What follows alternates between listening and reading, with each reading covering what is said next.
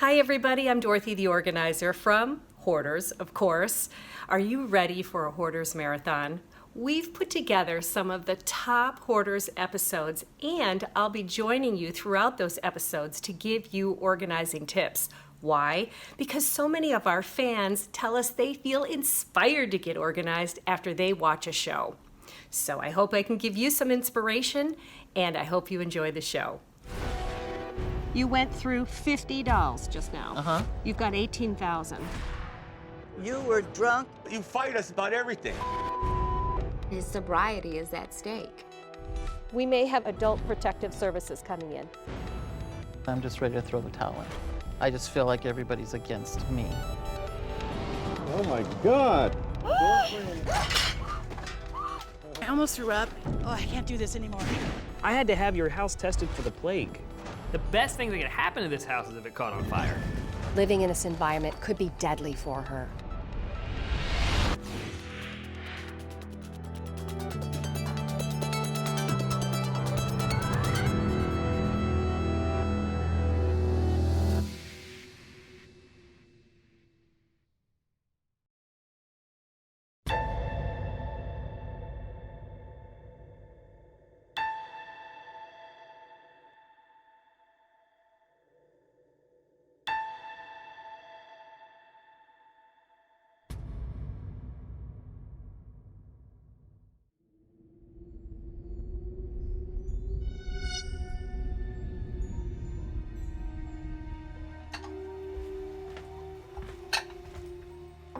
I'm Michelle, I'm 59, and I'm a retired sales clerk. I guess I have to admit that I am a hoarder. Describing my house right now, it's in chaos. Almost every room is basically touched with the mess and other things that have just piled up. I know pretty much what I have, but it's just gotten out of hand. I'm Maurice, Michelle's husband. Most of the stuff in our house is dolls. I love to play Barbies. You know, they have different character dolls.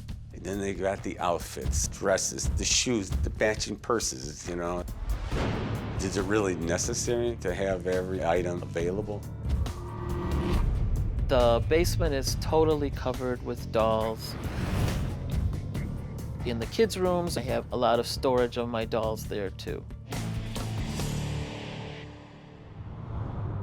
I'm Roxanne, and I'm Michelle's daughter. I'm most worried about how out of control my parents' house has become over the years. Every day there's another package in the mail or a box at the door. I would spend most of my paycheck on these items.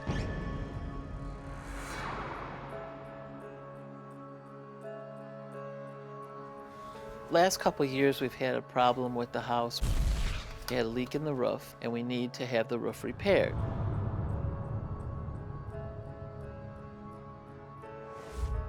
And because of all the mess in the house, we couldn't have someone come in to check out the problem because I'm embarrassed.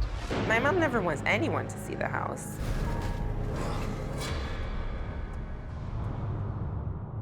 I'm George, and I am Michelle's son. The current crisis with the house is just too much stuff and no idea of where to put it or what to do with it. It's just craziness. Right now, my mother is living with us. She's fallen a few times, so that's been stressful. She can't even walk down the hallway because there's so much stuff. She's living in this space that she has to work with. There's just a chair, a TV, and a path to the bathroom, a path to the microwave.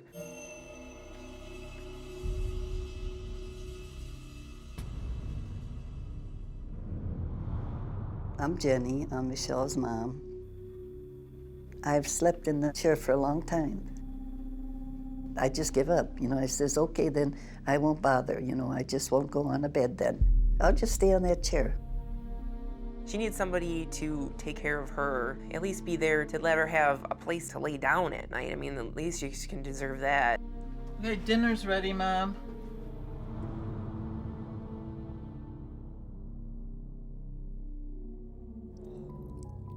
My daughter came in and said, well, if you don't do this, I'm going to call authorities, put my mother in a nursing home, because she felt I wasn't taking good care of her. What else can I do to get your attention? It was either that or I'd threatened them never see the grandkids again. Now I'm heading downstairs. But I don't think my mom cares.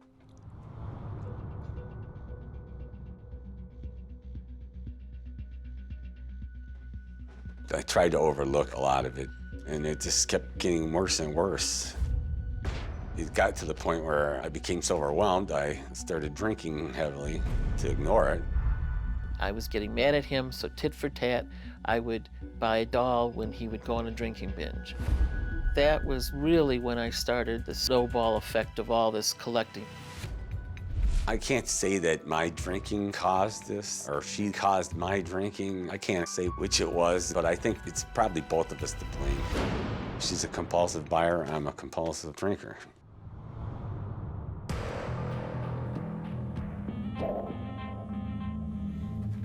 If the house does not get clean and something doesn't change, he's just gonna fall right back to his old habits.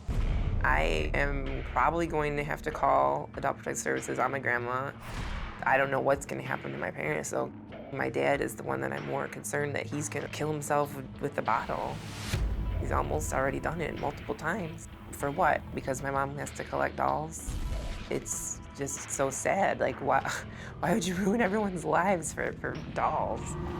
I didn't want to have to face my husband's problems, my mother's problems, face the house. I'm overwhelmed. I don't know what to do with a lot of the things. I just can't do it anymore. I'm starting to just shut down.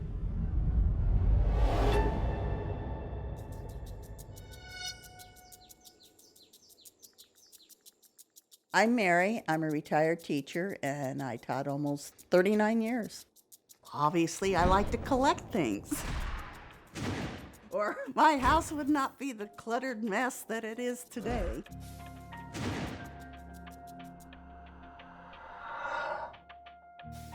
The outside I try to have look appropriate because I want to keep up appearances, but the inside is a total disaster, and that's why I don't have people over.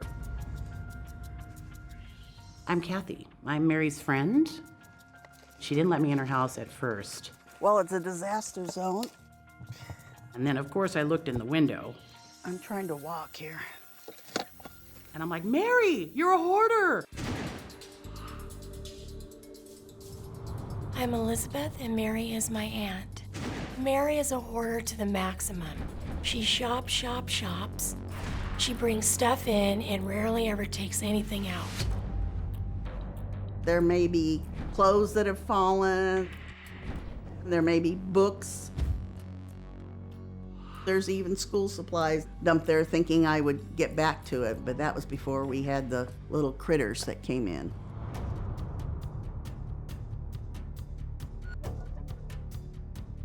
I think the rats are out of control. They'll eat anything. They'll chew through the plastic for the dog treats or the Parmesan cheese, even eat leather and shoes and leather and purses. They're about eating me out of house and home, but the biggest thing is that the mess they're leaving behind, not only knocking stuff over, but the pee, which smells, and their little turd things. It's disgusting. The biggest rat I've seen is about 16, 17 inches. I'll see one disappear, and then it's like there's a little scrambling noise, and then you'll hear these little chirps. I can hear it sounds like chewing in the walls. I have set traps. This is one of the places I keep the rat trap. I've caught around 8. It's been a good spot.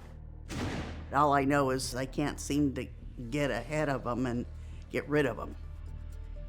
It does bother me that I'm coexisting with the rat population. I'm sure it's not helping my health. One time she wasn't answering her phone, and Mary's almost 70, and she's got health issues, and Kirk and I got worried, and so we went over there. I'm Kirk, and I'm Mary's friend. I was looking for her, and I was pounding on the windows. I just see a mountain of clothes and junk, and all of a sudden, up rises Mary out of it. And so we were relieved to see her, but that also made Kirk decide he wanted to help too. We cleared out a back room of hers, and when we got in there was everything from jewelry, clothes, lots of shoes. We ended up getting 20 cubic yards of trash out of one bedroom. Underneath the top layers was the rat hoard. There's a lot of feces, urine, and just the rat chew everywhere. And after we cleaned it out, I set a few traps, and within a couple hours, big rats were in them. Mary's house, as far as I'm concerned, is ground zero for the rat population in the neighborhood. That's the major breeding ground, because they have everything they want. You know, they got a roof over their head, there's garbage and trash and junk for them to eat, and they got everything to make their nests, so it's rat heaven.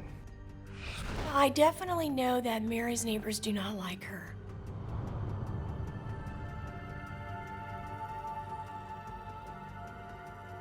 I'm Mike, and I'm Mary's neighbor. I'm concerned about rodents. Every exit from that house points to my house. If she doesn't get this cleaned out, I definitely will press it with authorities. If Mary can't get her house cleaned up, eventually the health department's gonna come down on her and condemn it, and she's gonna be out. That's it. End of story.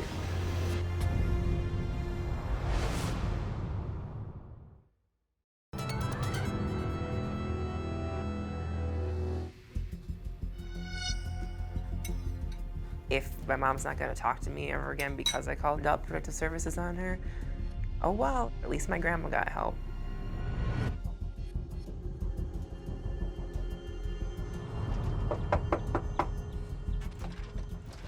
Hi. Hi. I'm Michelle. Hi, Michelle. I'm Dr. Green. Nice to meet you. Hi, Maurice. I'm Dr. Melba Green. I'm a board-certified psychiatrist specializing in hoarding behaviors. Can I come in? Sure. Walking into Michelle's house, you are immediately overwhelmed with dolls upon dolls upon dolls. I have a lot of my collectibles in here. Barbie dolls, fashion dolls. So when you look at this, what do you see? Looks like junk. It's just too much stuff, you know. Okay. Michelle meets all of the criteria for being a hoarder. And clearly, things are out of hand. Tell me how it got there emotionally. I think part of it, the last couple years, I've been in depression because of his DUI, and we're under a lot of stress. What effect has that had on you? It's okay. It's okay. There's lots that has not been said, but it is very apparent that there is a volatility in their relationship. It's important for you to express this. This sounds like it's something you've been holding inside for a really long time. I feel like I'm wasting my life, you know. Maurice has only been clean and sober for 1.5 years, so this hoarding is clearly something that could very easily put his sobriety at stake. Hey, Mom. Right. Hi, I'm Dr. Green. Hello, Dr. Green. Nice to meet you. Nice to meet you, too. This hoarding is also affecting her mother. Is this where you spend a good bit of time? Yes. This is also where you sleep? Yeah, I do sleep here. Her bedroom turned into more of a storage closet. And a lot of this wouldn't have happened if you would have listened. How is this, all of this, his fault? It was irritating to all of us, even the children. They moved out because of him. There's a lot of emotional tension. There may be some explosions as she begins to say the things that she's been feeling. You won't let anybody You're talk. the one talking right now. You were drunk. You fight us about everything. Oh, you hang on to everything. You're Your mother lying would about be a lot of very things. ashamed of you. Oh, Okay, this is a perfect example of this process, and that is going to dig up a lot of stuff. It's all buried in here. This is gonna be what it's gonna be. This is what we're here for, okay? It may be a very, very difficult process that we're getting ready to experience.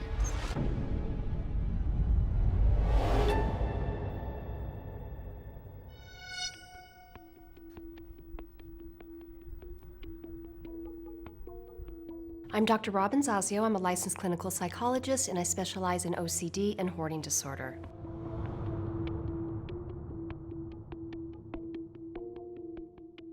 So I did my research. I understand the situation is extremely dangerous.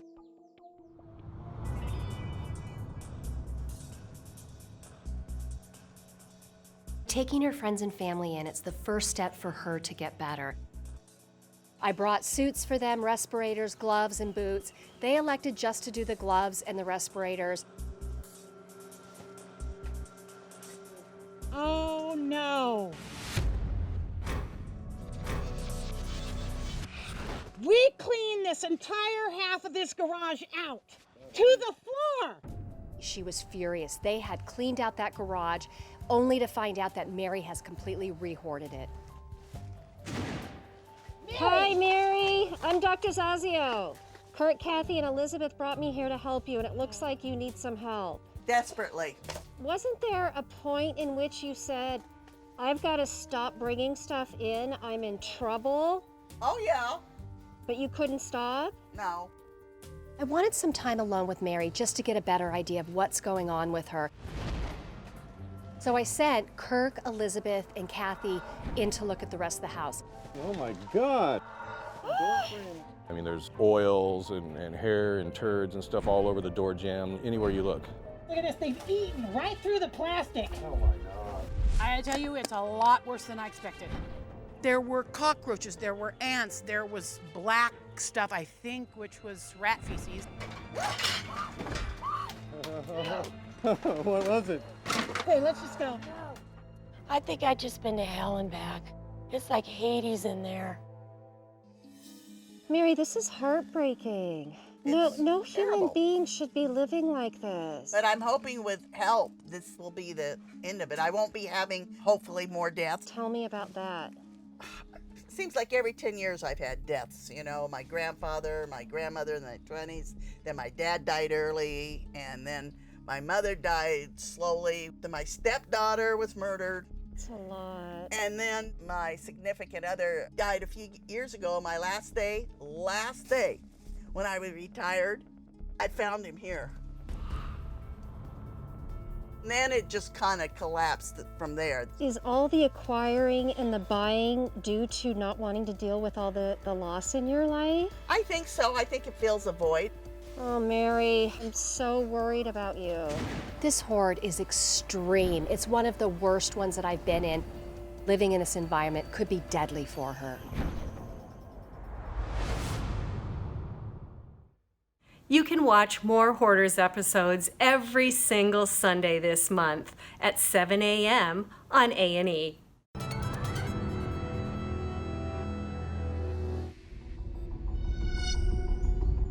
Oh, come off it, Marie. You won't let anybody talk. She fixes your meal, she gives you your pills. You fight us about everything. Oh, I never said nothing against her. This is going to be a very emotional process for both Michelle and the family.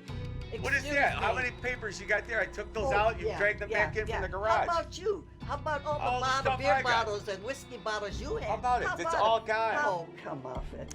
Okay. I want you to feel free to express yourself. I'm not rushing you. I just want us to make sure that we can have enough time to get folks in here and get to work. Okay? Okay.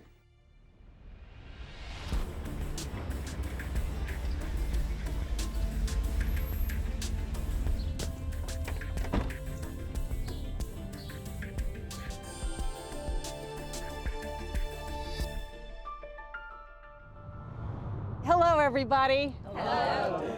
I'm Dorothy Brenninger. I'm a professional organizing expert, and I specialize in hoarding. Here's the thing, we've got a crisis on our hands. We may have a situation where we have adult protective services coming in. Jenny, Michelle's mom, is going to be taken out of the home if this place isn't cleared up. We need to have a safe space for you, Jenny. Mom is sort of caged, literally. There's nowhere for Mom to go except the reclining chair. Anything at this point is going to be a good start. Got it. And Michelle? I'm shut down. Well, what do you think is shutting you down? Well, from the arguments before and all that, I'm just ready to throw the towel in. I just feel like everybody's against me. Who's everybody? this guy. There's a relationship here that's at stake. She has a husband in which she's at odds with all the time. They might not make it. So really, do you want anything done? I just think a lot of it is false hope or rose-colored glasses that cleaning the house is going to make it all different, the relationships. Michelle's hoarding could very easily be a trigger for Maurice, her husband, to relapse to alcohol, and his sobriety is at stake. If he goes back to drinking again, everybody loses.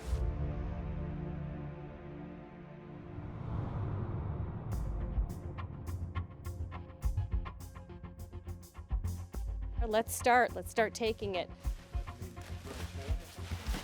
So the plan for today is to get into that living room, start pulling everything out, get it out onto the front lawn, and we're gonna start sorting immediately so that when Michelle comes out later, she can actually look at the dolls and make decisions.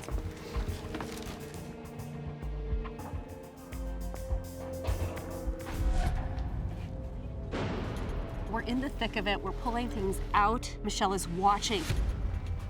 And I figure, uh-oh, she's been sitting here way too long. This is her stuff, and she needs to participate. May I have your hand? Sure. Come in and work with me. Inside? Right in here, okay? I want you to lift up some things, and I want you to hand it to one of our Got Junk team members. Okay.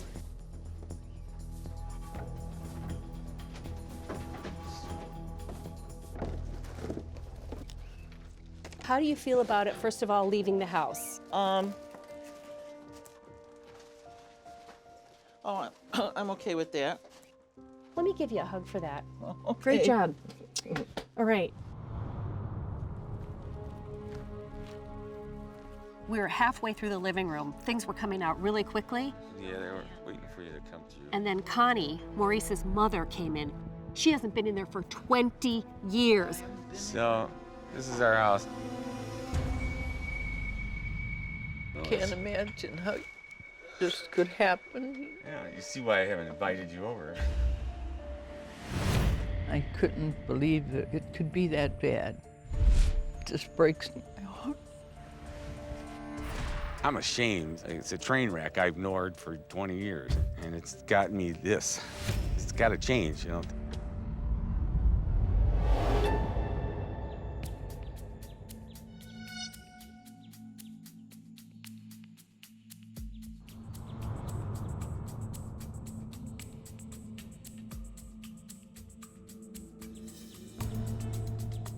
Mary, we have an enormous amount of people here. Yes, For I a see. reason. This is a very big task. My name is Matt Paxton. I'm extreme cleaning specialist. This house is extremely dangerous. I'm not talking like, oh, it could catch on fire. The best thing that could happen to this house is if it caught on fire. Brought Terminex in to help with the pests. We've got Service Master here. Safety, safety, safety is gonna be the big word today. We are in an area of the country that has both the hantavirus and the bubonic plague. We had it tested. I think we're good, but we have to go in with the gear, assuming that we're not good. A level of infestation like this, we would recommend to fumigate the whole home. I'm Rico with Terminex. This is probably one of the worst cases I've seen. So we have to have this all removed. All right, hopefully she will make good decisions.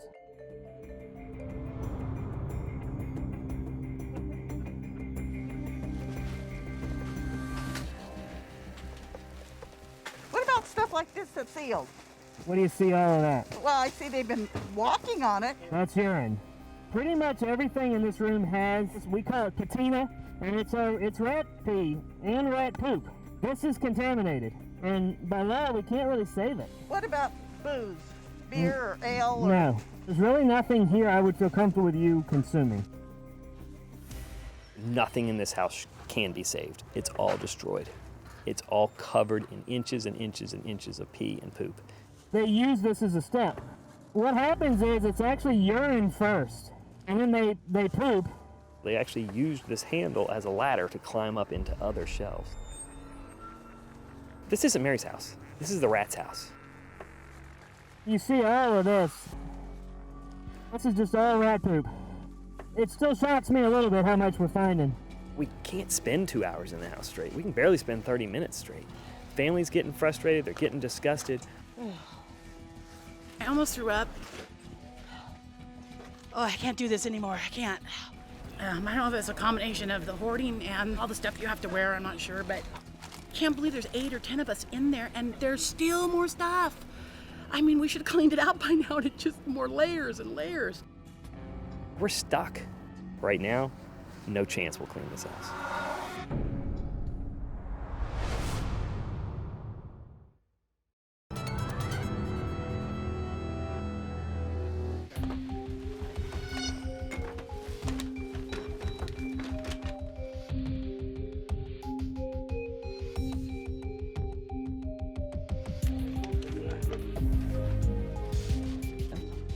I'll be queen for the day. So we moved everything outside. It was a massive amount of dolls. And our goal was to have Michelle start sorting through them. Well, welcome to your world of doll land. Why don't you stand over here? Alrighty. Okay. Work with me just on this table and give me an understanding of things that you're willing to give away. This one I think I want to keep. This one, keeper. That one, oh, keeper. This was one of a kind. Keeper, keeper. Do you think of your collecting as an addiction? Yeah, oh, definitely. We Okay. all my friends, we all say we're vinyl addicts. She's gotten rid of a few of the dolls, but there's still so much more that has to be let go. You went through 50 dolls just now. Uh-huh. 50. You've got 18,000. Yeah. Right. So what, do you want me to speed it up? Don't need you to do anything. I just want you to Yeah, know okay, I that in the back understand. of your mind. Yeah, okay.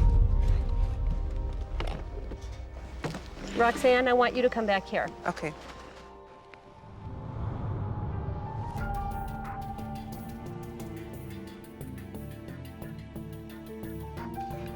I mean, there's a lot to go. I mean, this is just My the first charity. bag, so.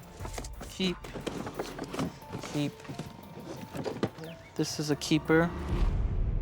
She's keeping a lot more, I think, than she's donating, so I'm a little worried about that, but I can't complain because she's really trying.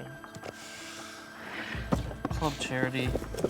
Oh, bye-bye, charity. Good job. Everything is going really, really well. And all of a sudden, Jenny comes out, practically in tears.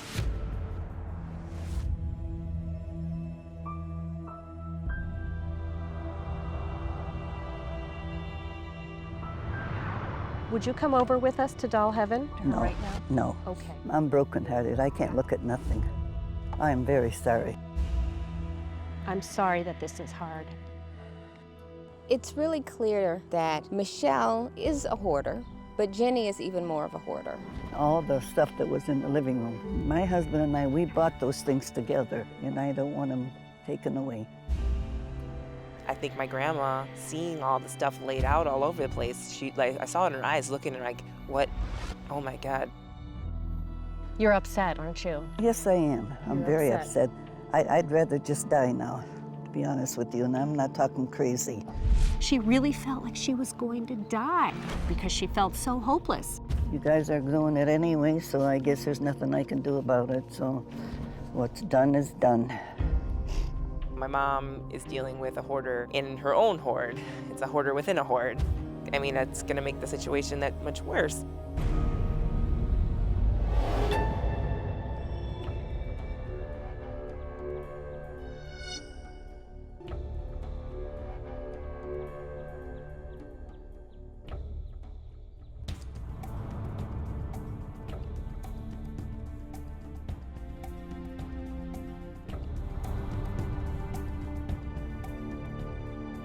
I have another question. This is an outdoor thing. Does it matter? You can clean that. I mean, if I took a dump in that bowl, do you eat out of it tomorrow after I cleaned it? I told you I cleaned it. Probably not. I mean, I'm being a little silly, but I'm making a It's point. the same concept. Okay, all righty. I got it. I got it. She still has hope about this house. She still believes things can be salvaged. And the reality is it can't. It's such a waste, not only of money, but of time, and it's added to the clutter to make my life miserable. But you're not enjoying the stuff because it's in a pile of hoard. So that's what we call a cognitive distortion. It's a thinking error, Mary. Let's work this out. $5.10 on clearance. Wow, this is a really good deal, right? But it's not a good deal if you don't use it. It's $5.10 Wasted. plus. It's wasted time, wasted money, and now it's contaminated my life.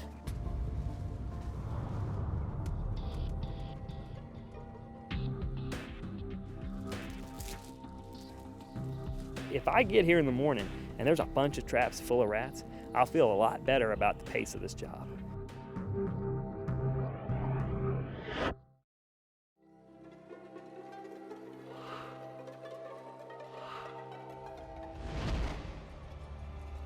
Another one. This is a more medium-sized guy. Here, so this is an average size of what we're finding. I want to ask real carefully, are these your buddies? Is there any remorse for us catching these? Absolutely not. Okay, and what are we going to do with them? Dump them.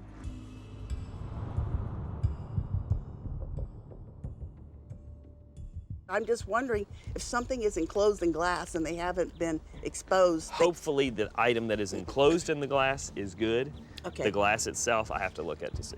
And I know that's not what you want to hear. Because then I'll have no china, no silverware, I mean, no glasses, nothing for the kitchen. Yeah, and that's the reality of your life right now. I mean, that's what the rats have done. It's not the poop that we're worried about. It's the hantavirus. I had to have your house tested for the plague. You know the plague that killed all the people back in the, 1700s? Every corner you turn around, it's like, oh yeah, that could kill me. And she still wants to save rocks and paper. The hantavirus beats rocks, papers, and scissors. I've said it 1,000 different ways, and she's not gonna understand this house is dangerous.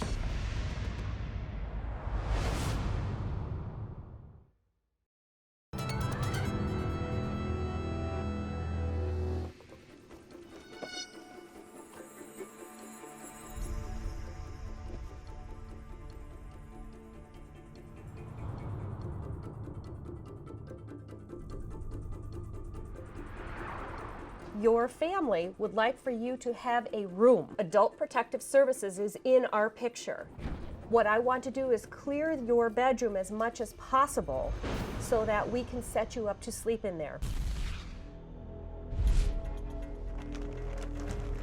All right, so take that and show that to her. We'll see if she gets rid of anything. My Elvis? Elvis, yes, oh, that's staying. It's my Elvis. He stays. All right. And my other panda. Your she panda? stays. Mm-hmm. This panda too? Yep, that stays, yeah. She wasn't throwing nothing away. How about this stuff? It's my panda bears. But do you need every panda bear? Yes, I do. As we started going, the breakdown happened immediately. Where are you gonna put them? I don't give a crap. You're not taking any more. Those are new. What can we throw away to get in your room? Maurice was pressing her to get rid of. She just wouldn't give away one thing. Let's get your room cleaned out. You're going back in there. I know, this is right up your alley. This is for you. Maurice and Jenny were like this. Every time I try to say anything to you, you just go off on another that's how he tangent. gets. Things are changing around here. Oh, It's gonna be for the good. Oh, yeah, bull crap. I'm sick of this already. Everything's gotta be your way, your way, your way. It's always been that way. We had to change the entire plan, turn the front bedroom into a storage unit so that we could take all of Jenny's stuff and put it into storage.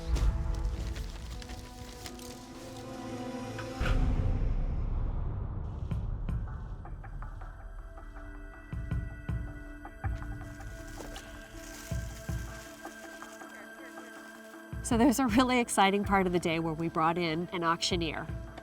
And he assessed all of the dolls so that he could give an estimate to Maurice and Michelle. Your stuff is worth a lot of money. Conservatively, I would say a good auction estimate for everything that I've seen, you're looking at roughly around $500,000. Just the condition of the stuff is awesome. When the auctioneer said it was worth $500,000, my wife's legs buckled, and mine too. I was just like, wow, my God. This is unbelievable. Suddenly, Maurice does not resent Michelle anymore. The relationship is changing. Still shaking and in shock about the amount of money that my dolls are worth, but I think I can part with them. And I just have to tell myself they're pieces of plastic.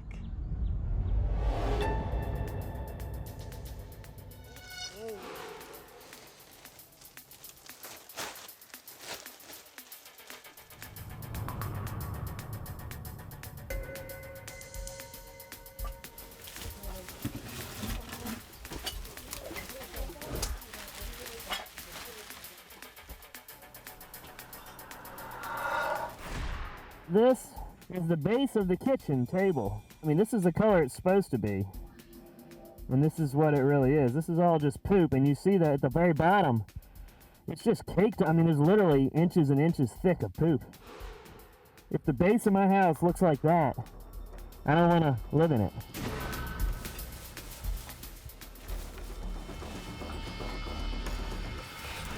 There he goes. Up high, Johnny boy. Some mice are popping up. So now we know in the same house we've had cats, dogs, rats, and mice. Ah, here he is. Ah, getting out the way.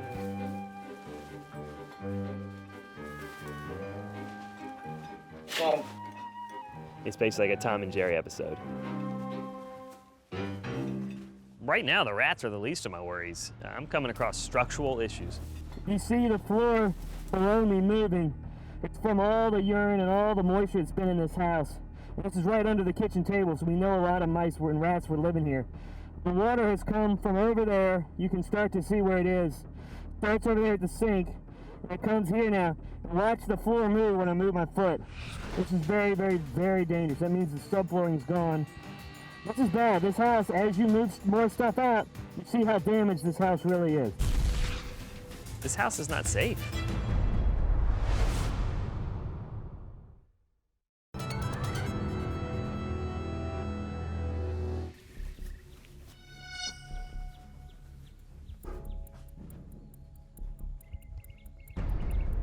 Mary, do you want them to not put it on and you can ask Matt about it? Matt? What about all the stuff that was in this curio? Rats had lived in there. We're at a point where a lot of the stuff is saturated beyond. Okay. Why don't we go in, Mary? Why don't we see what's going on? The dining room and living room were cleared out, so I took Mary in, and I was not prepared for what I saw. I've never honestly seen anything like this in my life. The entire floor was covered with rat feces. Look over here. This looks like where they lived. It looks like someone dropped coffee on the floor, and that's actually all rat poop. I didn't realize it was quite this extensive. Yeah. If this was all human poop and not rat poop, what would you think about this house? It would need to be torn down. So there you go. I think she's getting it. And she finally said, look, it's gross, throw it away. I'm hoping we've made the turn.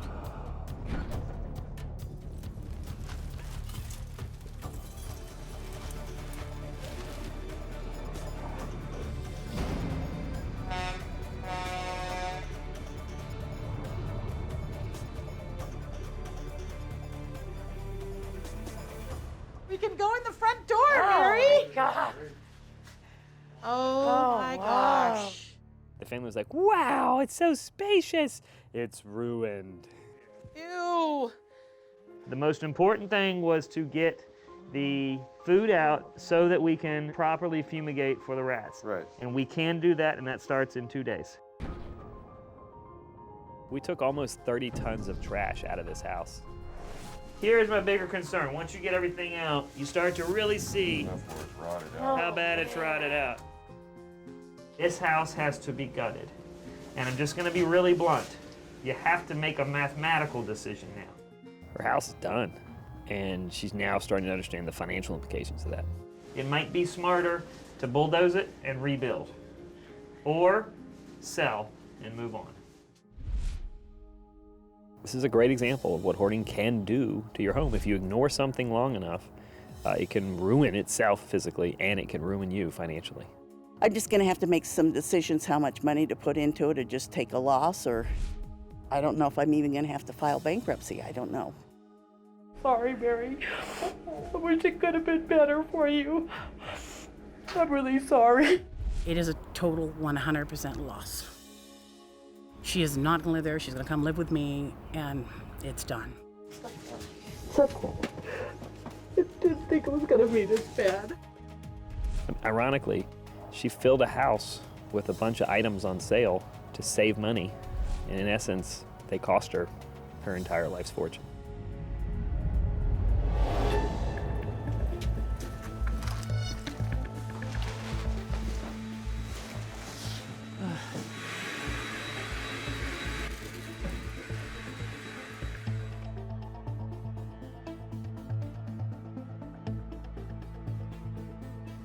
This was really difficult situation because none of this was trash. We had 500 bags of clutter that we were able to go through. We had boxes and boxes that we were able to pack up for them. It was just a conglomeration of difficult circumstances.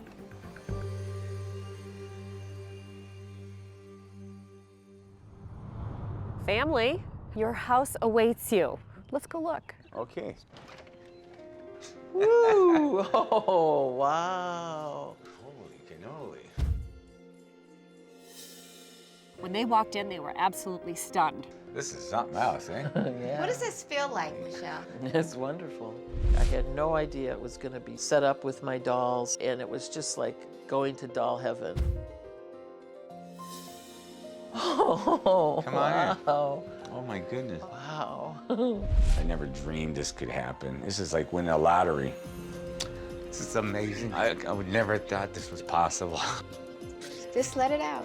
It's okay. This was huge for Maurice in the way of his recovery from alcohol. Now that the house is cleaned out, he's actually got a better chance at staying sober.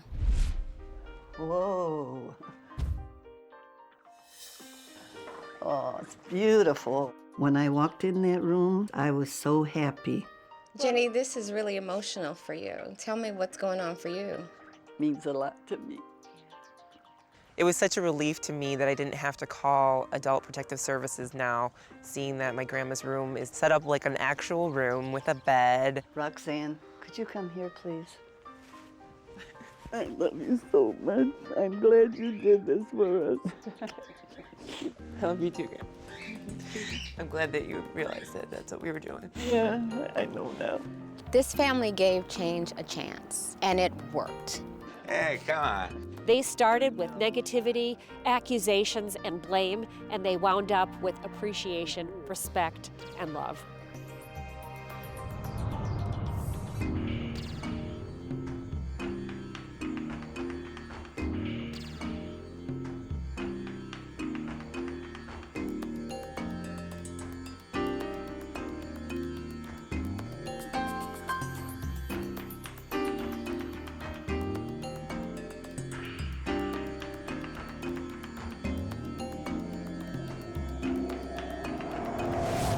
I love this episode. It is a feel-good episode, and plus, secretly, I love Barbie dolls.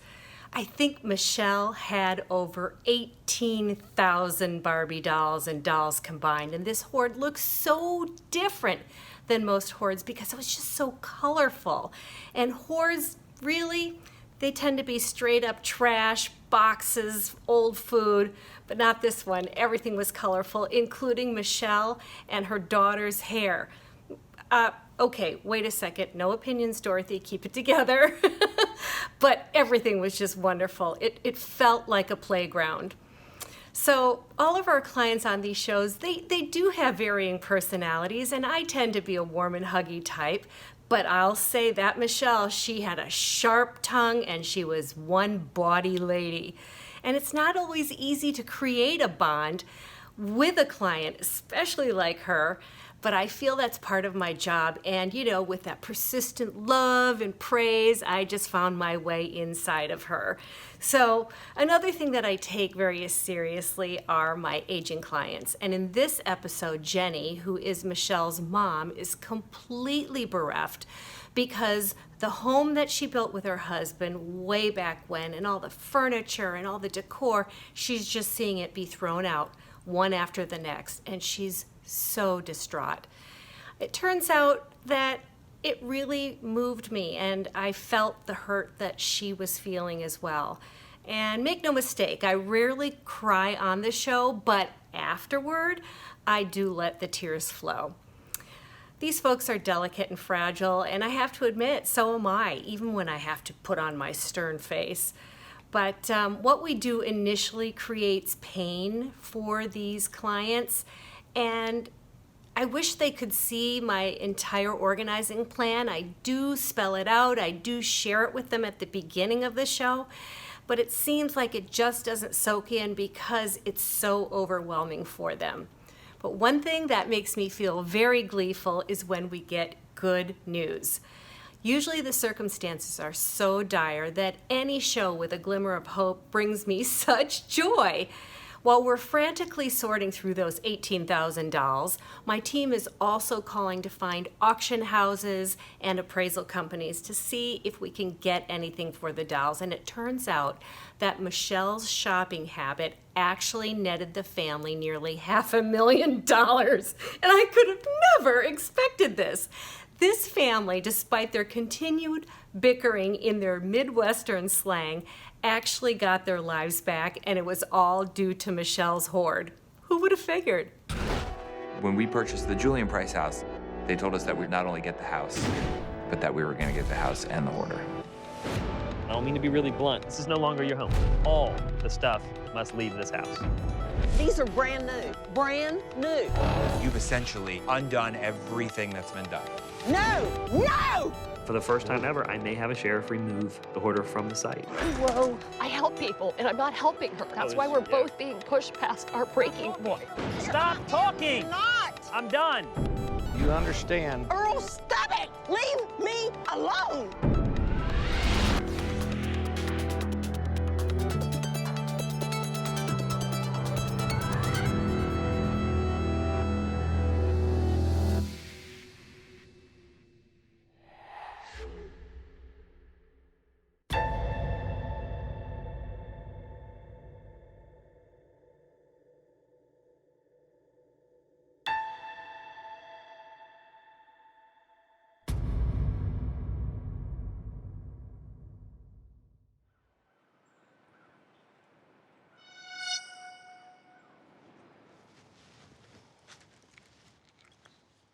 I'm Sandra Cowart, and I'm an interior designer. The Julian Price Hillside Manor, I would say, is the perfect house. The style is English Tudor, Greek Revival. It has 9,000 square feet, 4 floors. We used to drive by every Sunday, and I would say to my husband, honey, a little house like that, some days, what I want.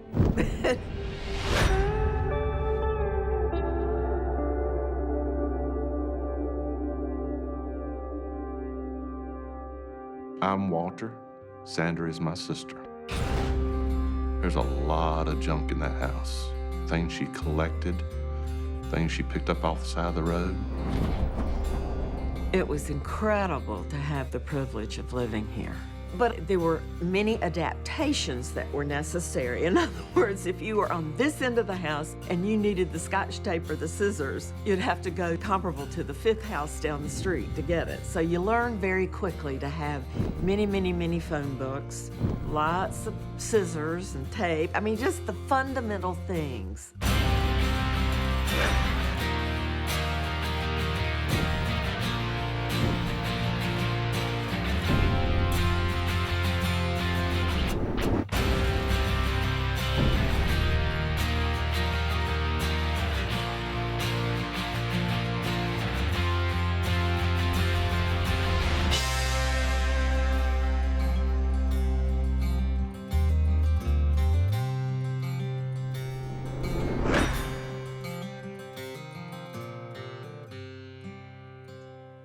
I'm Earl. I'm Sandra's brother. Her hoarding has pretty well been danced around, shall I say. We've tried to address it with her, and she would tend to change the subject. If you look up, you see the ceiling, which is a plaster motif. We've tried to talk to her about it, that she's, you know, a hoarder. These were all foreign Italian imported fixtures. I don't think she tends to really want to admit that she has that issue.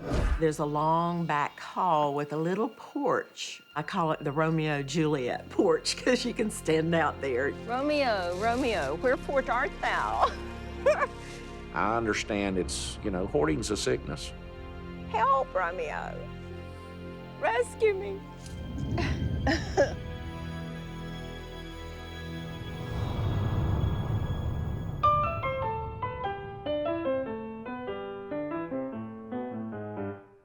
When Sandra first bought the mansion, it was immaculate. Because the house is so well designed and perfectly set up, it's just so healing to the body because of the feng shui of the energy. It was featured in several articles in Greensboro. I've seen it all dressed up and looking pretty.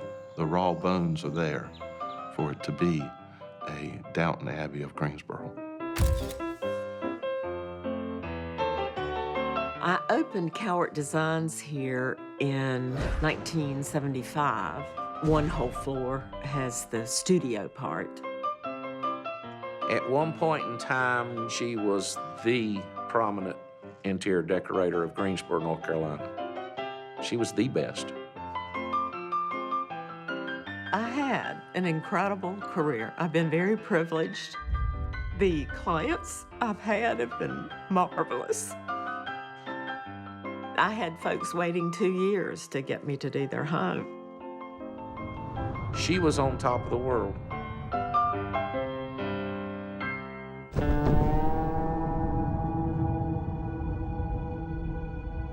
In 1979, somebody approached my husband wanting to buy the house and tear it down. And he says, well, if you love me, you'll do it. I went, whoa, whoa, whoa. If you love me, you won't ask me to do it. So he left. When her husband left her, I think that was the first big blow.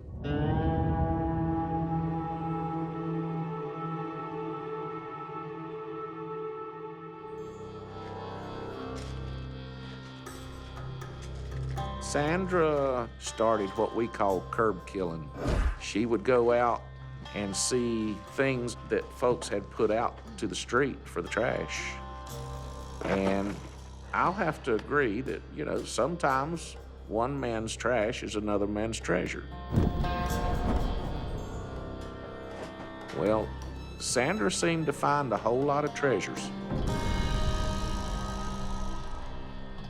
You have every right to look at all of this and say, my God, you're a hoarder. But the truth is, I do not perceive myself as a hoarder. It's because it's a shop that the quantity is more than a house.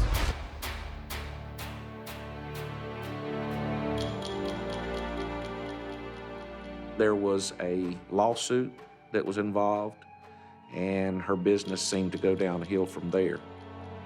Job didn't go well. She was sued and then lost some of that reputation.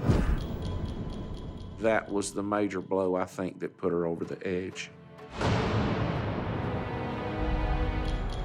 I'm Wayne, and Sandra is my older sister. I encouraged her at the time to sell the home. She had enough net worth out of it to buy her a nice home paid for, but she wasn't willing to part with it.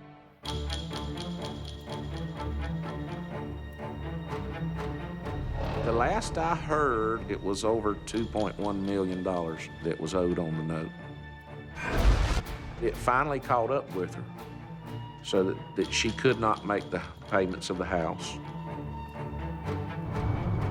I am Patrick Haywood, a local attorney here in Greensboro, North Carolina. The bank moved to foreclose, and one of the defenses that she'd put forth was that the bank did not actually have title to the property. Sandra believed that when the federal government bought out and paid for Fannie Mae and Freddie Mac, she believed that her house and her loan was paid for. She's remained there for about 3 years fighting the various foreclosures, which is pretty extraordinary, actually. That's a heck of a fight. My goal is to have the legal system invalidate the foreclosure. My name is Michael. I'm the new owner of the Julian Price house. Purchasing this home was very, very complicated. The legal document that Michael signed would require him to take the property as is, where is. He voluntarily accepted the house with the hoard and the hoarder. A little risky from a lawyer's perspective, a whole lot risky, I'd say.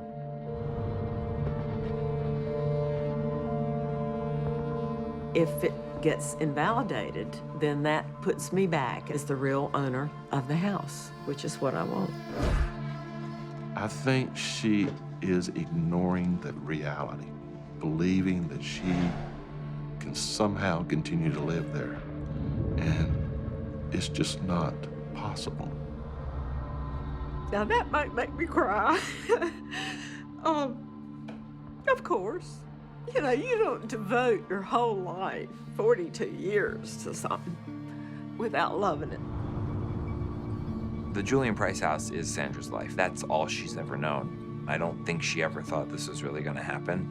And so she never thought about, where am I gonna go? How do I empty the house?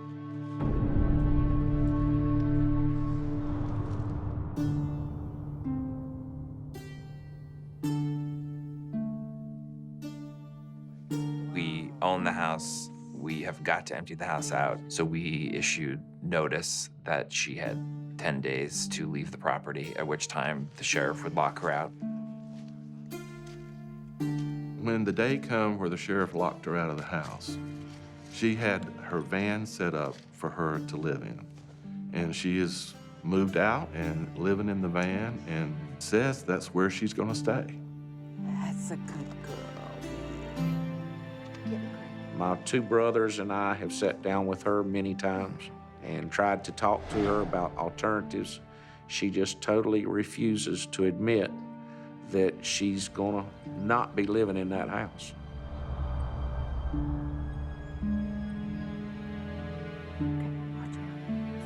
Her worst fear, she'll stay in that van and die.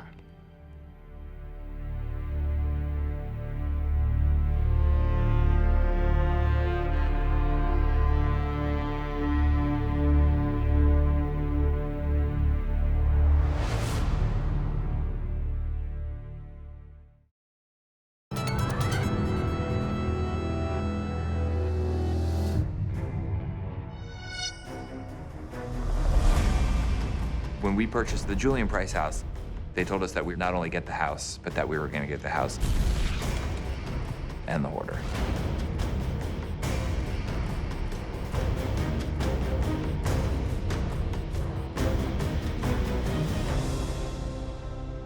So we've got quite a big project on our hands. Yeah. I'm Dr. Robin Zazio. I'm a licensed clinical psychologist, and I specialize in OCD and hoarding behaviors. What are we looking at, like 31 rooms? 31-ish. I don't even really know what I'm dealing with because I can't get to the entire half of the house. My name is Matt Paxton. I'm an extreme cleaning specialist. This is the biggest hoard, biggest house, most stuff. It's just overwhelming.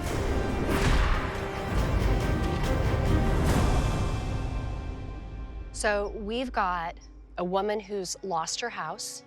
She's severely in debt, and she's gonna have to watch all of her stuff come out and essentially go somewhere.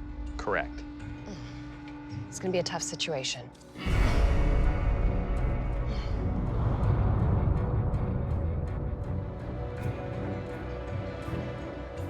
I'm very nervous with the situation. This is new to us. Usually we're warning the hoarder they could lose everything. The reality is she's lost everything. She doesn't own this stuff anymore. Sometimes hoarding gets very complicated. And the reason it gets complicated is because this hoarder has delayed. And I want to make sure that we all understand it can get to the point where you lose everything. And the people that have bought the house are being nice and letting her have time.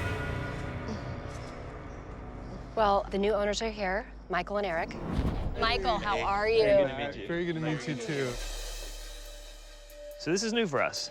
Very new. And, you know, Matt and I were talking a little bit earlier about how this process is going to be so different for us. You guys, probably two of the nicest guys on the entire planet, are going to let her make decisions. Correct. You are going to let her sell and you're gonna return the money back from any proceeds. Yes. Correct. At this point, the plan is to figure out what can be sold to raise money for Sandra to live on. I told her I would do whatever resources I could to empty the house out and get her the money and the contents to get on her feet, because she has nowhere to go. So where does she live now? She lives in her van. And she's out back, probably sleeping in the van now. Why don't they take me to see the house and you go meet? That sounds good. At this point, I need to meet Sandra, find out what her thoughts are, and have her give me a tour of the home.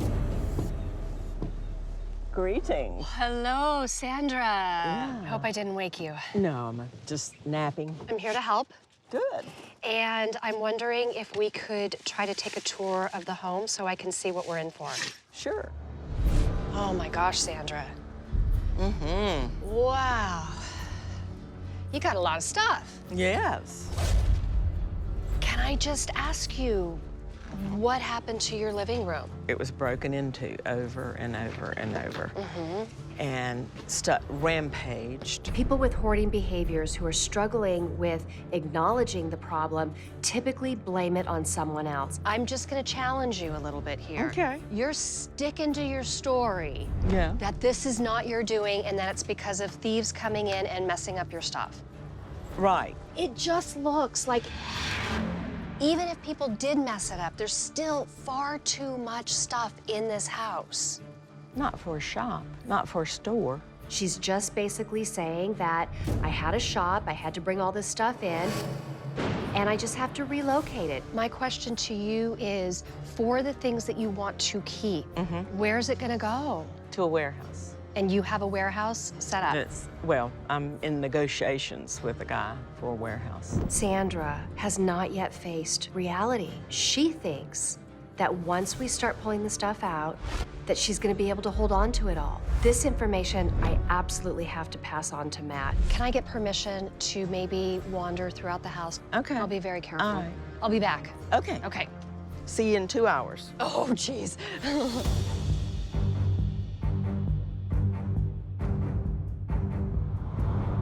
So she did work down here at one point. Yeah, this is where clients came. She was a designer, a very successful professional at one point. This is all just samples. People would come down here and design their houses. I don't even know if I can squeeze through here. I'm wandering into room after room after room. It's just getting worse and worse as I go. And suddenly found myself completely lost. Oh, roadblock. Complete roadblock. I'm going into the what, 3rd floor now? It's like a magic castle, like everywhere I turn. The servants' wing on the left. Okay. There's a different door. Whoa. There's 3 bedrooms and 1 bath. That way? Yes. Servants has a bigger house than I do. I God. think this is it. Oh no. It's a hallway that's completely barricaded. Ow! I have no clue where I am, but I want to get out of here. Matt? Matt! Yo! Oh! Where are you? Oh my gosh! Matt, I'm lost. As I'm climbing up the steps, I hear this little voice in the background, and Dr. Zazio is actually lost upstairs. Thank God. Matt, I don't know how you're gonna do this. If you can keep Sandra focused, I think we got a chance. Okay, there's something you guys need to know. She says that right now she has 3 warehouses on hold, and it is her expectation that it is going to be rooted to these warehouses. Dr. Zazio has told me that Sandra has warehouses. Hey, Sandra. So I wanted to confront Sandra very quickly. Our goals were to get you in a safe place, hopefully liquidate some of this stuff to make you some money. There's stuff we can sell right now in this house. I ain't bringing an auctioneer in to rely on them to tell me what can and can't be sold. We do need to empty the house. I mean, like it or not, it's their house now. So here's my concern. I'm hearing that there might be a warehouse or something. I have 3 on hold. This is one of the most common things that we see with people who are struggling with hoarding behaviors. Rather than make decisions and get their stuff in order, they just store it. The reality is They don't go inside that warehouse and pull the stuff out. It goes there, lock is on the door, to be forever forgotten. We're not a moving company. I'm gonna have to put my foot down. Absolutely no storage. I won't be moving anything. This is about finding you housing and making you some money. Okay. What's the most important thing to you? I don't have a need for housing at all. May we please take that off? No, you do. You living in that van right there. You do have an No. issue for... I'm gonna live in an Airstream. I will never hear my words. I will never live in a house again. I will never live in an apartment, ever. The bottom line is, one of the 3 goals that we have set, she's indicated I have no interest in, and that is finding her a home or an apartment. She has emphatically said, don't even go there with me, which means she can't take anything, which means everything goes. So whatever you can fit in that Airstream, I love it. Is it a 12-foot or a 16-foot? 28. Great. And again, I'm gonna continue to bring you back. You should be focusing on selling this stuff, I am. not keeping it. I'm just in a place where I can't take the hoard, you know. I got you. You know what? I'm totally. I'm worried about her emotional stability when everything either goes to auction, in a dumpster to be thrown away, or recycled. I think she's gonna be devastated.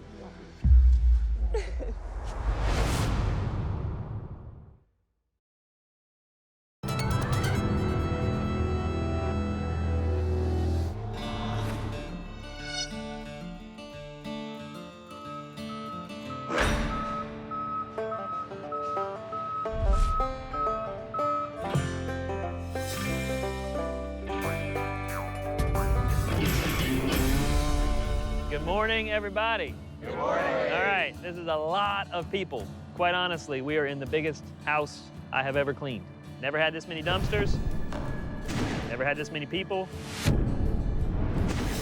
And I'm still a little nervous, man. This house is massive. It's amazing. It's gonna take over 1,000 man-hours to empty this house.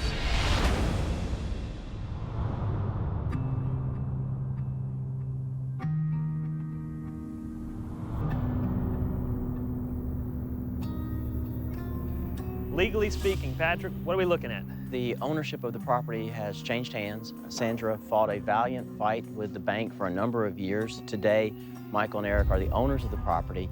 They are giving her an opportunity to retrieve some of her belongings and have an opportunity to sell some. But Sandra is an invited guest today. That's the legal proceeding. Okay, so legally speaking, I'm gonna dumb that down.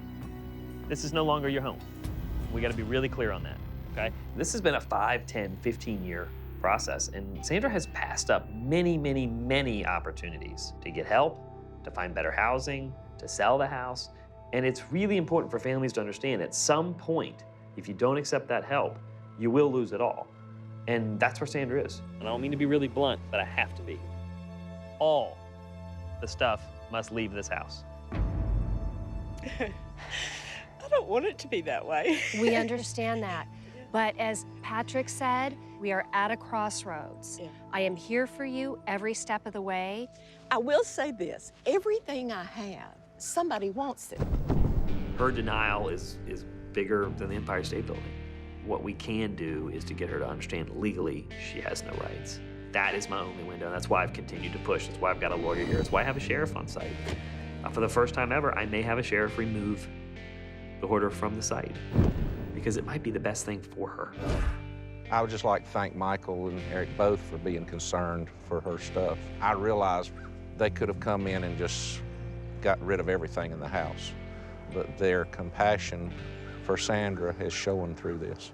I'm excited about seeing Sandra move to a new chapter in her life. But I want to be really firm. That chapter starts in 3 days. We are on the very last page of this chapter, and that's real. It's over. All right, we ready to go, guys? Yes. All right, let's do it. Thank you.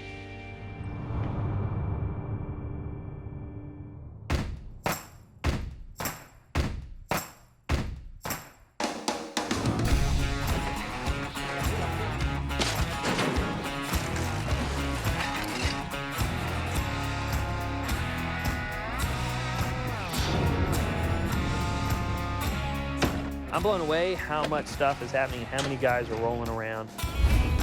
Just for scale, I just want to stress, I've never seen anything like this in my entire life.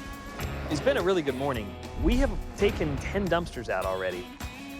Sandra's actually behaving pretty well. I'm hoping it actually slows down, because if it doesn't, this is gonna be a 100 dumpster house. There aren't even enough dumpsters in North Carolina that we can get in 3 days to do that.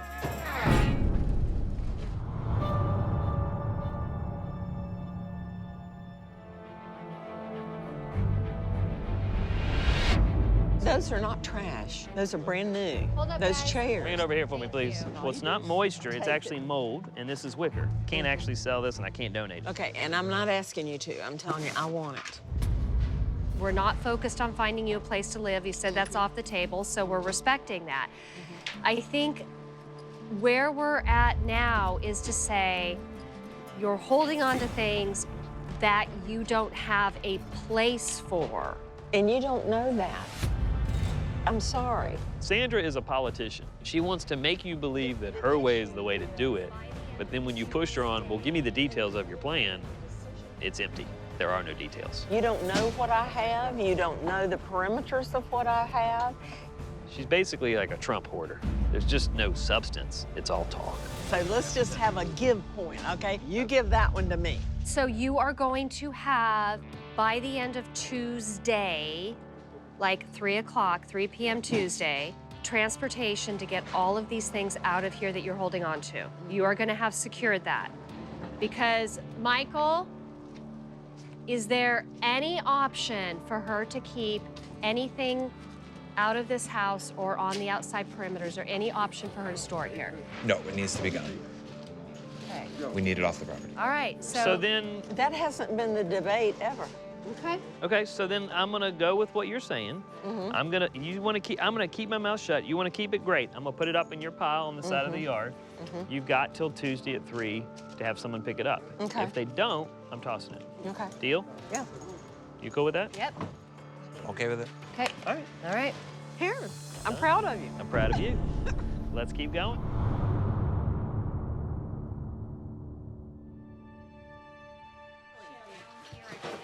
Flip them over. Is there any stamps on the bottom? Yeah, there's numbers and stickers. Yeah, keep that.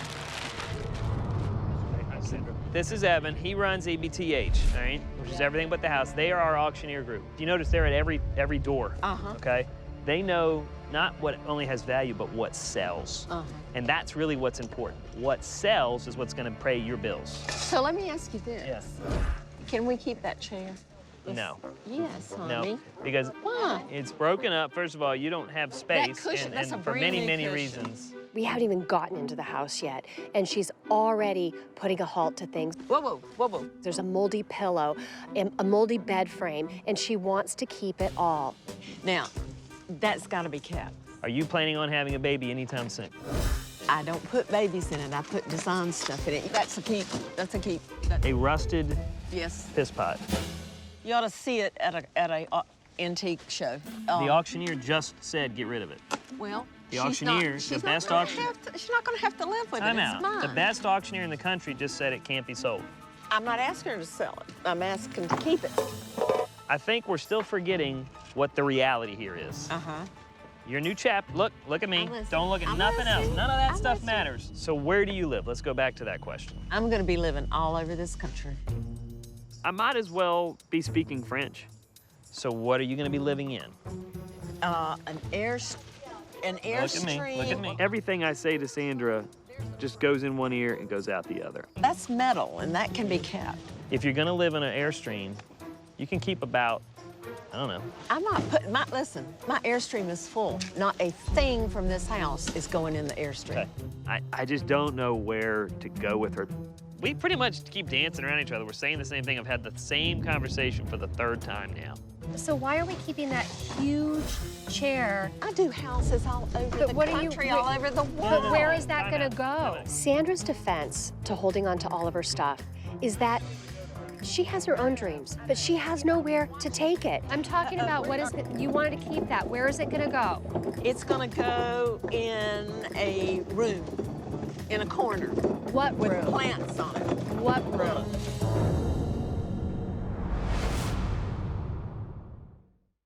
You can watch more Hoarders episodes every Sunday morning this month starting at 7 a.m. On A&E.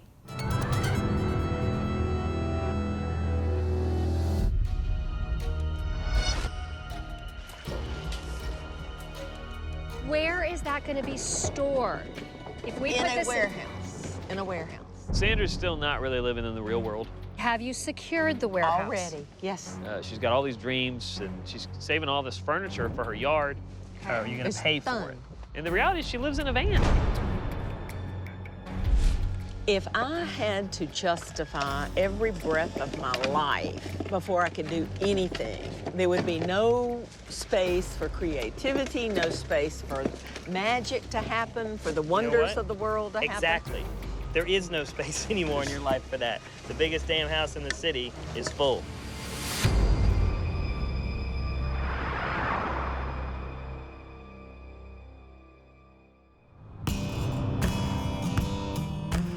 Sandra feels that Bank of America never had a clear lien against the home.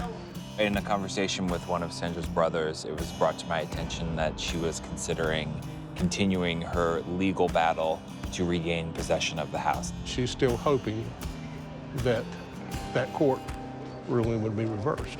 No. So we purchased the house legally, and we're doing all of this to benefit her. We do not want to drag our family through this. We do not want to incur additional legal expenses. We want to keep these crates. I'm going to pull the plug on this entire process if she's going to go ahead with the lawsuit. Give me that cushion. Sandra, you don't want that cushion.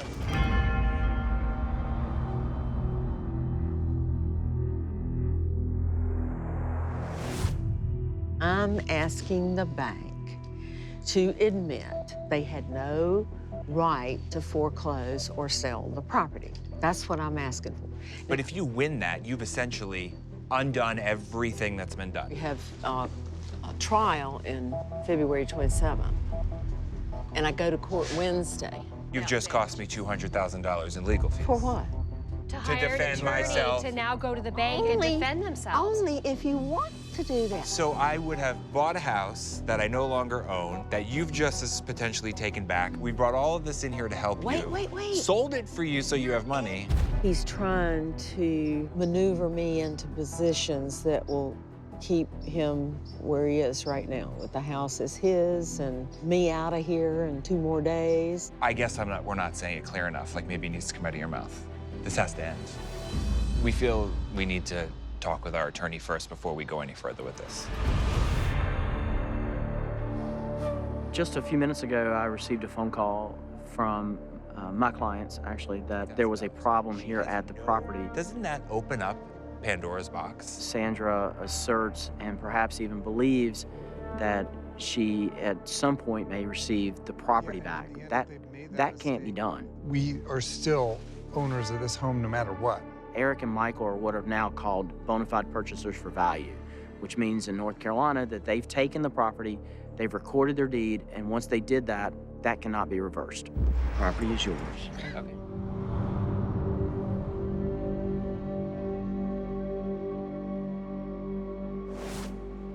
Y'all pan all those bags over there and see what went to the dumpsters. Correct. And I guarantee you 2/3 of what were in those dumpsters are what I wanted to keep. Time out. Now you can let me, I listen to you, now you're gonna listen to me. You lose everything in 2 days. I'm trying to maximize the value of what's left in that house. That you keep saying I'm trying to skip around. That is the fact of your life. You no longer own any of this. You're not a lawyer. You can't make that judgment. The biggest problem with Sandra's plan is that she owns this stuff and she's still gonna live in the house. Neither are true. I brought in the top experts in the country to handpick as quickly as they can the stuff that will sell. Nick. Yeah. Look. Very unique. I'm doing it to maximize your value, your cash, to help you live beyond this. Considering everything that was going on in the house, a lot of stuff in good shape. We fought for Hoarders for years to give them a choice. This Hoarder doesn't have a choice. She lost it. You've had 5 years to deal with this problem and you haven't taken it. Because I never expected to lose the house. That's the problem. It was done illegally. She doesn't respect the judge's decision. She doesn't respect my decision. She doesn't respect anybody's. I'm at a lot, and you know what Dr. Zazio wants to do. At this point, I call Michael into the situation. If he doesn't start to take an active stance in making some decisions about this process, then we're dead in the water because Sandra is not listening to me and she's not listening to Matt. Michael, the bottom line is she doesn't understand that this has been your gift to her to bring her here. And now what's happening is we've gotten through a lot of the outside, and now she's wanted to look at every single item. And that is how we do it in the real world. Careful. Breakables. But this is not the real world. She is a guest on your property, and her stuff now belongs to you. So, if she keeps holding up this process, we are not going to get this job done. I wonder where they got this. This is fascinating. Where they got the Christmas from. So you've got to go in and tell Matt, I want her to touch and feel every item, and let's just get as far as we can. Or, Sandra, you are a guest on this property. Whatever Matt says goes. Dr. Zazio wants me to put my foot down with Sandra. If you can't do it, then this is going to slow us up, and we will hopefully get to the second floor. It's difficult for me because I've never been put into the situation where I have to choose someone's emotions, the hoarder, versus my own personal family's interests, the house, and everything that we have invested in this. See? Watch this. This is what I'm talking about. This is exactly what I'm talking about. Look at the number of bags. Yeah. And that bag will take her at least a half hour. And look, now she's got Eric sucked in to looking at them, holding them, talking to her about them. With the sales of your items, we could get new ones. I need to keep what has value. Does that have value? Yes. There's, what, 100 bags there? She can't even go through those bags in the next 2 days. Sandra hasn't been able to go through this house in the last 10 years and sort through it. I don't think she can do it in the next 3 days. It's up to you. She's not listening to us. So all the arguing that's going on is a huge setback. I'm just trying to get to the bottom. I'm saying this to you, and you're not the hoarder. Do you want your house? Yes. Or do you want the stuff?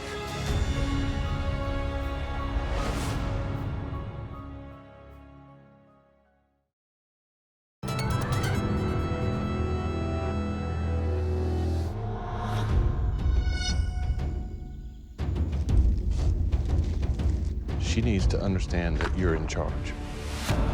Right now, she's in charge. Yeah.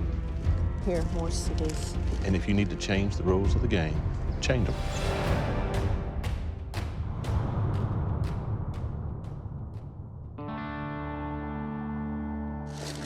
Slide that over here a little. It's tough love time. It's not easy. Listen. And she's not even related to me. No, but this is your house. I know. Mike has to decide, does he want to placate Sandra or does he want to get his home back? He can't have both. If you don't set the precedence now before we get back tomorrow, we are toast.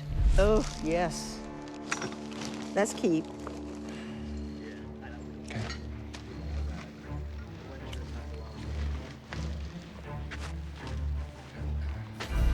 So, we're all here to support you. Dr. Zazio's here. Let Matt run his crew. Your brothers are here. It's for you. All of this. So Let us empty the house. I need the house empty so that we can move on. You need the house empty so that you can have your money and from the auctions to get this done. The only way to do it is to follow Matt's lead. So is number one, you know. There's two options. You either have to let us do this our way, or you can't be here. I have a solution. Before I do each room, she gets 5 minutes, legit. 5 minutes, you point, keep, and my guys tag it, and we pull it out. You're not getting more than 5 minutes. It means you're gonna get a few things that are important to you, and when that 5-minute stopwatch goes off, we walk out, and then my team does what they do. The only answer is yes, or this is gonna go not well. I hope Sandra can stay with us and that she accepts the role in this of taking just a few choice mementos out of the house. So what I'm asking is, if you get the first out, then could I come back in 2 minutes and say, okay, No. you know, now that It's we can see that? Five and out, each room.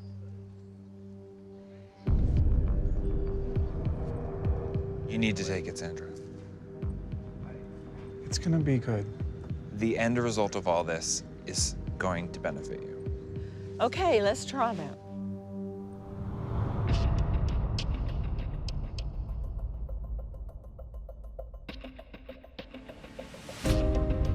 Our initial plan was for her to go through the room and stay one room behind the rest of the crew. And as they moved, she would move.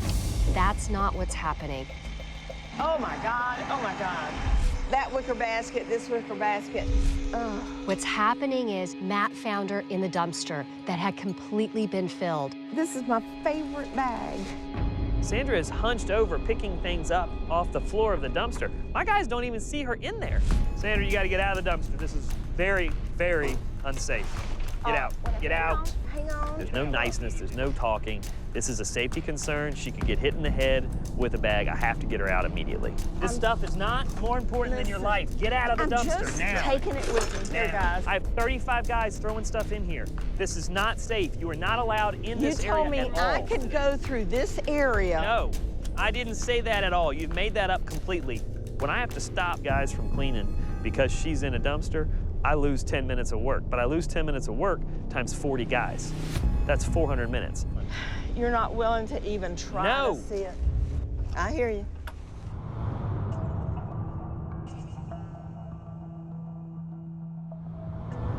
I'm trying to make this work. You've got to behave. Okay, okay. Need you guys to be bouncers. Stand in front of those two doors, put your hands up, don't let her through. That sounds so silly, but that's what I need. I put two of her brothers right in front of her, said, your job is to stand in this doorway, do not pass this doorway, do not let her go. They said, absolutely. 5 minutes later. Here, put this over there too. She's got them picking through boxes, putting stuff away. She can manipulate anyone to do what she wants. All right, so this is all trash. No, Wayne, can you set this in the wagon? It's just heavy, I'm afraid I'll trip. A rock. Yeah, I know. You're on the same rock. Ooh, that needs to go with me to the car to wash and use to clean up with. All right. There's no way to save everything in this house. And she's bound and determined to try to save a piece of it, down to the last scrap of paper. Oh, put this with a towel.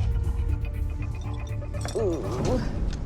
Things are going from bad to worse. We started with getting her to pull out things that were of value to her, that could contribute to a new housing arrangement, that sort of thing. We are now at the extreme end where she is just scooping up everything on the floor, including visible trash. Go ahead and throw that in there. I mean, we'll use it for who knows what.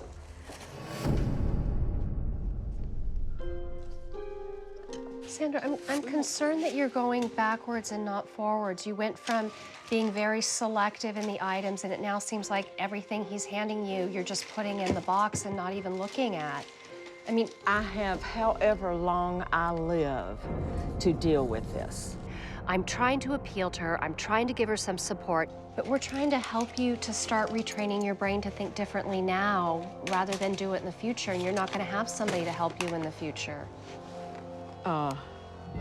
There is a bag, Walter, of remotes out there on that credenza.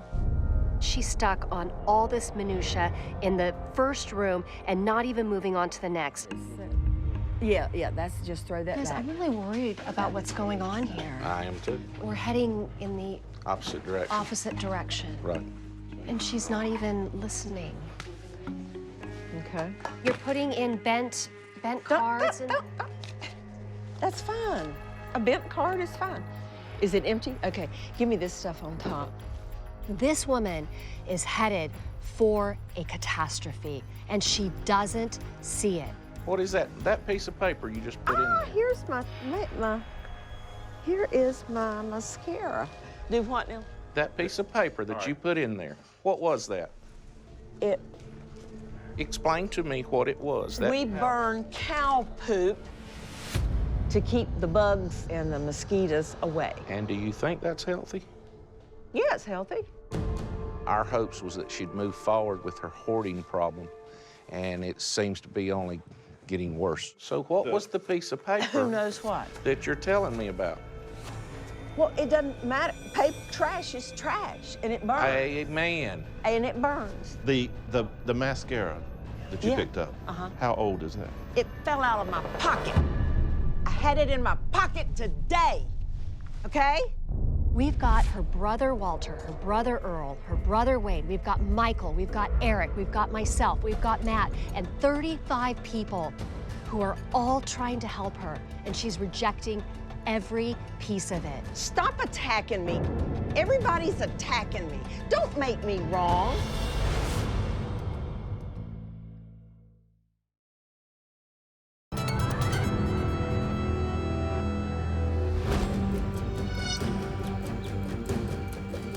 There are 10 dumpsters out there with at least $10,000 in each one, and I've let go. I've been forced to let it go.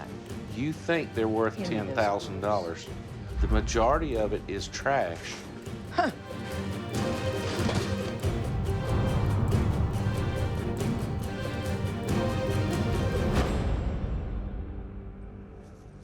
She's controlling the situation. Still, okay. Still. So She's maybe back in control. She's back in control, exactly, but with the free reign. Earl, I get that, but let me just tell you something really quick. It is clear that I am not going to have any impact with her. She's saying, I'm perfectly happy the way things are. I've made a choice to live like this, and I have no desire to change. I am now officially here for all of you. Right. And so I'm not giving up on her, but I think at this point, when I try to help her, it's agitating her, and I don't want her more agitated. And if she's scooping up garbage and putting it in a box, then so be it. It's keeping her off Matt's back right now to try to do the job that we were hired for. But are we not creating worse issues with her? A little bit, but here's the problem. The alternative is she gets removed by the sheriff, and then y'all got to deal with it. And she has nothing. The brothers are in a bad situation too. They love their sister, but they've done everything they can to help her. For me, I need her isolated in one corner. If that happens, then I get to clear the rest of the house. The good news is the auctioneers are finding good stuff. They are here to sell the good things in the house that will make Sandra money. It'll be cool to see what we can see with this table once we get it out. They're going ahead of us. They're picking everything that has value, and then they're letting my guys come in and throw everything away when they get out.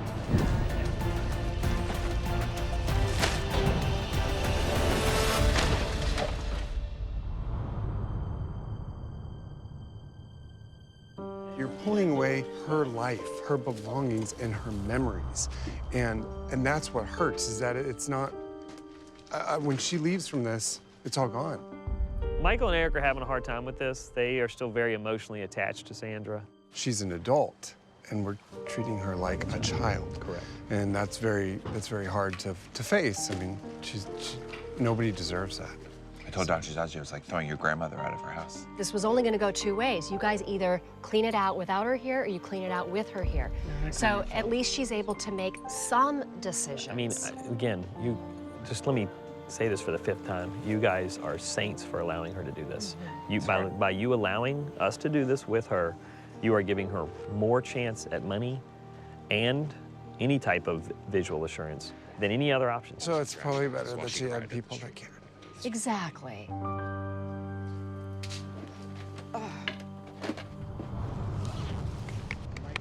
Here, I'll let you go first. Or for me. We don't know if there's Watch your snakes in here, step. do we? We don't know if there's snakes. No, we don't know what's in here. There could be people in here. This is a maiden voyage for all of us. All right, guys, so this is an underground tunnel that you just got cleared away. Yeah.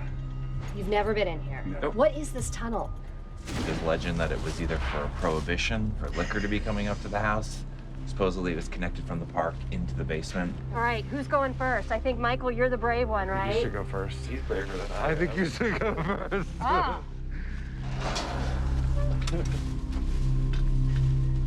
Quite frankly, we're all scared bleepless. Oh my gosh, look at the mold.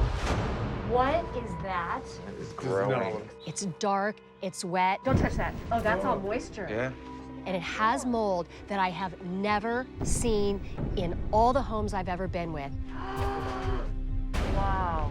It looked like someone had taken a stuffed animal and ripped out the insides and thrown it all over the walls. Do you guys know how long this tunnel is? I heard it's the length of the house, so this is a couple 100 feet. Oh my gosh. And there's a corner that who's gonna go first around. I don't know. Well, I can tell that Sandra's been down here because I don't think 50 years ago they had these plastic tubs. Wow. Everything you could possibly think of was down in this underground pathway. Yeah, this is baby pools, more baby pools. Tires, hoses. Look Sinks. at I can these see shutters, you guys. Unbelievable. But it's incredibly, incredibly dangerous. I think we need to get out of here as soon as possible. I don't think it's safe down here. And we'll have to talk to Matt about our findings. Fortunately, there's no people here, there's no animals. Although they'd probably be dead if they did, because breathing in You could never live all here. of this is incredibly dangerous. So I think we should move out. Okay.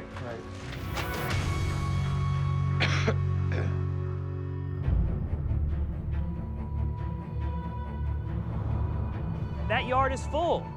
I She's need- stopping every one of my guys. Listen, I need Michael the and Eric, get in case. here. 15 of my guys walk up and they said, she won't let us work. She's parked her chair right in the middle of our pathway of 2 different rooms coming out. I don't want to hear it anymore. I don't I'm done. care. Stop I talking. am not. This is ridiculous. You know, I'm really struggling with Sandra. And it's one thing to help this woman. It's another to completely slow down a third of my crew and not allow them to do anything.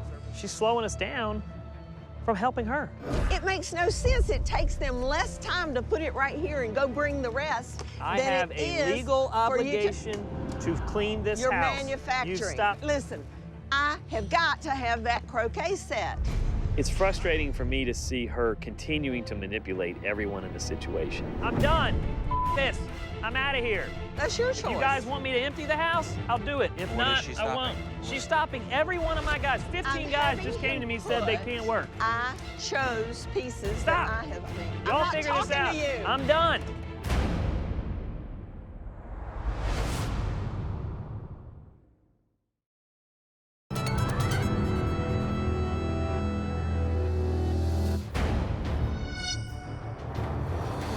I have got to have that croquet set. Excuse me, Michael, Dr. Zazil, y'all figure this out. Us. Stop. Listen to me. I'm Y'all not figure this talking out. to you. I'm done. Matt's walking away. He says he's going to quit, and so I feel like it's important to intervene because we can't quit. Look, these are brand new. Brand new. Never been used. But I think it goes back to the, so what do you want with them? That's not his business. That's nobody's no. business I'm asking but you mine. what, no, I'm not asking you. Where do you want them? What do you I want? want them back there to go to my warehouse. Here's the problem. I will speak for 30 seconds and I'll leave again. Here's the issue. We're at a volume in the 3 o'clock pile that now, if she doesn't manage to have it taken away, I don't have enough time by Okay. dark to throw it all away. So then we need to come to her the pile's and getting too big. Then we just have to revise the plan so that she knows the rules. This is brand new. Brand spanking new. This is ridiculous. Every item she says is brand new. Every item is You important. go over there and look at it. I don't see care. If it's been open. Matt, please stop I'm sure yelling. it's new. It's so important that we remember that Sandra is mentally ill. We have to stay calm, we have to stay patient, and continue to treat her with respect. I am at my limit. I cannot work. I have 7 dumpsters ready to fill. They're in the front yard. If she doesn't let me fill them, I don't get the house done. So I tried to talk to Sandra about what exactly she was trying to achieve. Are you getting a U-Haul? Do you have a trailer coming in? How is it going to get out of here? We have a crew that's coming tomorrow, and we're planning tonight the program, and that's how we'll do it and how it'll get done. Everything in this house is not going to the pile, Sandra. I know you know that. Oh, I know. I know that. But look at me, though, please. Will you look at me, Sandra? Uh-huh. When we start this tomorrow morning, someone has to, look at me, please. Someone has to be here. Right. Operational for you. Okay, I want my sofa to go with my 2 chairs. I would not put money on these people who are showing up, but Sandra's one of the most persuasive people I've ever met.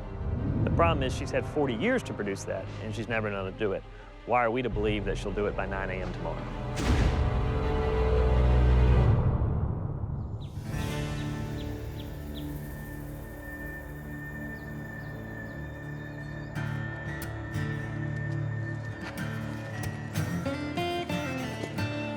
If you can go get those glass things there, and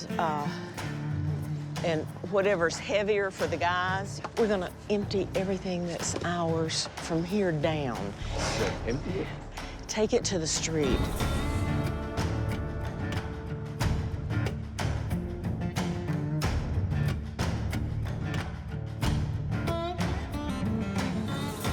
We're getting the stuff off the property.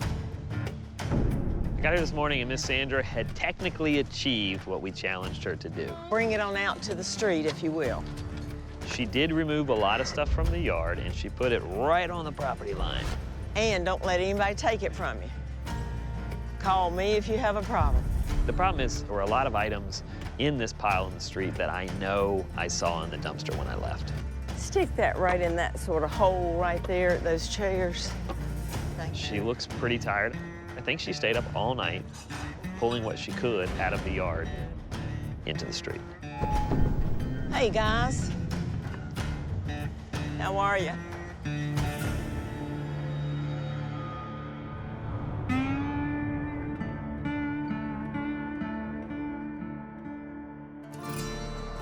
Hey, ma'am, are you the owner of all this stuff?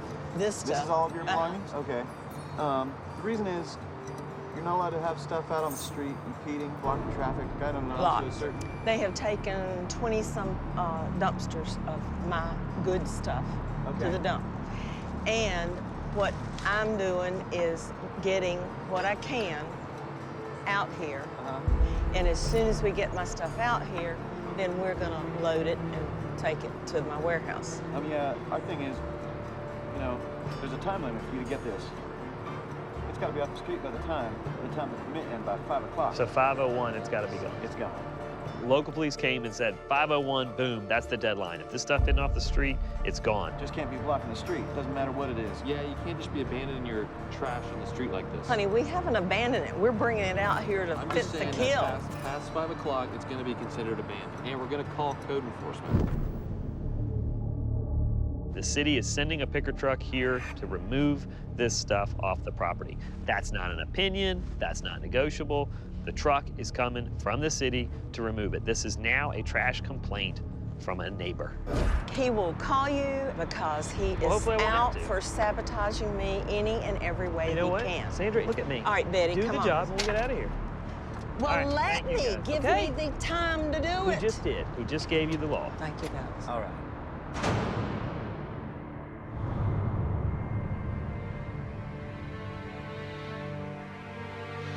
I help people, and I'm not helping her. And it's hard, and I know you want to. That's why we're both being pushed past our breaking point. And it's so painful to watch. This is a hard one for all of us. And let me assure you, Dr. Zasio is a tough chick. Nothing breaks her. And for the first time in 7 years, I saw her broken. She's made a decision to live on the street.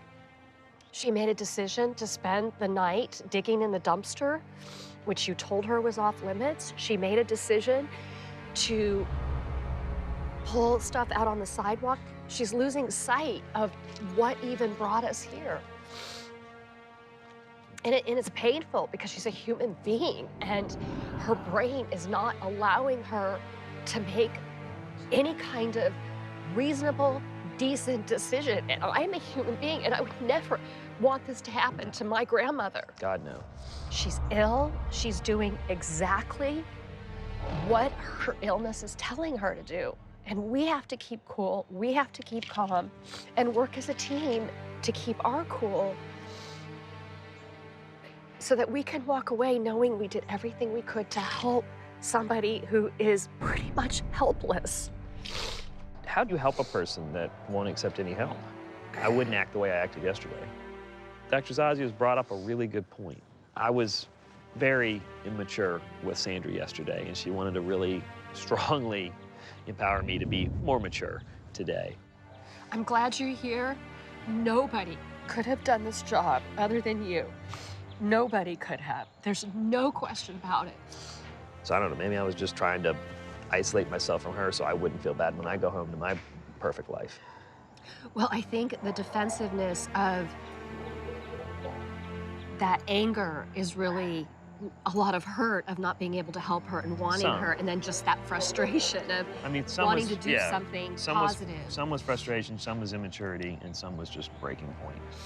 But yeah, I mean, I've never had someone I can't help. So I do apologize to you. I will go apologize to her. So we've made the decision that I'm not going to interact with Sandra today. Dr. Zazia is going to be my voice for me, and I'm just going to focus on the cleaning.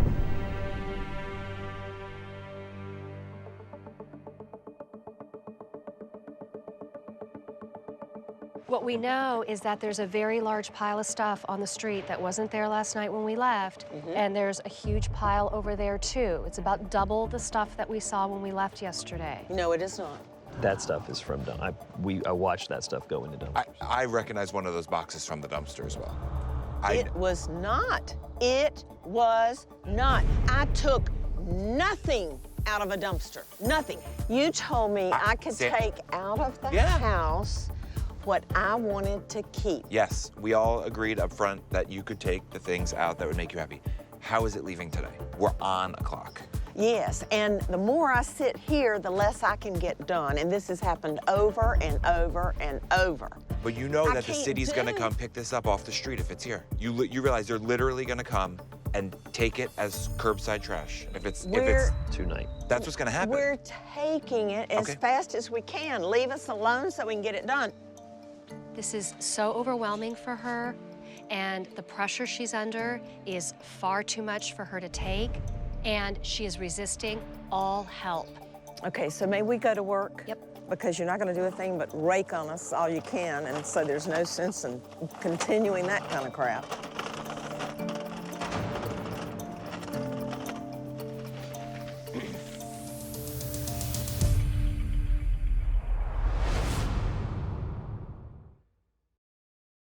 You can watch more Hoarders episodes every single Sunday this month at 7 a.m. on A&E.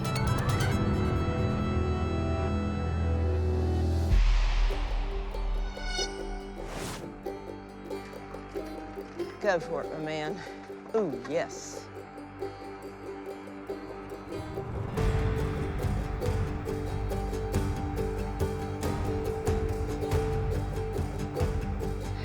At 3 o'clock, I can't get back in the house. And I've only gone through the living room. I haven't gone through the dining room, the kitchen, nothing. So I'm still getting the first opportunity that I was promised to go through and take special things that I wanted to keep. Whoa, we need that. That goes to that gazebo.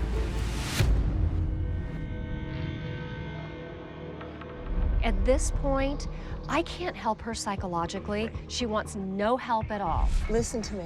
No more talking to that staff. Do you understand? Or the psychiatrist. But what I don't want to continue to do is to perpetuate the problem. We don't have time to play their game. So I just need the guidelines from you. Number one, are you comfortable with her putting on the street whatever she wants and continuing to pile that up, knowing that it's possible she may not get that off the street by the end of the day? Here's the deal. If we don't get these desks out, they're going in the dumpster. Okay. All along, I did tell Sandra that as part of this process, she could keep the things that she wanted. And listen to me. It's a $6,000 desk, a $10,000 desk, and it is insane to let those get away. I totally understand and agree that it's getting out of control. The pile's too big. We all believe that it's not going to be removed by the time limit that the city's given us. But we need to just deal with that situation when it happens. At that car down there. Just wherever you can put it there.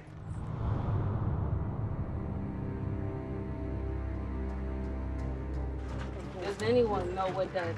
Nobody needs to know. But you're saying it needs here. to happen. You're here. Sandra knows this is it.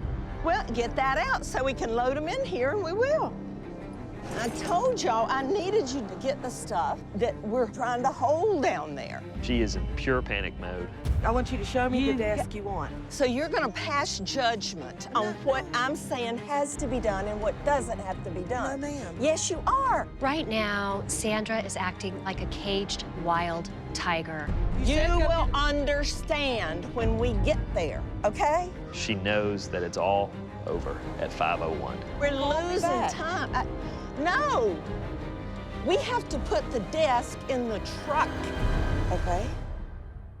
Her window is getting more and more narrow. Somebody came and asked me, I said, absolutely do not load the truck, and they did it anyway, and that doesn't work, because now we're gonna lose an hour piddling through this stuff that shouldn't have been touched to start with.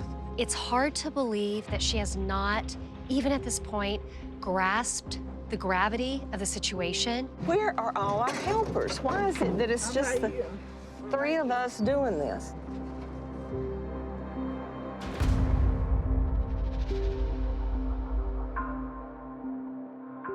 This is your sister, right? Right. Why don't you tell her that most of the stuff is unnecessary? We have. She has no place to store all of this stuff. No place at all. And to rent a warehouse, for the amount of stuff that she has, might take 2 warehouses per month, and she's barely living day to day. Honey, we want to keep those. Oh, Jesus. She fights with me.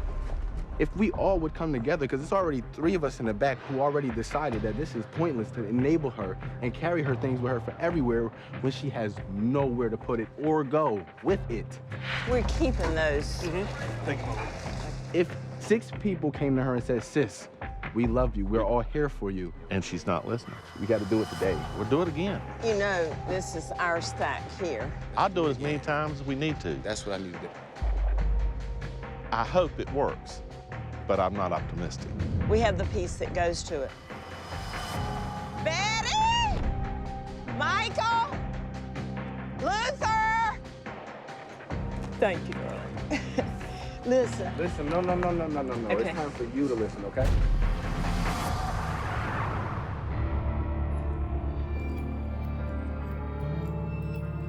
I'm gonna get down on my knees, because I'm trying to relate to you here. Okay, good. What you need? We've been moving stuff for 3 hours without any definition of what the value is or what you're going to do with it. I'm not asking you to tell me any of that. I can handle that. You gotta let it all go. You know, we're here for you now. Listen to me. Your brother is here, your other brother's here, me and Kira's here, Mike's here. This is not you. This stuff is material stuff. This stuff is my future, my lifetime, No, my not. It's your money to past. live on. It's to not live your on. money. Everything that you're gonna make money off is in the pods already. Nothing else. The rest of this Luther. stuff is not worth any money, Miss Luther, Sandra. I don't want to hear it again. I Not know you another don't. word. But We're these done. items are not your life. If you That's hold it. on to this That's stuff. it. That's when it. it's-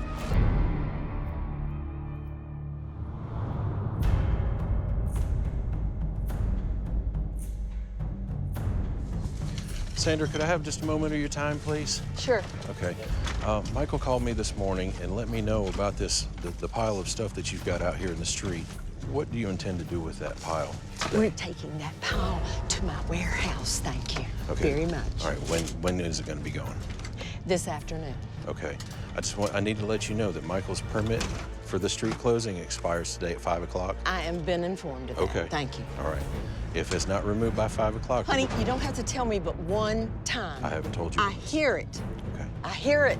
All right. No, but Sandra, if it's not gone by 5, I know that, Michael. I've been told that over and over and over. The city, listen. I it has know nothing, that. But they're gonna come take it. I know that. Okay. I have been told that 4 times. I know that. I know that. Y'all just, Okay. I can't get a damn thing done because everybody's telling me what to do.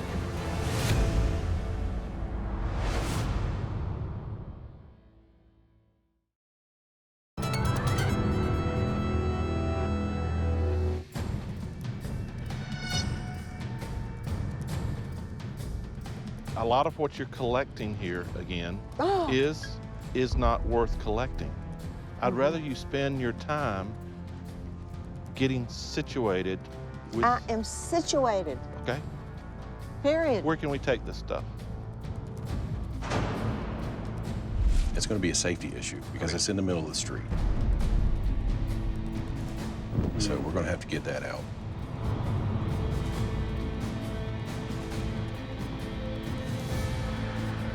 So I don't know if she has a plan to get rid of that or not, but it has to be gone by 5 o'clock today. So what I'm prepared to do is have street ops come over and actually clean it up if it's not gone by 4 o'clock. Okay. That way, at 5 o'clock, it ensures that it's all clean.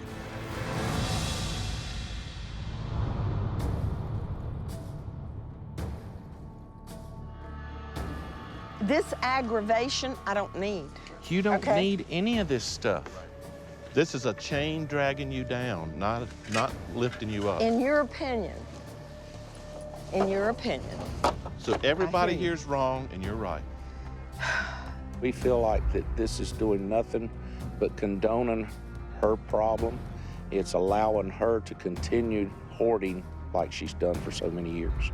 So we can throw that container away with the sand in it? No. Why not? Can we throw the sand away? No. You don't want to throw any of this away.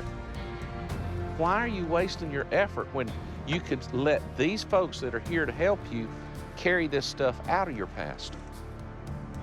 If they want to help me, they can help me get all of this out into the street and loaded and delivered. Miss Sandra, we're all here to help you. But I'm telling you right now, I won't let the crew continue to work if you can't explain to us what we're doing it for and why is it necessary. You can't tell us why you need this air. Leave now. Please explain to me why you need this sand. Now. The angrier Sandra gets, if you notice throughout the process, she was a sweet, innocent little Southern belle on the first day, and now she's just a mean old bulldog. And she's going right at everybody, and she's screaming at anyone because she's feeling more backed into a corner. Do you understand? Sandra, these people have your best interest at heart, hon. Why are you being so rude to them? You want me to leave, Miss Sandra? Yeah. If you're gonna preach all day, I don't want to hear it. Okay, Miss Sandra, I'll do just that. Luther, I want to thank you for no problem for what you've done today. Thank you for coming. She flat out fired her crew that's volunteering to help her. We have to remember she's very ill. She's not accepting our help. She has no concept of what we're trying to do to help her, and all she does is see us as the enemy. Call me when you're all right, okay? I'm all right already. I'll be checking on you. Okay. When things don't go Sandra's way, Sandra tends to push people away that are actually there for her. So I'm kind of used to it. It's about the 3rd time she's told me to leave before. Yo, yo, yo. I want those chairs.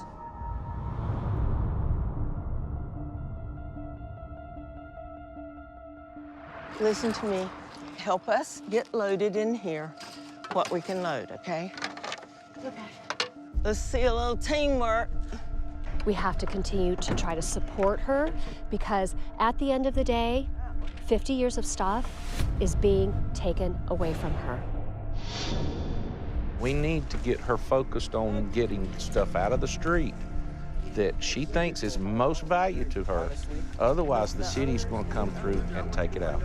Understanding that you're enabling her by continuing to work for her and put her stuff out there, who's going to continue to enable her right now? I'm gonna go ask her if I can start loading this truck. No we need more to get stuff the needs to stuff be- off the street. Thank you. Now, Janine can come with us if you want her to. Oh, Jesus. God, come on. Where do you pop the hood? Right here, right there. I have to jump the truck because I drained the battery last night. I couldn't figure out how to cut the lights off. She stayed up all night because she still believed she could get it out of here. But now the truck broke down. Now her crew's not as strong as maybe she thought it would be. Things are starting to really, really mount up on her, and she's just now realizing this ain't gonna turn in her favor. Damn it, damn it, damn it. Oh, me.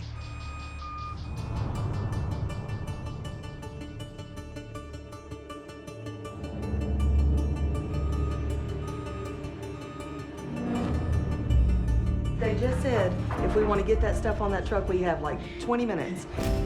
We got 20 minutes to get that stuff off the curb. What we need is help getting more stuff out there. We have till 5 o'clock.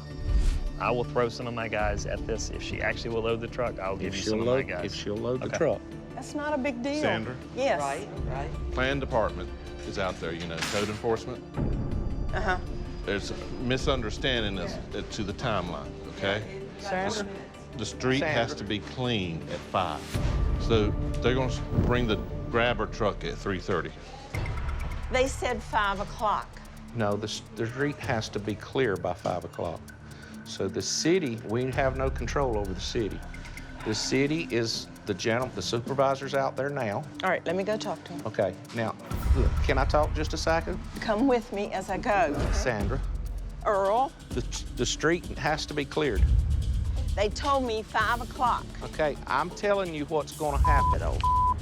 Sandra? Yeah. Earl, You do realize they're coming in an hour. Damn it. Okay. It's just incredibly sad that everything this woman has worked for is going to be thrown away. So you understand. Earl, stop it! Okay. Now! I am not a friggin' idiot, and I understand every bit of it! Leave me alone!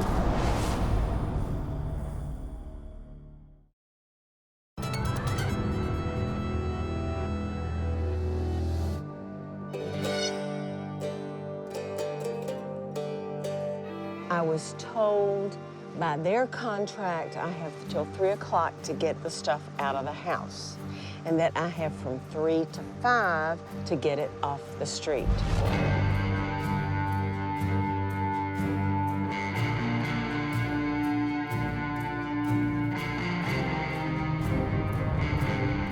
What time is it now? 2:35. I have 25 minutes to get the rest of the stuff out of the house, and that's all I can get. Best thing to do is let her stay in her own little world. When it happens, it'll happen. That's it. All right, come on, guys. Okay, come on. She had a crew of 6 people who were one by one taking the stuff out of the house, off of the yard, into the street. We've got 30 minutes to get all of this to the street and what's back here at this back door. But as the time ticked away, you could tell she was getting more and more frazzled. No, we got 30 minutes to get all this to the street and all the stuff on the truck. Stop it. No. No. No! Listen to me! No, I won't. I'm done, son. Good. Done. Bye. It got to the point where if they even said anything, she would blow up and fire him. You're right. We out here trying to help her. I understand that we're pressed for time. She wants to kiss her ass. Go ahead. I'm through. But the way she came off at me, I just did not appreciate it. No offense, I don't mean to be rude, but.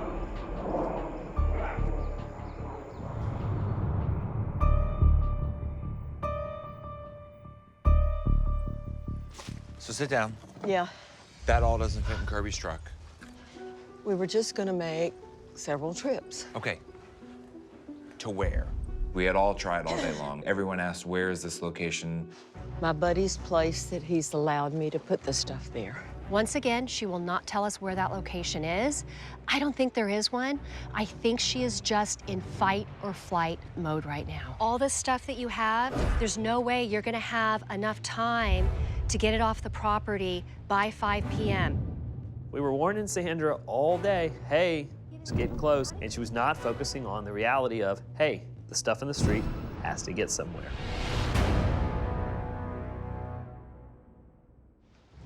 will offer to load the truck that she has there that is inoperable. And whatever's left over is gonna have to go. And Okay. I can't guarantee that the truck will hold everything that she's pulled. Oh, it won't. And it's not anything in the yard or anything back there. It would just be what's on the street. Right. If she wants anything, we better load it on that truck and on that trailer. What time is It's it? 3:30. We got 30 minutes before the city gets here. You're a half an hour from losing everything. So where is it going? In my space. What is the space? How do I know that we have the right to put it there? Please give me a phone number of someone at that location so I can verify that it's there. My phone is dead, and I don't know his number by heart. Here's what I think. I don't think she has permission of the warehouse to take it to. That's why I asked. Why do you think I asked? Yeah, I don't think she does. This is so sad. I think around 4 or 5 p.m. we're gonna see a garbage truck here and a nuclear meltdown.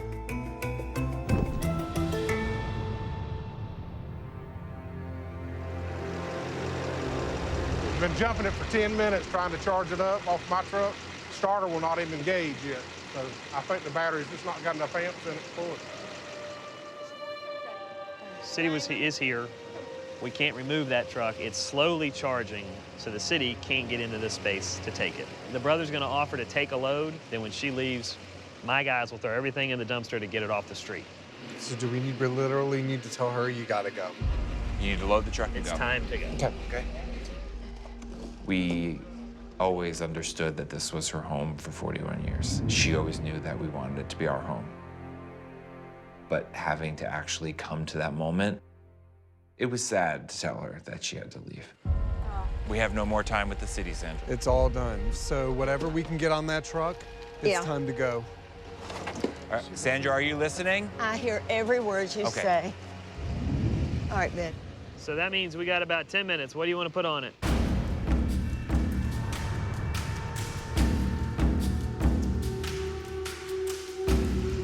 Go ahead. See what you can get in there. Put them in.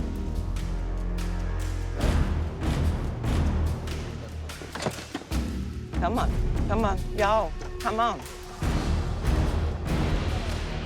Ugh.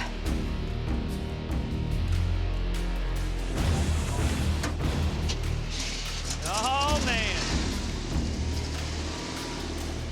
All right, Sandra. Yeah.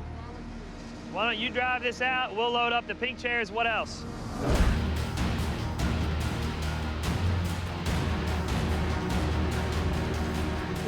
Can we lay them on top?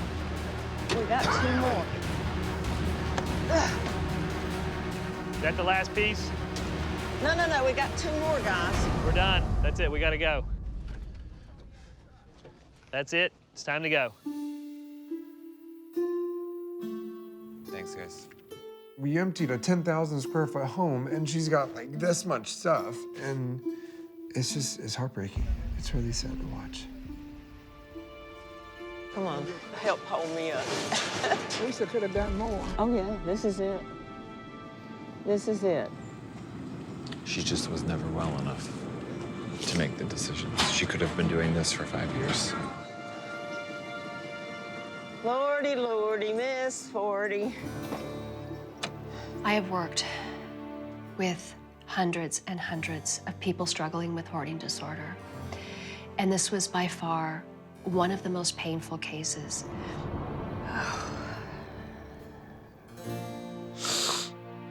I'm too sad about the things we lost. And I think that's just beginning because I hadn't really felt that way, per se. She literally has nothing. We tried. To watch her drive off was really hard because it was like, that was it. That was the final chapter.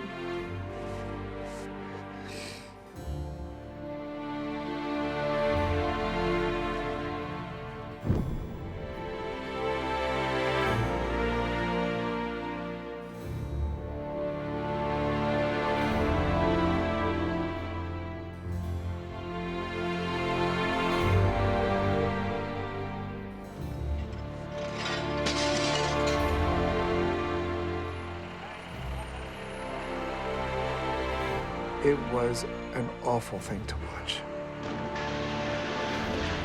Couches, pictures, vases, picking them up and dropping them into trucks and smashing them.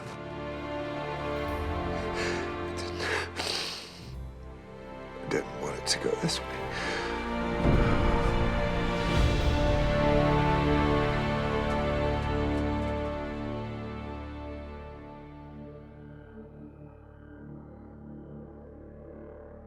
This woman had everything.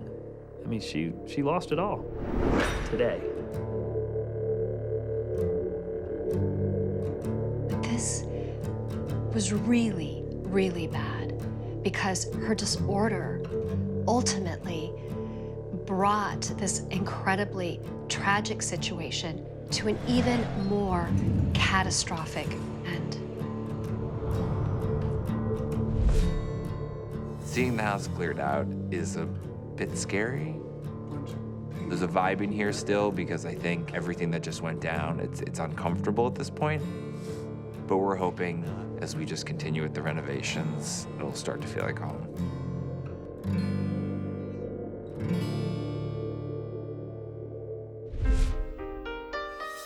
I do believe the real Sandra will find joy in Michael and Eric raising their daughters in this house. My life has been such an adventure so far, and I'll be all right.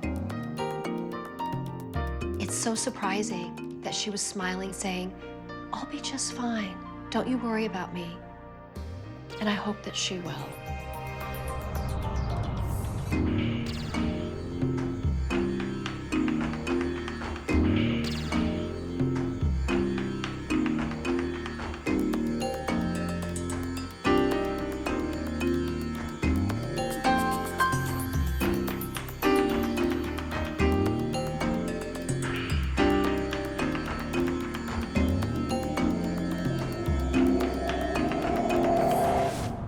As you may know, I'm no stranger to collectors, and I'm no stranger to people who hoard, and I've been studying hoarding for over 25 years. I'm very clear on the differences between clearing out a hoard and organizing a collection. You can have collections like dolls, stamps, coins, glassware, or even music albums. But when organizing heirlooms, be ready to spend time making decisions, staging the collection, and then preparing before you give any of those items away or sell them. The real organizing and preparation happens in your mind before you ever touch those precious belongings.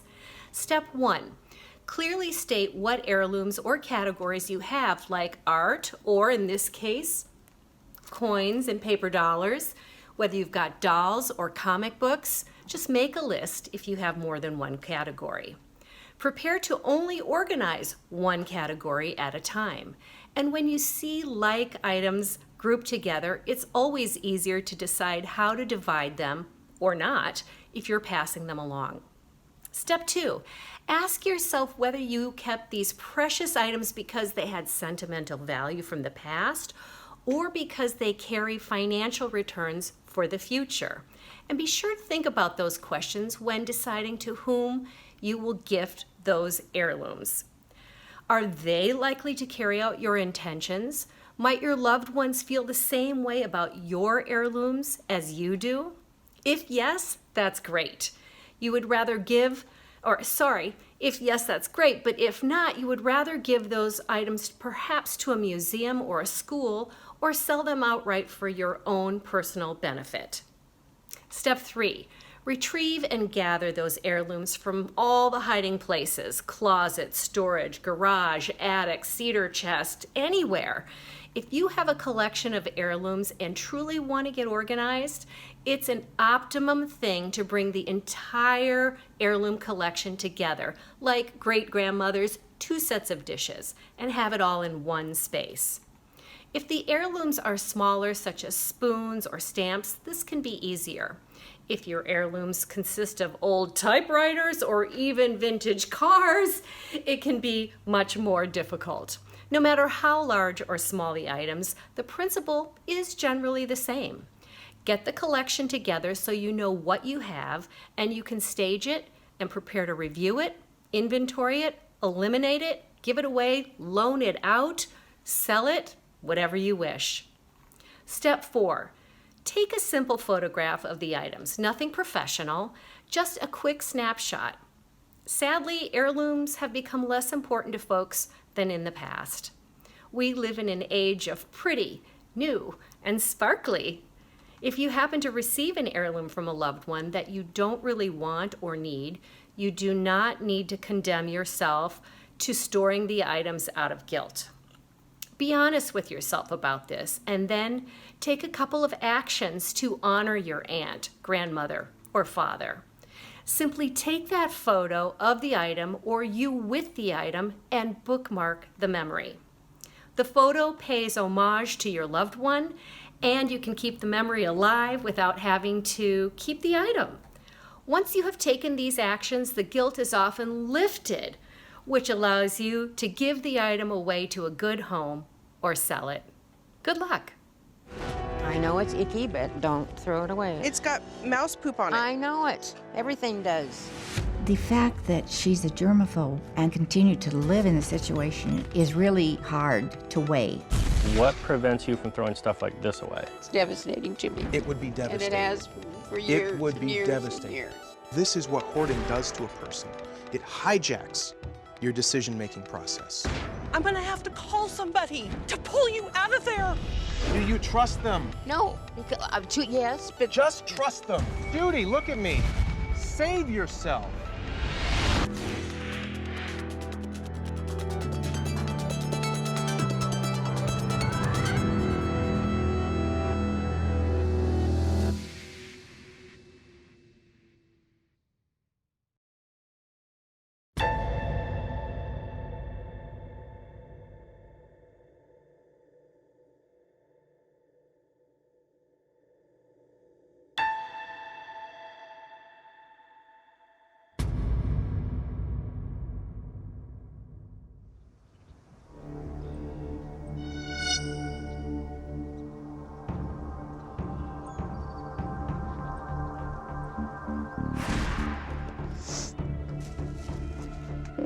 I'm Judy, and I'm a former food service worker.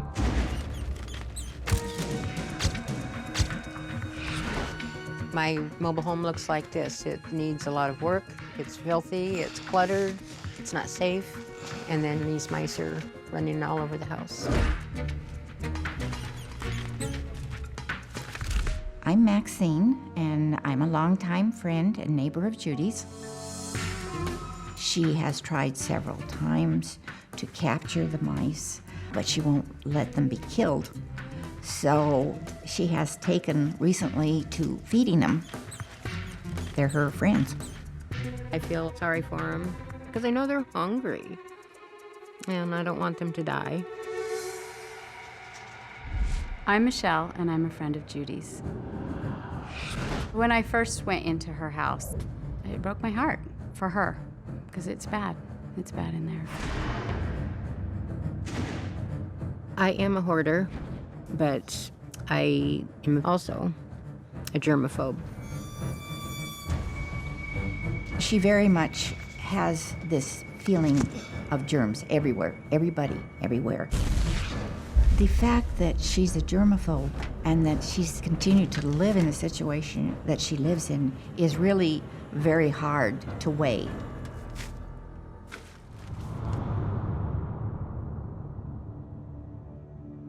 Certain people to me are icky, dirty. I'd call them low life. People who use a bus, or they look dirty, or their beard's too long, and they're contaminated. Don't touch anything they did. Don't sit where they were.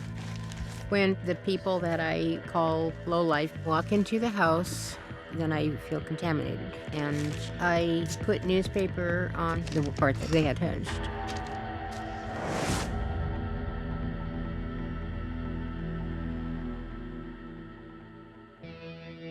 She has been sleeping in this lawn chair, and I know it's not good for her health-wise.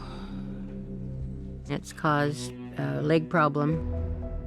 She's got infection in them. I know the doctors have said that she needs a place to lay down. I had no idea not laying in a bed would do this. Oh, I don't know what it is. I stepped on something.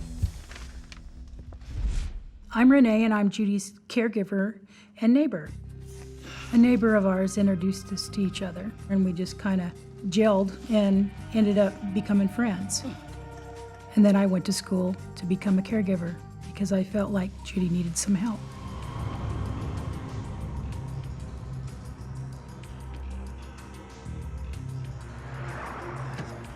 Judy puts newspapers down in the passenger seat of my car because she thinks that the car seat is dirty. Oh, maybe she's had somebody in her car that, to me, is contaminated.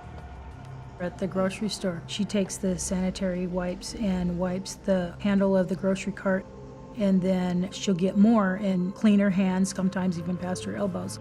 That's just her routine. That's the way she has to live.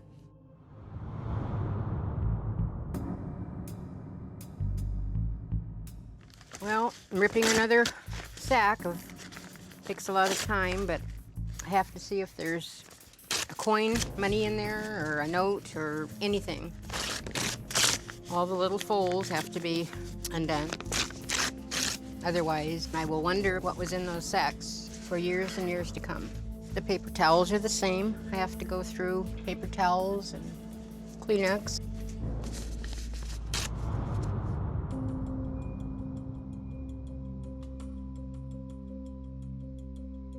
She sanitizes things in the sun regularly. If we have a real hot day, I want to put out things in the sun. In my mind, I feel like they're going to be sanitized.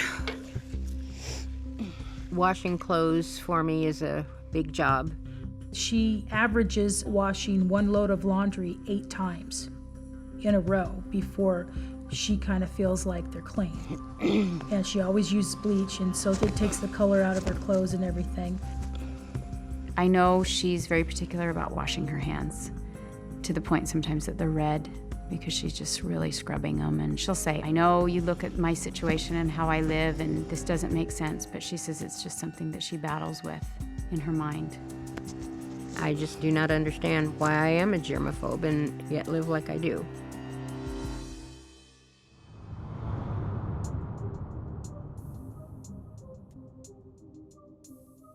Judy likes to write up lists, and it could be anything from trying to remember to buy a light bulb, to go grocery shopping, pay bills.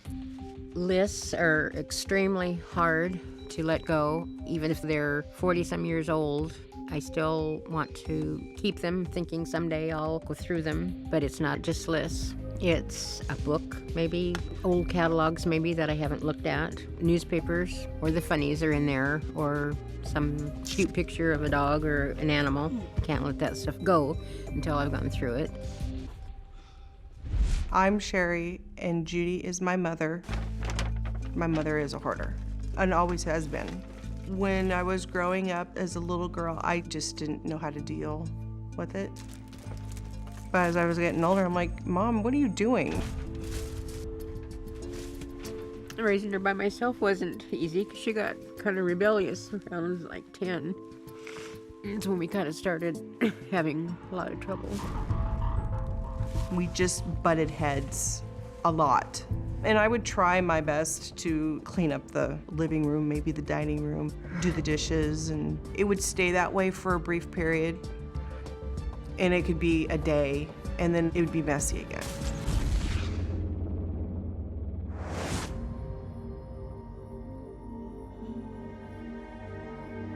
If I would go anywhere, it didn't matter if school, doctors, dentist, a date, anytime I came in, I'd have to wash my hands and I'd have to take a shower. She needed to be disinfected.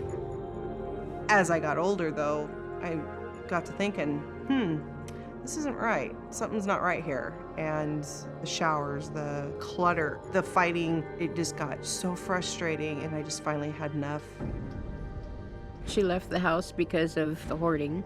and knowing that she had to take showers and wash her hair whenever she came home, and she just couldn't handle it. I moved out. I took that chance to break free of my mom's control, and I haven't been in the house for 20 years.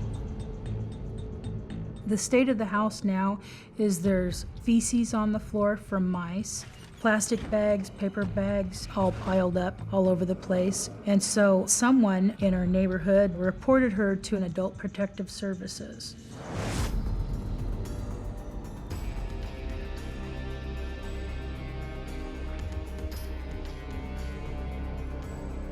As her caregiver, I've tried to start the cleanup several times, and I keep the health department, the fire marshal, and Adult Protective Services in the loop on how things were going as we were progressing doing the cleanup.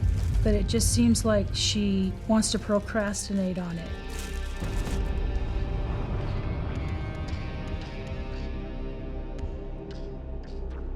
I just told her, I said, I know that would be devastating to you, but it might be the very best thing for you.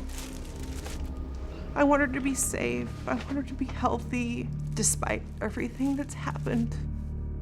I still want the best for her.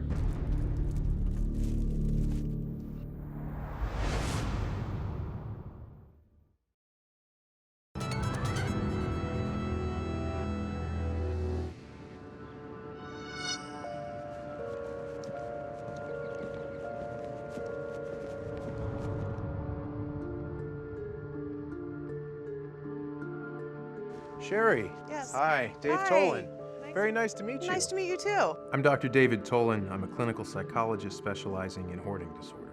This is where you grew up? Yeah, when I was 18, I moved out. How are you feeling about going in and seeing what's going on? I'm just nervous about how I'm gonna react.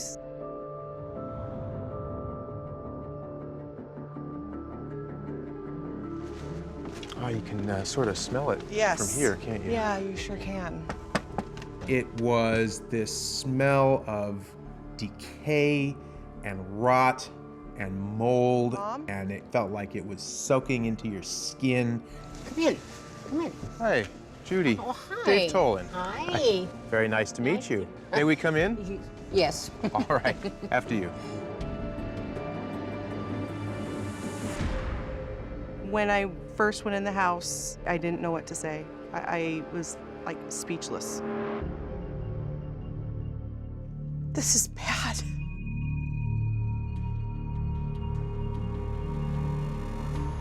I don't understand how you can live like this.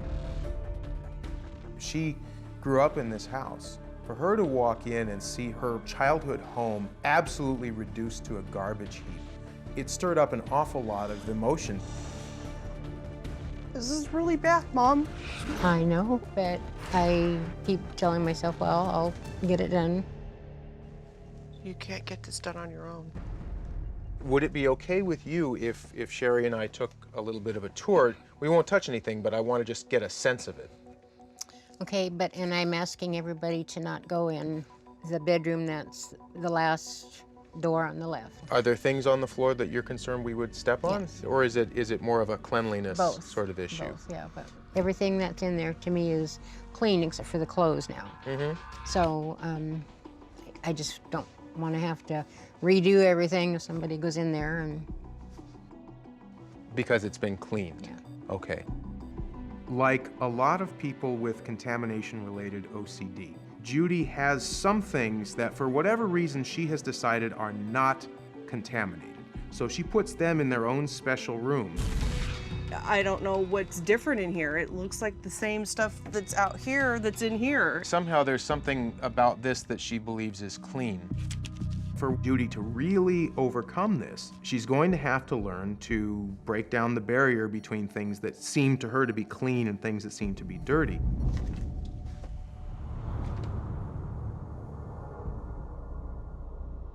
It's really amazing. The mouse droppings everywhere. I mean, it just looks like an army of mice has been through here. I'm really worried about your mom. Yeah, I am too. I'm noticing a lot of bags of adult Yeah. diapers. Is your mom incontinent? I I don't know. Just curious. Oh my gosh. This was a spare bathroom and... Yeah, but clearly you can't use it. No.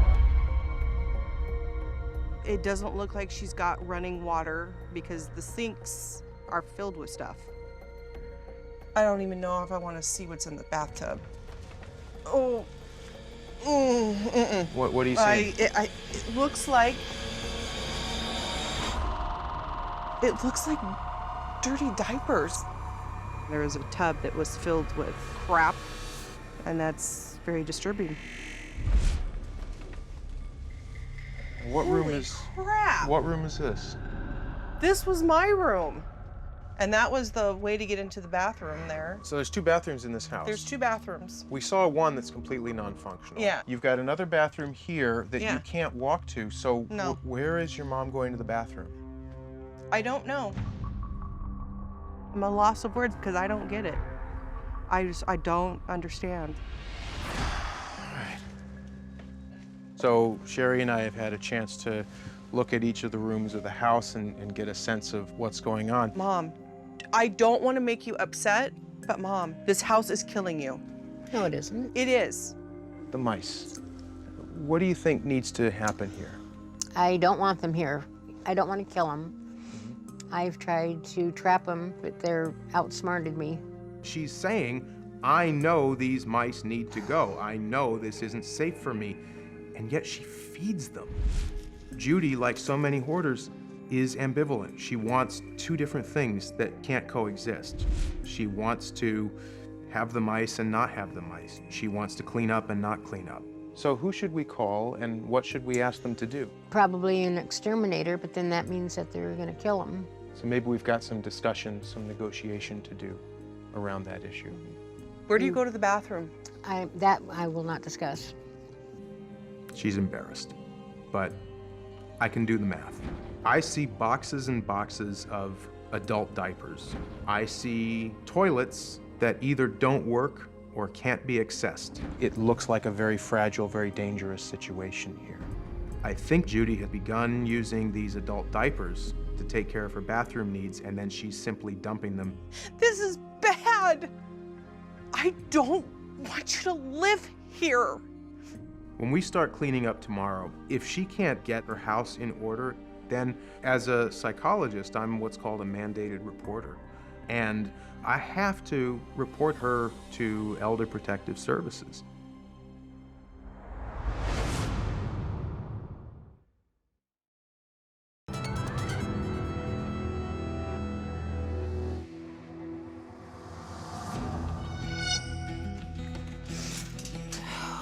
My worst fear is that she's gonna die in there if it doesn't get cleaned up.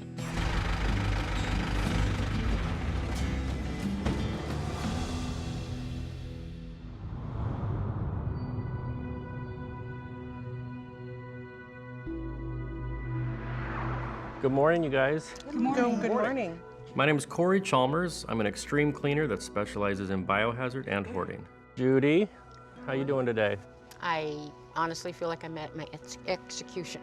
Oh, well, that's not a good start to the day. Listen, But I'm trying. you have a lot of I am people that are trying. here I know. to help you, okay? Like your granddaughter who's here for the first time in her life. How do you feel today, Christina? Nervous to see what it looks like. I don't really know what to expect. Sorry. Can't breathe. Sorry. It's all right. I know this is hard for my grandma because she's not used to people coming in her house. What are your concerns for today? Things being taken from me that I don't want it to be. Okay. People in there going through my stuff. It is probably going to be hard. So one thing that we might think about is that this might represent your best chance toward really being happy, safe, and healthy. Judy's obviously really distraught right now about this whole process. She does not seem ready to have people touching her stuff. I think the best thing I can do at this point is to take her in, just one-on-one work with her and learn what her parameters are, what her rules are as far as what she'll let go and what she wants to keep. So what if we talk about these shredded up newspapers on the floor. There's droppings on them, there's urine on them from the rodents. So what prevents you from throwing stuff like this away? I have to go through it and look through it first. Tell me what you would expect that might be in something like this that you would have a loss of. An article that I want to look at, a picture of maybe an animal, a cute picture. This is from over a year ago. I know it. And it's been on your floor. I know it. And you haven't read it yet. Right. It's something that I want to keep until I can look at it. The problem is the very first thing that I picked up in here, you want to hang on to. And so I'm pretty sure that everything else that I pick up, you're going to have reasons to want to hang on to too, and nothing will change. And we'll leave here with the fear of you dying in this home. Taking Judy into the house really didn't help a lot. I was really discouraged when I picked up obvious trash that was soaked in urine from the mice, and she wanted to keep it. I think at this point, I'm going to bring in the family and the doctor to address this issue. Christina, what's your reaction as you look at it?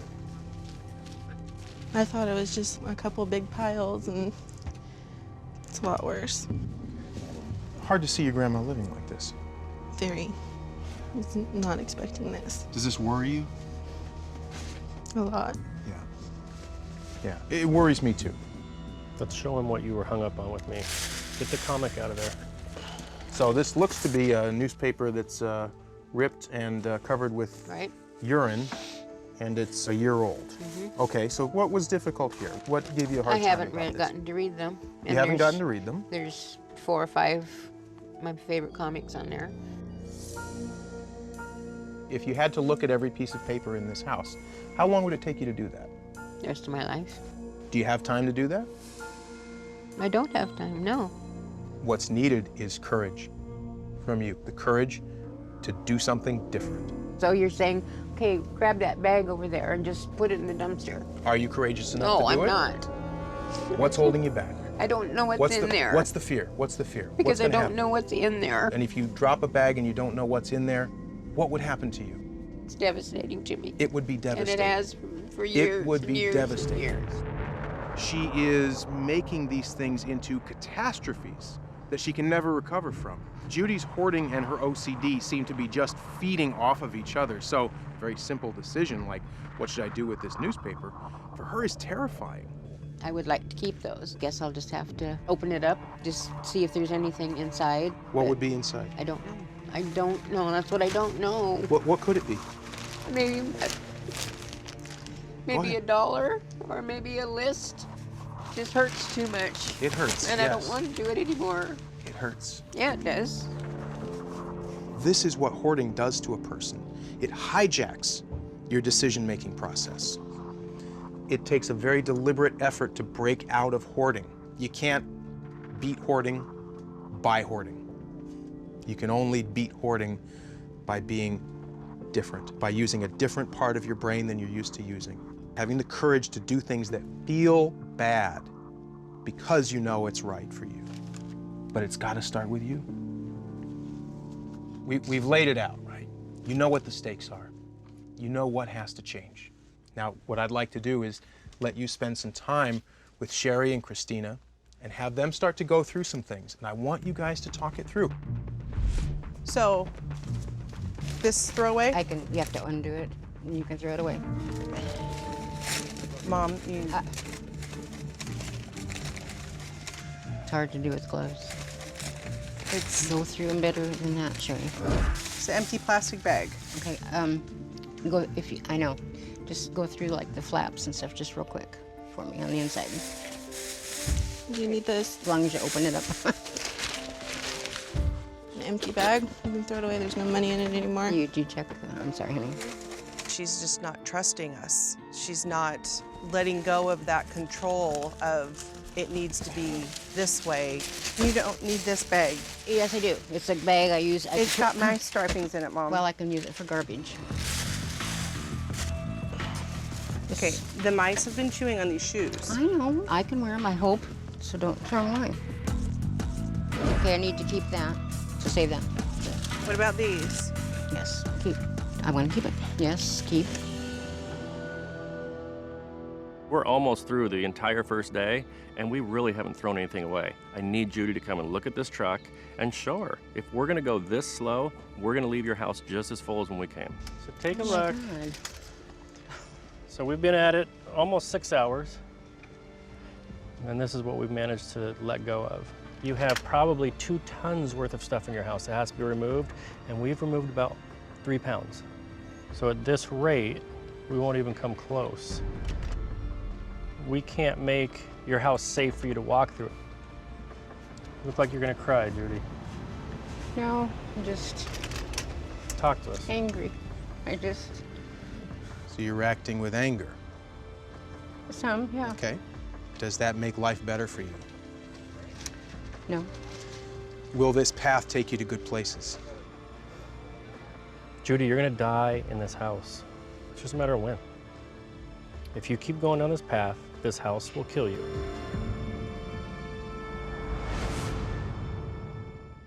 You can watch more Hoarders episodes every single Sunday this month at 7 a.m. on A&E.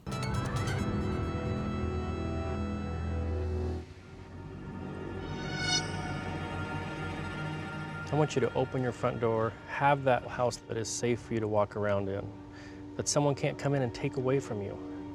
But this is not gonna get you there.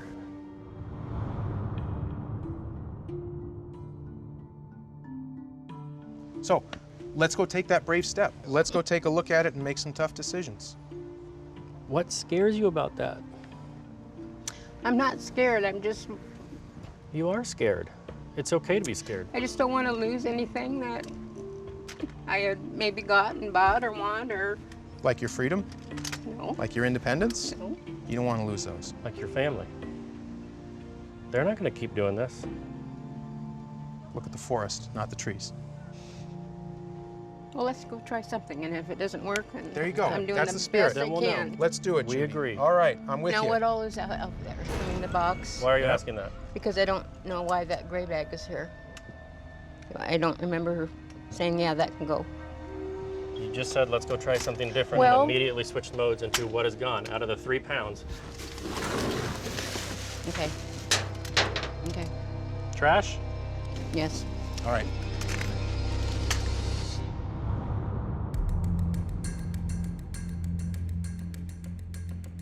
First of all, how bad is the problem? Unfortunately, it's pretty bad. On a scale of 1 to 10, this one ranks as an 11. Mice love nesting material. The house is full of it. Perfect ecosystem you've created. And this is where your concern comes with mice, is that they have no bowel control. So urination and feces happens just all the time. All over the place. If your food touches it, it can get you salmonella poisoning. What's your recommendation here? Well, honestly, with the number of mice you have, the fastest and best way to get them gone is through the use of snap traps.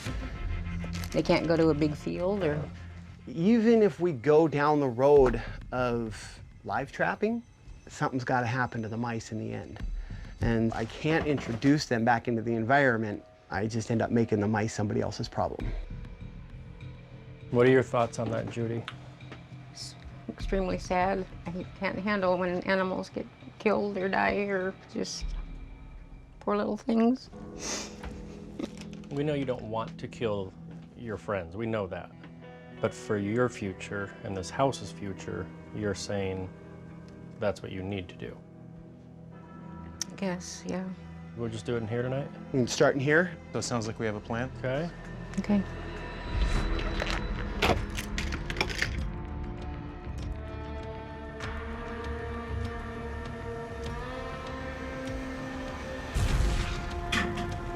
Today was a very difficult day. We had a lot of struggles with Judy. She's not really ready to let go of her stuff or her mice. So we have a long road ahead of us the next couple days if we want to make progress and get this crisis over with.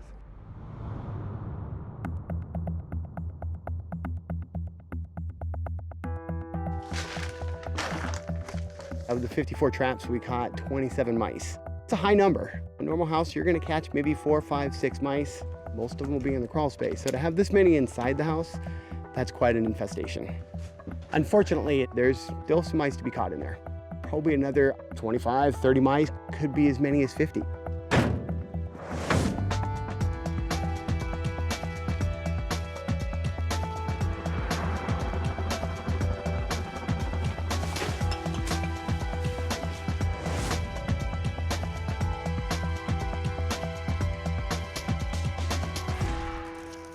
The goal right now is to make some decisions on all the things that we put in boxes.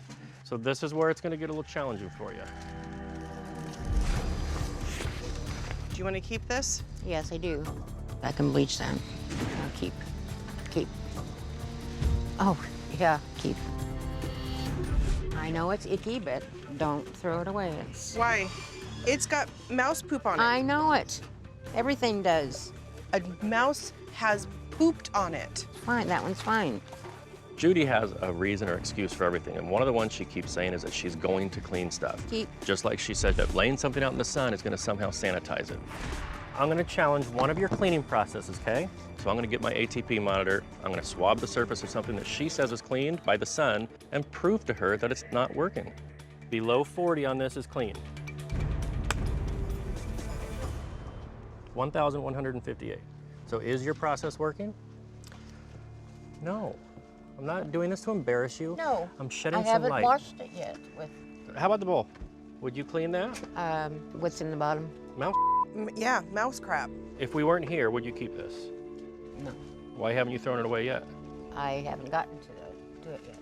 Okay, and again, that's the issue. I know You're never going to get to this. No, I know it. Right now, you have 25 people standing around to help you get to it. Do you want to get to it or not? Can you let go of this stuff to save your life? Mom, I am scared for your health. I'm gonna have to call somebody to pull you out of there, and I don't want that. Let me take these boxes and get them out of your hair. Let me see what's in there first. Just say, dump it.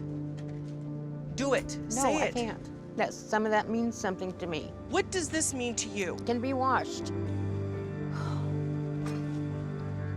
I'm done.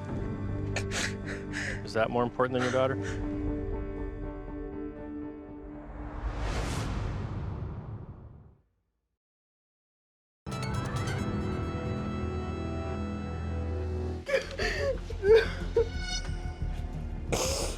I'm just all kinds of emotions right now. I don't know what to do.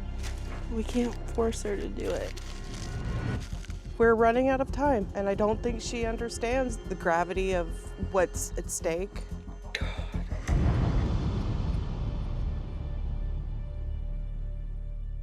Now, just so I'm clear, do you like your truths sugar-coated or straight up? Go for it. Straight up. There's a fork in the road. It's right in front of you. If you go this way, I think you can expect a life of continued hoarding. Your health will deteriorate. Elder services will be called. You'll come out of this house. Choose that fork. You go on living independently in your home, safely, healthy. The choice is yours. Which fork do you want? Of course, I want the better.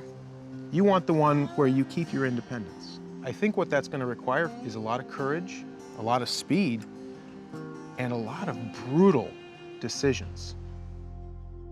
Right now, the way Judy would like to do it is she would like to personally inspect by hand every single possession that comes out of that house. And I know that there's no way that that's going to work. Why can't I see what's being taken away? Because there's only one of you, and there's tons of stuff to deal with. You may need to give some people limited decision-making authority. If you had to pick somebody to make a decision on your behalf, which three people's opinions do you trust the most? Michelle, Christina, and Maxine. I know why she didn't pick me is because if I was in there, I would get rid of all of it. Is that why you didn't pick her? Yes. That's fine. So it sounds like your concern is that Sherry and Renee are going to be the real thrower-outers. Yes. And that maybe Christina and Maxine and Michelle will be softies. Not softies. I think they would be... A little bit more keepy, and these guys are a little bit more throwy? Yes. Here's what I would suggest. We put Michelle, Christina, and Maxine in the house, and you grant them the authority to distinguish between flat-out garbage and stuff that might be keepable.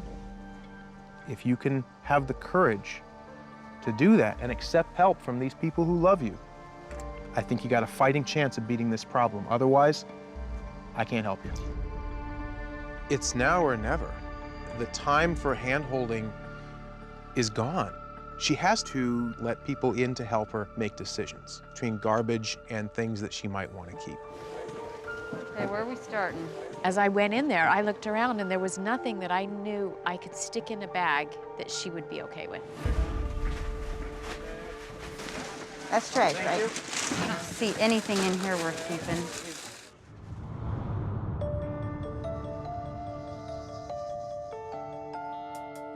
They organized this trash. Right. So if you want to look into Do you need to see it? Yeah. Okay. Do you need to go through it? Or can you give it a quick look? Yeah. Some courage here. Let's see. That I want to keep. Remember the speed at which this is moving. All right, all right. Hold up. Oh. Let's stop now. Stop the line. Corey, hold on. Huh? He wants you to hold on. Stop. Judy, you're ripping up a paper Well, bag. I just want to see what was in it. You saw what was in it. Why do you have to rip it up? Judy, Habit. that's old habit. Habit. Get rid of that old habit. Time for a new habit. So Judy, put it down. Put it down and give me a good look in the face. Judy, this is your do or die moment. Now, if you want this to succeed, you must be different. You have designated trusted people with certain decisions. Let them make those decisions. You must let go. If you can't let go, you're sunk. There's a lot of things in here that are... That are what? That are what, Judy? Those are good pants. Who cares? I care. Judy, look at me. Judy, I'm not around with you. I know it, but I just... Judy. A pair of pants. Who cares about a good pair of I pants? do. Your life is about to come crashing down on you, and you want to talk about pants? Judy, step back from this. Let these people help you. Those are good pants. Who cares? I care. Judy, look at me. Save yourself.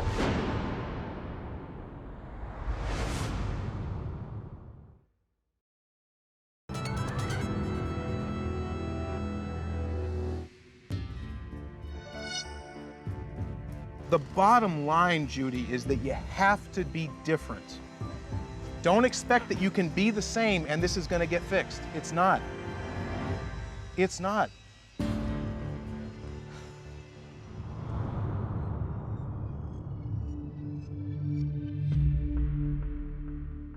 Judy, they're making good decisions. They're just not your decisions. Your decisions are to keep moldy things. Your friends are not going to want you to wear moldy clothing and urine-saturated clothing. So if that's what you expect, then we're done. Maybe there's some money in there. Do you trust them? No, because yes, but you trust them. Then trust them, Judy. Just trust them. You can't afford to lose this house, Judy. This will not get better until you let go. Go. I'm sick of this arguing and pushing and pushing. Just let it go. With it. Just go ahead and go. Just take out everything. This is not Just the answer. take it. Just take it. I can't do it, Doug. Pull everyone out. Judy, I'm not going to continue doing this. You giving up like this and saying just take it all is not the answer. I feel like I'm hurting you more than I'm helping you, and that's a terrible feeling. Corey's right. We're not doing her any good. If we were to proceed any farther, I think we'd just be traumatizing her, and that's not what any of us want.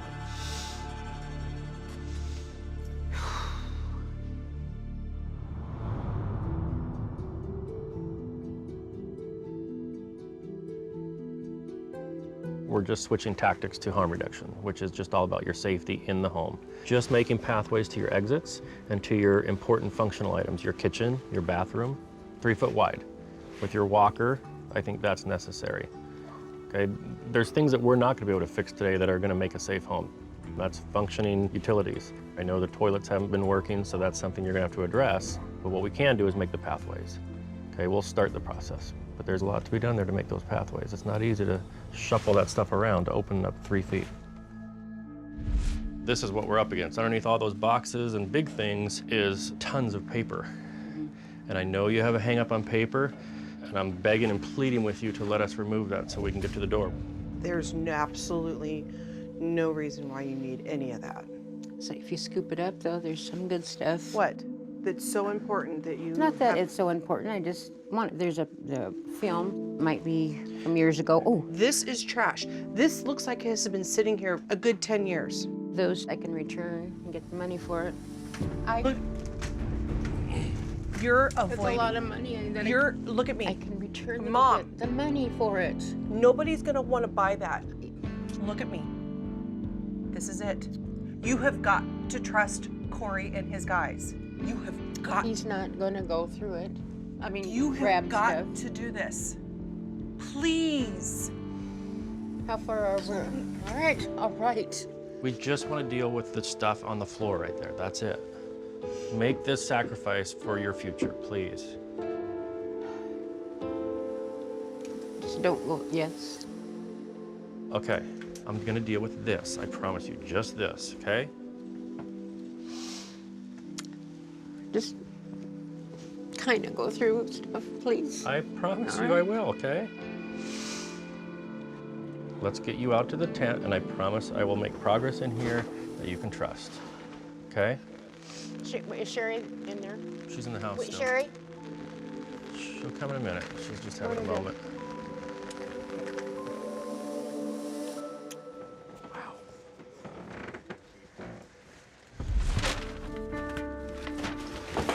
We're trying to get to the front door, you guys. That's what our focus needs to be.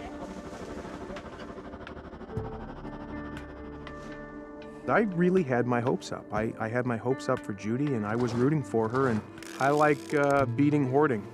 And it's frustrating when we don't get to do that, and we didn't get to do that here.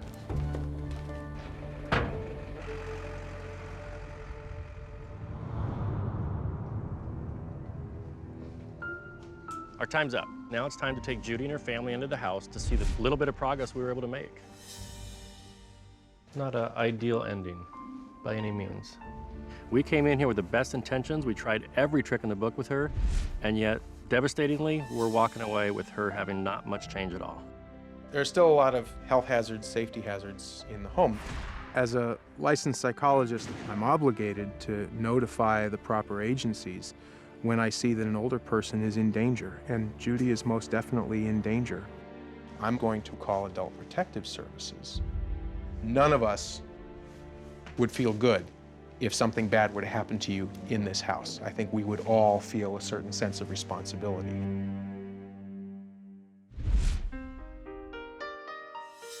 It's all gonna be a long road ahead, but I'm still gonna be here for her. I'll still do whatever I can to support her. No, thank you. That seems like it's a lot more important than some newspapers, doesn't it?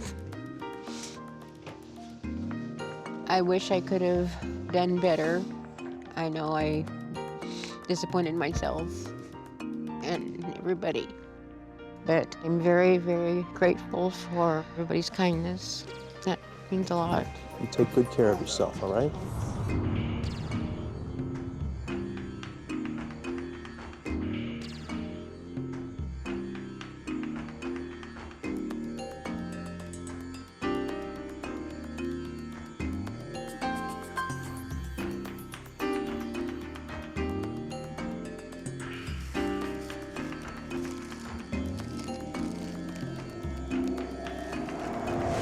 Since we're watching Hoarders episodes, I only thought it was appropriate that we touch on the subject of hoarding tendencies. You know, I have clients who have a lot of money who hoard and people who have none. I have clients who are surgeons and I have clients who are homeless. Money doesn't matter, but the ability to pay for the storage of the hoard actually does matter, because people who can't pay for their hoard, they actually attract the attention of the authorities. So if you happen to hide your stuff or your purchases in that attic or basement, extra bedroom, or storage unit, that might be a clue that you have a tendency to hoard.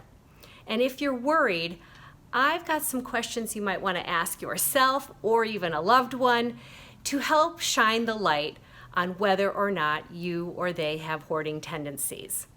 If the answer is yes to a bunch of these questions, you may want to take steps to get help early on. So the first question is, do you keep things that no longer are useful to you and you know you'll never use them? I say look for collections of things that are dirty, broken, or ignored. And that includes things like unopened mail, outdated electronic equipment like VCRs and old computers, or even piles of dirty laundry or new laundry and clothes that still have tags on them. Number 2, are any of the visitors barred from entering rooms in the house? I have beautiful, well-heeled clients who have gorgeous homes, and they won't allow guests into certain rooms because they are completely hoarded. Sometimes they have what I call happy hoards, which are valuable items and collections, but they simply haven't been attended to. But they are still hoards. On the other end of the spectrum, there are people who can't let friends or family in because the doors and windows are obstructed, and it's either too embarrassing or unsafe to let them in. On one Hoarders episode, I remember I had to enter a 5-story walk-up in New York City and enter in through the fire escape, through a window, down on the other side, and then through a tunnel to get to the front door. And if I remember correctly, the cameraman who was going through the tunnel actually had the tunnel collapse on him. No kidding, I think it was one of the more dangerous hoards I've ever been in. Question number 3, can you eat at your dining room table? Or can you shower in your tub? People who hoard tend to pile things on top of or below the dining room table to such an extent that they can't even sit there and use the dining room table as a dining room table to eat. They also sometimes use their showers or bathtub for storage. Number 4, are your windows covered up to hide junk on the other side of the window or wall? You can sometimes tell if someone hoards from the outside of a house or garage because the windows are covered with blankets or towels or blacked out curtains. Also, sometimes if you have the curtain and you see that there are boxes pushing against the curtain, you can see the curtain kind of crumple up in the window. That's another clue that there may be a hoard inside. Question number 5, has your gas, electricity, or cable been shut off more than once? People who hoard tend to lose their bills in the piles of stuff, and then they forget to pay the bill. And then when the stuff gets shut off or the utilities get shut off, they don't want to have any of the reps come into the house, so they move along in their lives without the benefit of utilities in the house. Number 6, are you reluctant to have repairmen come in to fix things inside your home? People who hoard tend to put off calling any sorts of appliance repair people or plumbers because they have a fear of technicians coming in and they will be found out. Number 7, do you have a major mouse problem?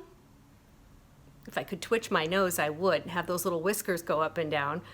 But if there are mouse droppings all over the house, I mean, we all have seen them here or there at one time or another, but to have lots and lots of mouse droppings and not be able to get to those droppings because they've fallen through the hoard or fallen through and underneath the hoard, that's a sign you could be hoarding. Number 8, have your sleep patterns changed? People who hoard tend to stay up most of the night churning through their stuff, thinking that they're organizing it, and then they sleep by day. So if you drop by Grandma's house and you're ready to pick her up for lunch and she's still in her pajamas and doesn't want to invite you in, that might be a time where you want to call a professional.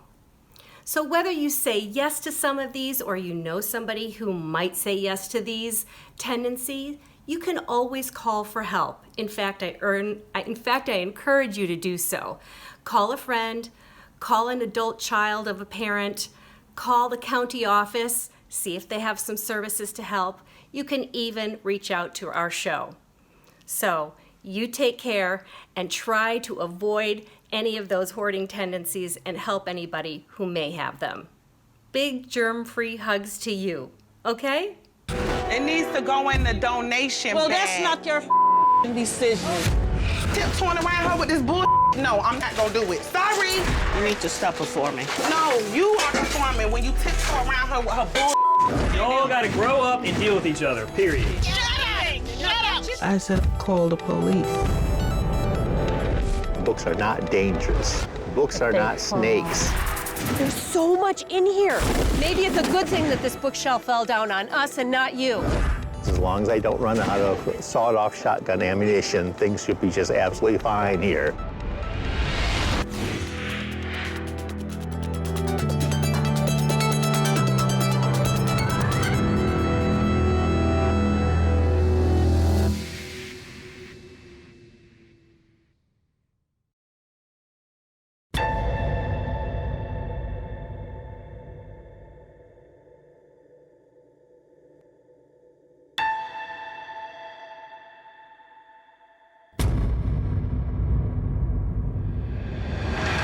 It's like she just wants to live in this dog pen that you wouldn't even keep your dog in. I can't deal with you. I can't deal with your hoarding.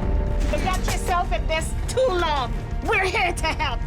Now bloody accept that. Shut up. Don't tell me to shut up. I got out of my bed this morning to help your buck. No, That's why you got in the No, stop.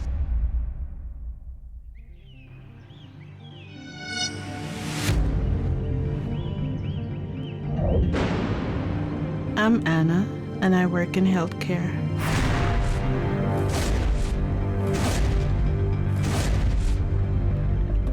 I was born in Guyana, South America, and I went to England when I was 11 years old.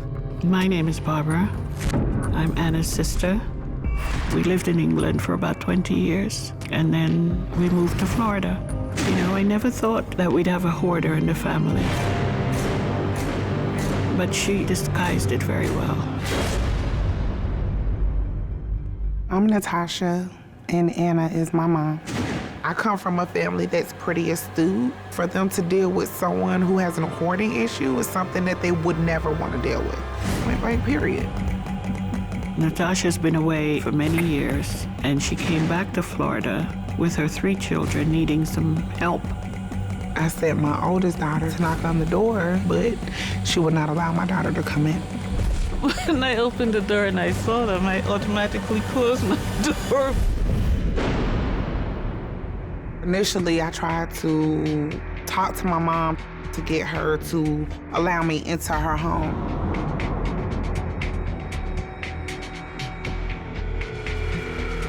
We got more and more suspicious, and so it was a collaboration between myself and my niece. We decided that we were going to go into her home. I'm not going to implicate myself and say how, but we did enter the house.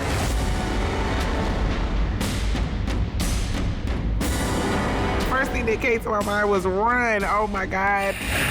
Everything was packed up to the ceiling. It seemed like 2 mountains on each side and a little valley in the middle to walk. My neighbor called me while I was working. She said, there are people at your home. I said, call the police. When we came back outside, the police were already pulling up. They didn't ask me if I know my sister. I said, no, I don't know who she is. They said, we're going to arrest her. I'm Bernadette, and Anna is my sister.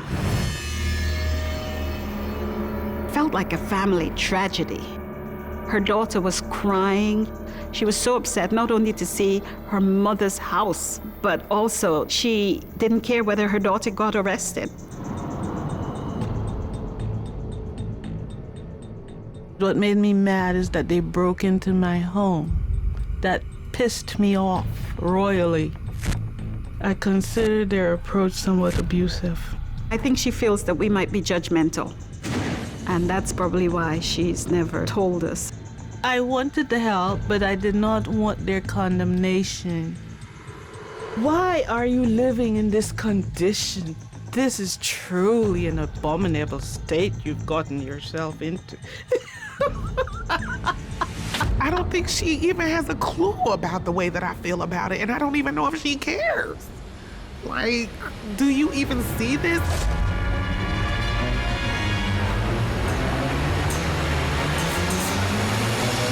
you see this?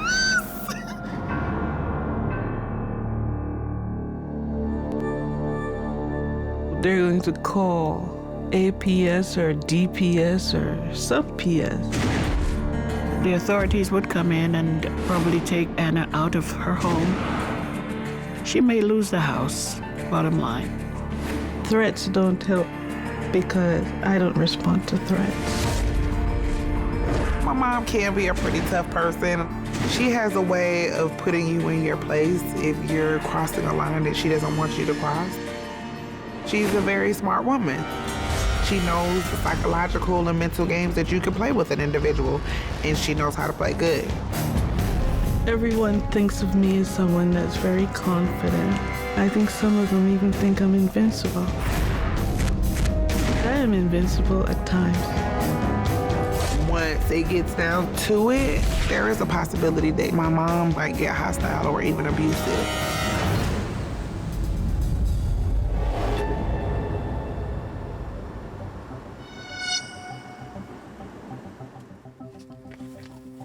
I'm Claire.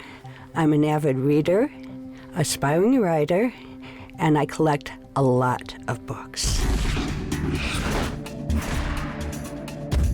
Vance and I have been married for 42 wonderful, crowded years. My name is Vance. I'm a teacher and a book lover from way back. In this house, we have two very familiar phrases. I love you and timber. Books are our passion. We're talking about them constantly. We are omnivores of every kind of information.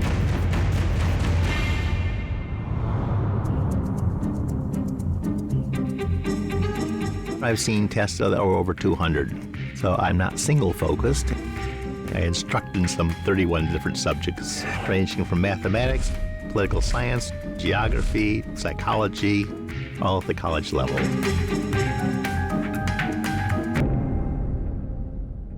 I'm Lynn, and I'm one of Claire's oldest friends. How they manage to live their daily lives in that house, it boggles my mind. We have books that go to 9 feet high in places. On the first floor, it is wall-to-wall books with only a narrow path through it. My kitchen is not a kitchen anymore. It takes a little bit of dexterity to get to the stove. So mainly we eat out. We find that getting up and down the stairs can be a challenge. Next to my bed, I have a pile of books, and then in the middle of the night sometime, it's timber. Everything comes down on me. I think the conclusion we reached is that we have a limit. We have reached that limit.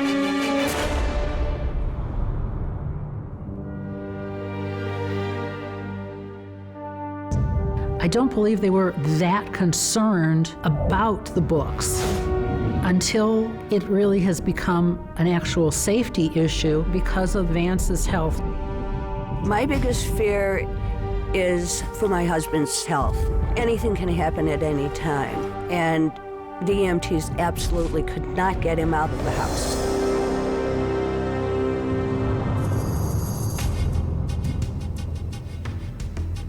The city do patrol once in a while to make sure everybody has a pass on their car, and our little red car has quite a number of books in it, and they inferred from the stuff in the car that the house looked like that. She did tell me that there was a notice on the door from the city about an intent to inspect the premises, and she was very, very upset by it. I don't even think about what would happen if the city came into the house. They can condemn this property and tear it down without even allowing us to move as much as our shoes out of here.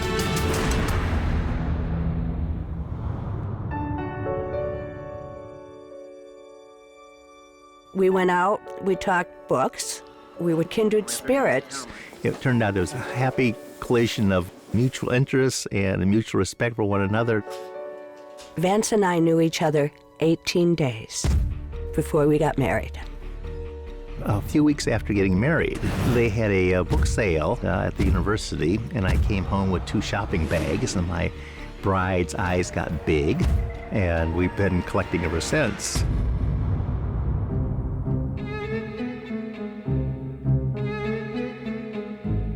We just took out some of the appliances and we just started moving books in.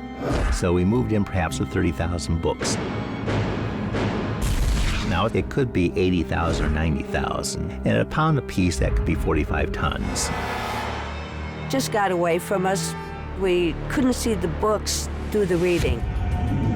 We're birds of a feather. Unfortunately, with the books, if we don't do something, my husband's life is in danger.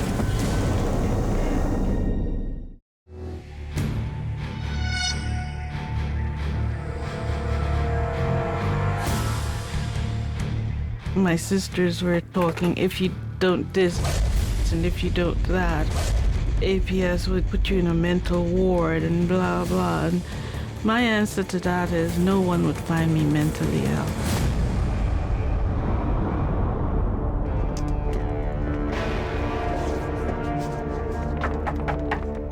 Anna? Hi, Dr. Zazio. My name is Dr. Robin Zazio. I'm a licensed clinical psychologist, and I specialize in compulsive hoarding. All right, so this is your kitchen. Yeah. What happened there? My roof is not supposed to be like that. There's a huge hole in the ceiling that has gone unrepaired for years. Well, it rained, and one day I came home and this whole section had fallen out. Is it just it happened so quickly and you got overwhelmed and then you were afraid to have people come into your house to repair it? That might be part of it. She works on saving lives every day at work, but when it comes to taking care of her home, she completely falls apart. She gets paralyzed and takes no action. How long has it been like this? At least 2 years. At least 2 years. Okay. Did anything happen right around 2 years ago? When my mom died, I recall going and buying a lot of stuff. It was horrendous, but I don't think I showed that it was difficult for me. Shopping was a way for her to deal with her grief. I'm concerned because when the stuff goes, what's going to come up is the grief and loss.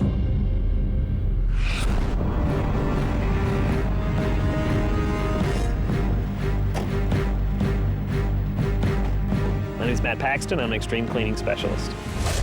I'm getting ready to take the family into the house. Are you willing to let the family go in and see? No.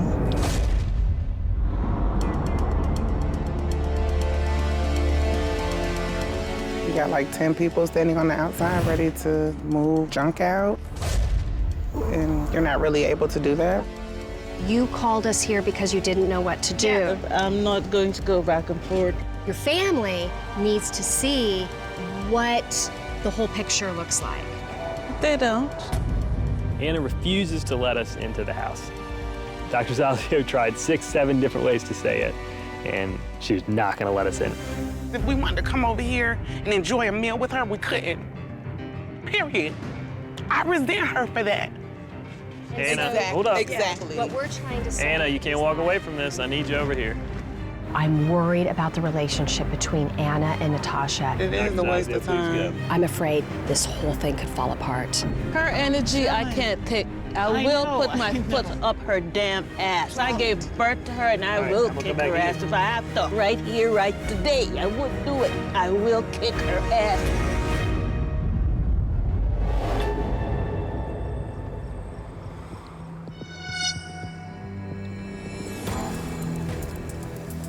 When you finally reach the point where you are tripping over your possessions. At that point, one wonders whether you are in possession of these or whether they're in possession of you.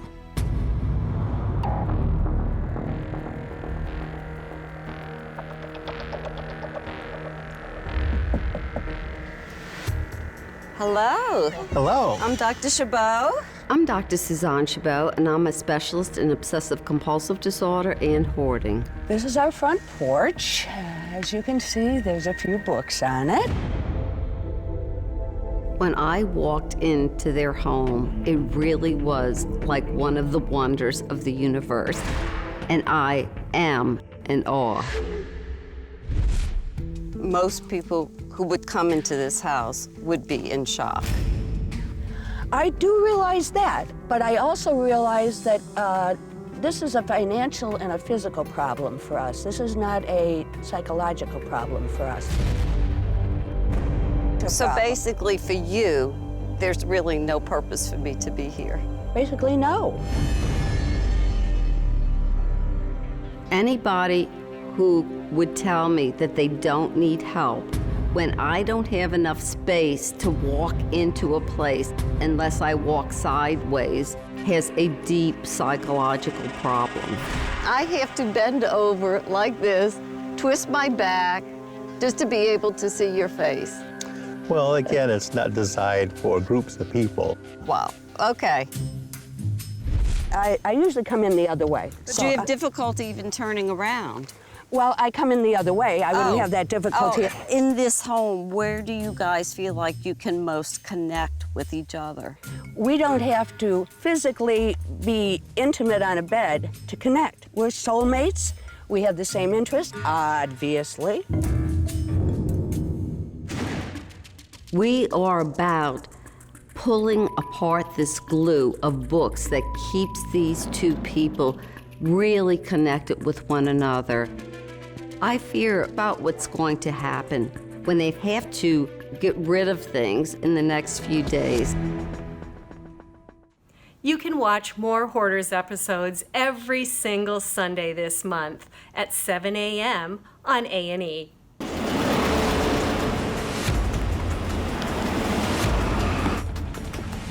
I'm Dorothy Brenninger. I'm a professional organizing expert, and I specialize in hoarding. Today, I'm taking in Lynn, Claire's friend since high school. One of the things that I've been concerned about is the books are taking over, they're getting dangerous, they're gonna fall, and somebody's gonna get hurt. Oh dear. Unfortunately, my worst fears were definitely founded. Yeah, okay. It's dangerous. This is just absolutely unreal that people would allow themselves to live like this. Yep. Why did you do that to yourself? Nobody should live like that. I know.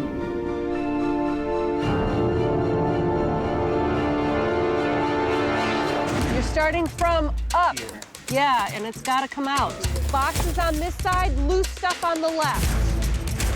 Oh my gosh! It's incredible. There are no walls to see, none. How am I going to organize that? I have no clue.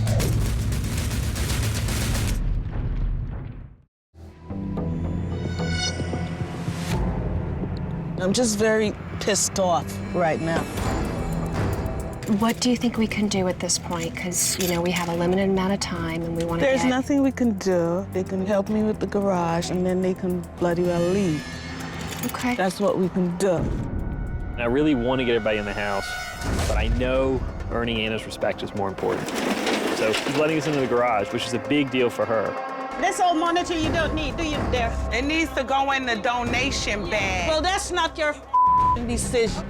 I don't need her. You never need me. Oh, God. I can't deal with you. I can't deal with your hoarding. Okay, get the hell out. I can't deal with that. Okay. Well, y'all gonna have to deal with each other. Y'all gotta grow up and deal with each other, period. Get away from me right now. Okay? I've had it, and I said I want her gone.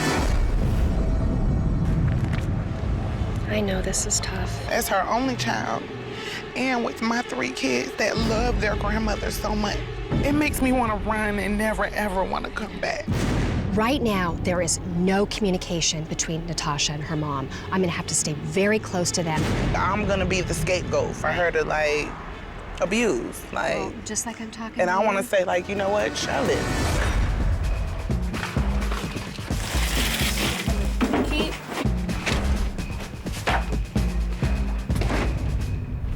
We do have a lot of stuff outside, but Now, we've actually done so much work today, we need to get in the house and start working.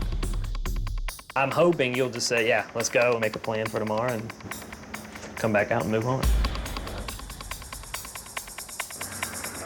Okay.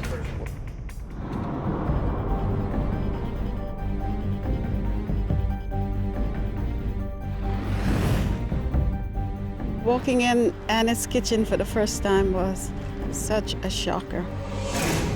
I know things were out of place, but I had no idea it was so bad.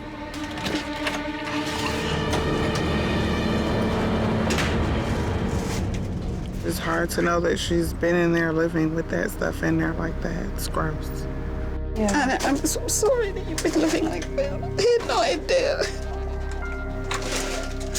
I had no idea. It's taken hours for us to get Anna to agree to allow the family to come into the house. Now that she has, the family is loving her. Well, we would never want you to be like this. Not at all the reaction that Anna expected. We love you. We're here, you know. Let's help each other, you know.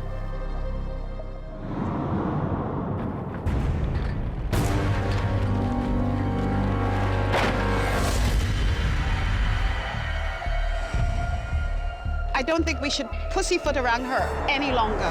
It's like she just wants to live in this dog pen that you wouldn't even keep your dog in. You got yourself in this too long. We're here to help. Now bloody accept that. Could someone please tell her to shut the hell up? You go. No, I'm not going. Please tell her. Oh, stop it. Just go away. You're escalating, sweetheart. I'm not escalating. You're escalating. I am not. You need to tone it down a little. What's going on over here? What's wrong? She's talking a lot of gibberish, and I'm telling her to shut the hell up. You know what? I said to her that... I don't give a damn what you have to say. Don't say it. I'm not going to tolerate your comments. Listen, please listen. Anna, for real, you gotta remember, we're helping you. Exactly. Shut up. Don't tell me to shut up. I got out of my bed this morning to help your butt. So don't tell me to shut up. You don't want to be here, you don't have to Don't be here. tell me to shut up. You don't have to be here if you don't want to be here, okay? Listen to me. You don't want to be here, don't be here. This has been a very stressful process for Anna. I know it's been stressful for you too. We're helping, Doc. It's not about you. Can you get that? It's not about you. It's my stuff. It's my stuff. Yes. And you've been sitting on it. No. You've been sitting on it all the time. Shut up. Hey, stop. Ladies, please. That's why you got in this bloody mess in the first place. Shut up. That's saying you're lying. That's why you got in the first place. It's gonna get...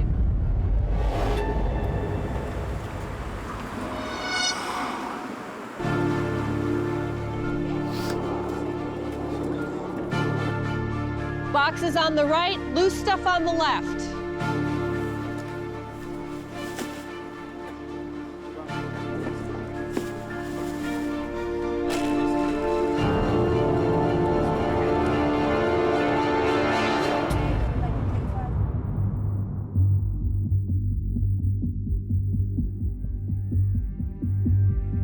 We've got all this stuff out here, and Vance has been standing for about an hour.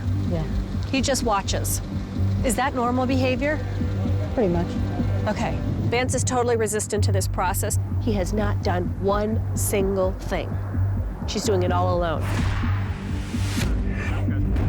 Special box, half price, please.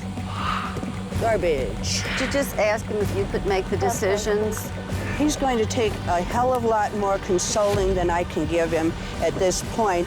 He is seeing his life disrupted. Is there something that you'd rather us be doing? No, this is all very entertaining, and Well, we're not here for entertainment.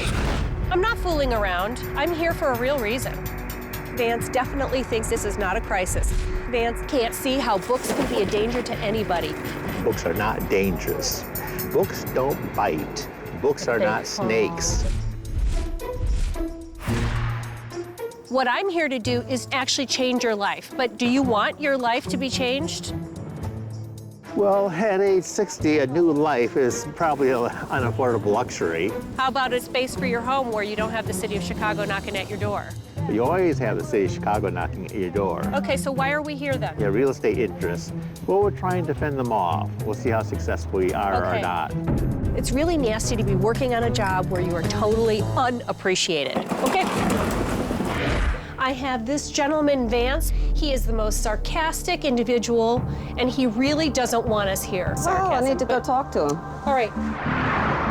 I don't know where you're coming from. You want us here to help, or you don't want us here to help? 'Cause we're ready to get books out of here. Is that what you wanted? Yes, yes. Okay. Do That you way want us no to one will work be this injured when we set quickly? fire to the house.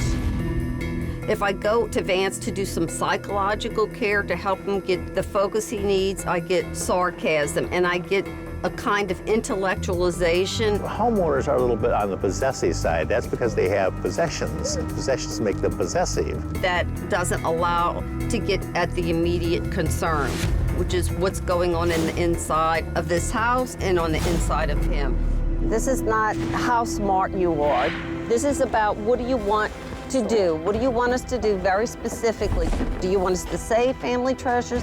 Let them go? It's as simple as that. Well, as I told my friends, as long as I don't run out of sawed-off shotgun ammunition, things should be just absolutely fine here.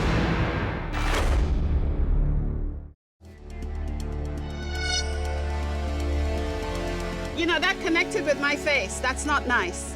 That I don't connected give a with my damn face. what the hell you think. Shut up! Shut up! You tell me Shut to up! shut up. Shut up! I am not your dog. Don't tell me to shut up. Shut up! My dog doesn't talk to me like you. Please, please. Anna is gonna work with Matt. I am gonna work with you three ladies, okay? And I'm just gonna ask that people not talk, okay? Period. At We're all. not gonna say a word. At all.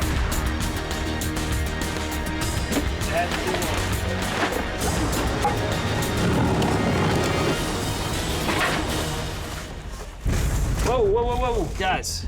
Sorry. Guys, come in. Sorry. Anna, come here, please. We gotta work on keeping it cool to finish this house. Somebody pushed my buttons. I noticed, yes. I'm just trying to help. I know you know? you are. I know. It's unbelievable. I know. We're gonna work on emotions this afternoon, keeping them down so we can get done. Okay?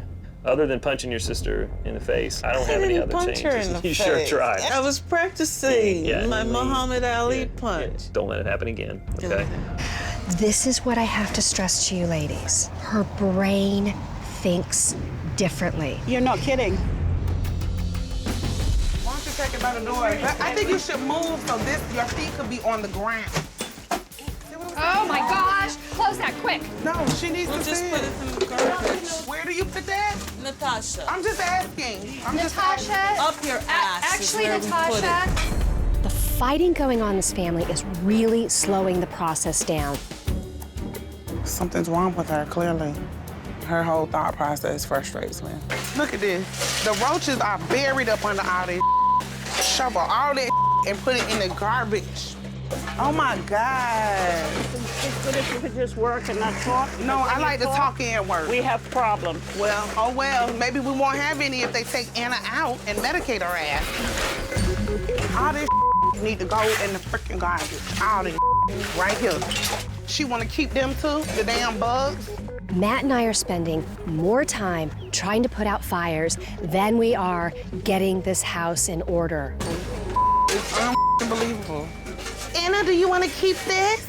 Does this go in the keep box? You need to stop performing. No, you are performing when you tiptoe around her with her bull.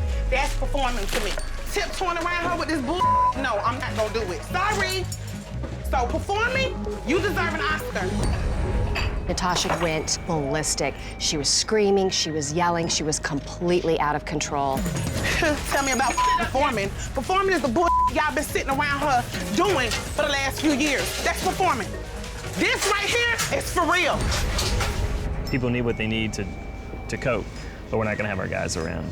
I agree. That much It's anger. just abusive. Everybody want to be so damn full of Drunk people come out.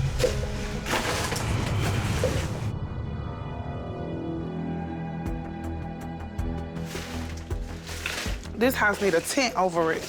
A damn tent. Anybody in their right mind could see that. Can you please get Natasha out of my house? I don't need her. Get the camera off of me. And you can take your mics off me too. At this point, it's going to take an act of God to get this house even close to being livable.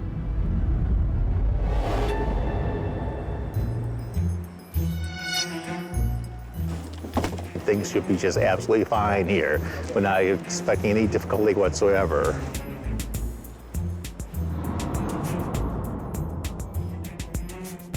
People are here helping, and what are you angry about? You're so indirect. I don't get who are you angry with. No one, I love everyone. Oh, come on, you said your animosity is growing by the minute. I'm sure you have great ambivalence about the books going, because that's something you greatly love. But let's deal with the feelings instead of this enemy, you know, sparring kind of weird thing you do.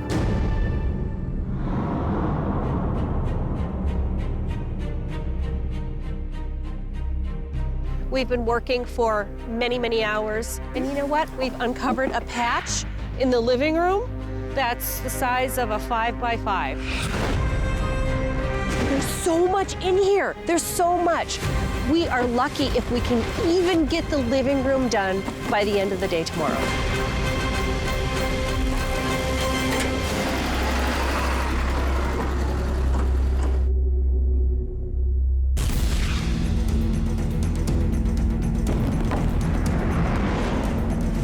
Claire's plan at this point is that she is going to let go of as much as she possibly can.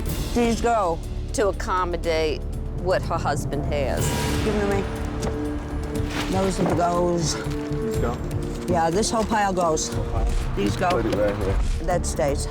She's very protective of him. She is not going to push him to get rid of things. That's Vance's. Everything in here is his. All these are his. Because Vance is ill. Vance can't take stress on his heart. This is chaos to him. He needs to sit down quietly by himself to keep his heart healthy.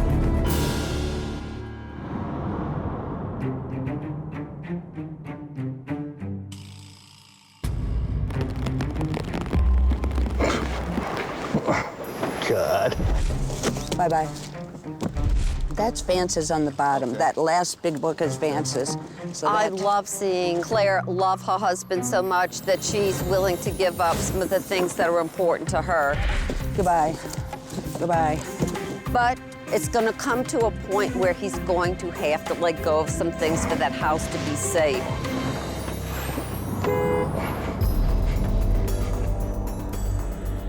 So here's what happened. The tallest bookshelf of all totally fell on my guys. I know, that was wedged in there. With this. I know. And this. If you were my mom, I would say to you, I gotta get a stretcher in here in case Vance has a heart attack. There's no room. Maybe it's a good thing that this bookshelf fell down on us and not you. But no more. You have to take care of yourselves. So here's my concern, Dr. Chabot. Where is Vance? Just tell me why he's not here. I know you don't want to speak for him. I know you love him, but why isn't he here?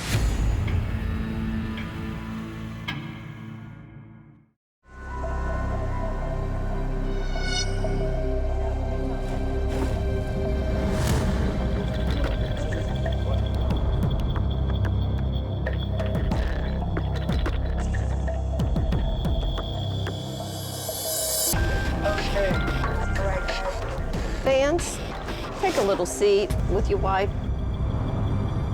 If she saw that the reason why you died, or felt that the reason why you died was because the room was so hoarded they couldn't get to you, Claire, you would have a very hard time knowing that maybe he died because of it. If it came down to that, absolutely. We're gonna make the staircase safe, take some of those dangerous things out of the downstairs, some of the piles and stuff. We're gonna sort them. You've got a lot of books mixed in there that I know you can get rid of. That's exactly what I like. That's where you need to go.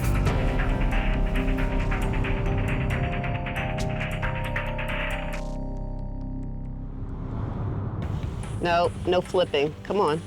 We don't have time for flipping. Travel subject. Out.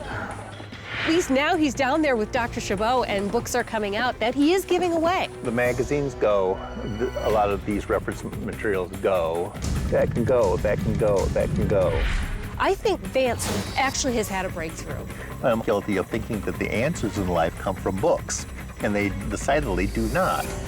I think that's really, really important, what you just said. Just please remember that when you're going through your books.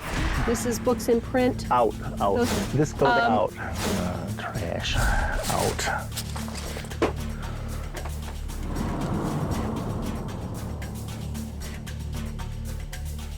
I really think that we're looking anywhere between 200,000 to 500,000 books.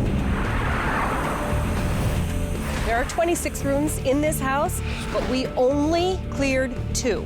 But we sent out about 10 tons worth of books.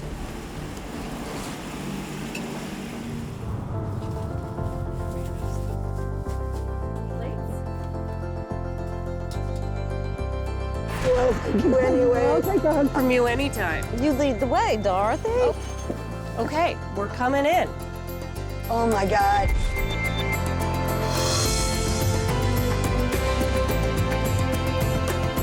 Oh, gee. Oh my God.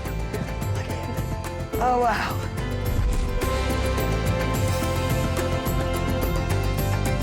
Oh, we have a living room and it's gorgeous. Oh, it's unbelievable. I'm going to keep what I absolutely want and get rid of what I absolutely do not. This is going to be an ongoing process. I think this is a huge positive change. Oh. This is just fantastic. The kitchen is completely clear. Like, you can cook in there. So you have a safe area, you have a kitchen, you have running water, you have electricity. Claire was ready to embrace us, to help her. She was desperate to get this moving forward, really to save her husband's life. Vance, on the other hand, had to establish a trust with us. On the last day, I felt the wall breaking down. It's just a matter of knowing what one's interests really are and being more modest in one's approach to these things and more realistic. And I think my wife and I have gained a touch of realism in this process. But I do feel if he establishes a relationship in aftercare, he will make some inroads for himself.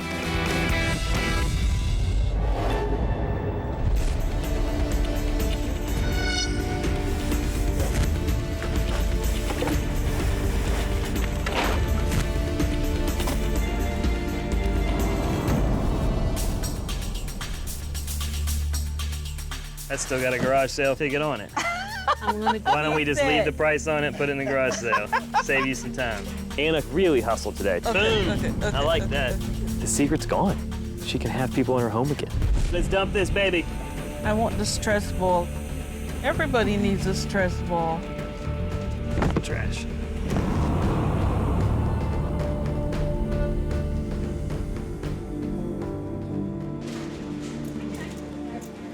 What are your thoughts?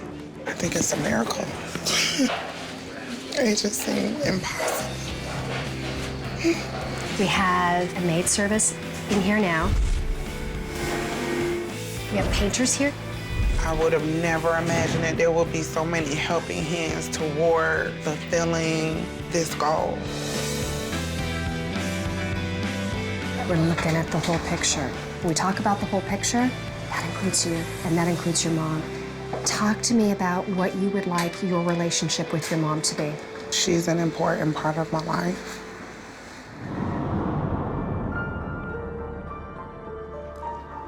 I'm hoping the two of you can start to talk from your hearts and share with one another how you feel.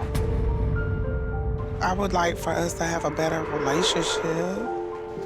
I understand that you feel left out or pushed aside or whatever. What do you want for your relationship with your daughter? If we're going to move forward, we can't be sarcastic and we can't be disrespectful. Really? This is coming from the same person that was telling me yesterday that they're gonna put their right foot up my A? Okay, but hang on. Okay, right. Okay, but Natasha, but what she said was going forward, we. She didn't say you. Okay. You've got one daughter. You've got one mother. Embrace it. I am hoping that they will follow through with aftercare so that they can try to heal some of these wounds.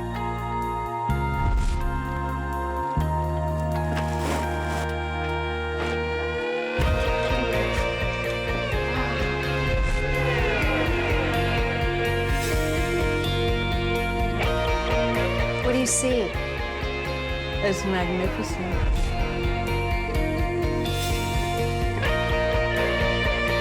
When your family knocks on the door, are you going to invite them in? I'll invite them in. Even though they fought, they came together and they hustled and they got it done. Oh, wow. It's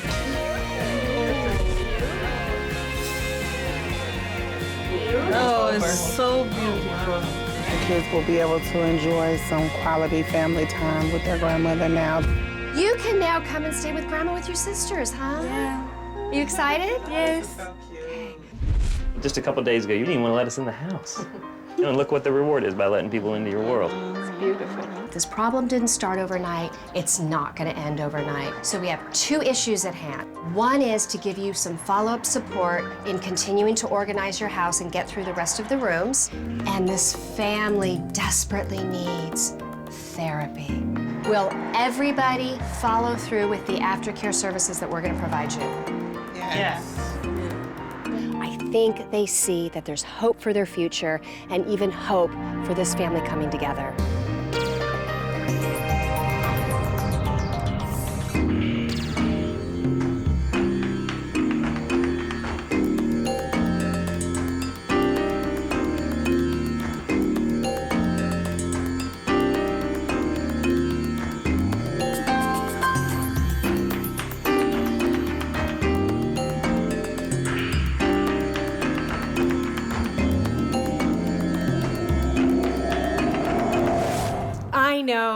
I know, some of you are used to seeing me in a hazmat suit, right?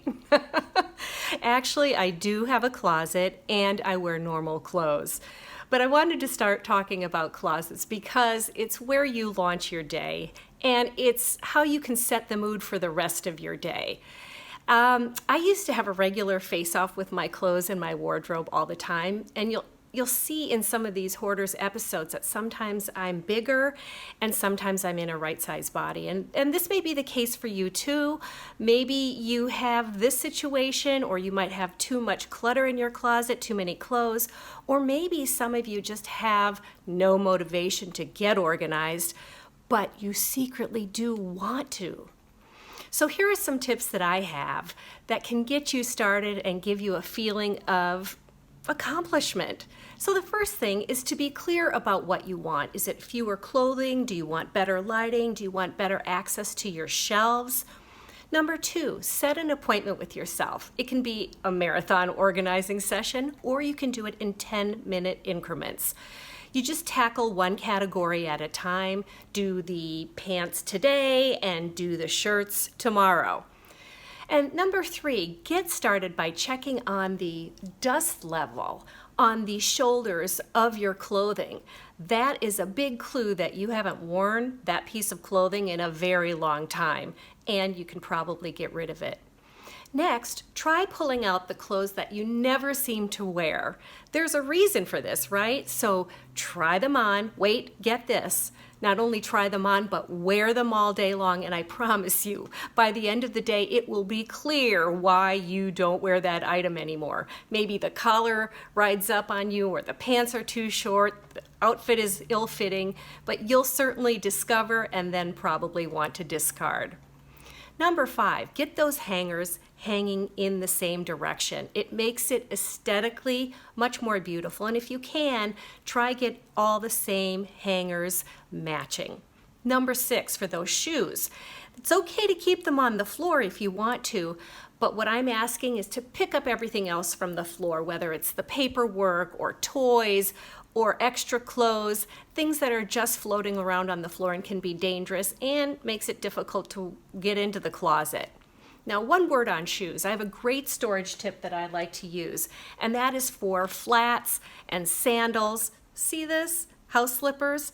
This is a magazine holder, and it just is perfect for these flat kinds of shoes. You can get 3 or 4 pair in them. It looks decorative, and then it goes nicely on the shelf. What do you think of that? The next thing is keep in mind that not everybody is a hanger-upper. Some people just throw it on the floor. One way to help them get the stuff off of the floor and into the closet is by using hooks. So smaller hooks for kids, larger hooks for adults. They can be decorative, but you can use those hooks for hoodies and pajamas and robes and sweatpants, things like that. And if you're shorter, like me, I want you to always keep a little step stool inside the closet set up so that whenever you want to put something away, it's a breeze and you don't have an excuse of not putting these clothes away. So finally, think about the happiness you might have when you experience wearing clothes that fit and support who you really are.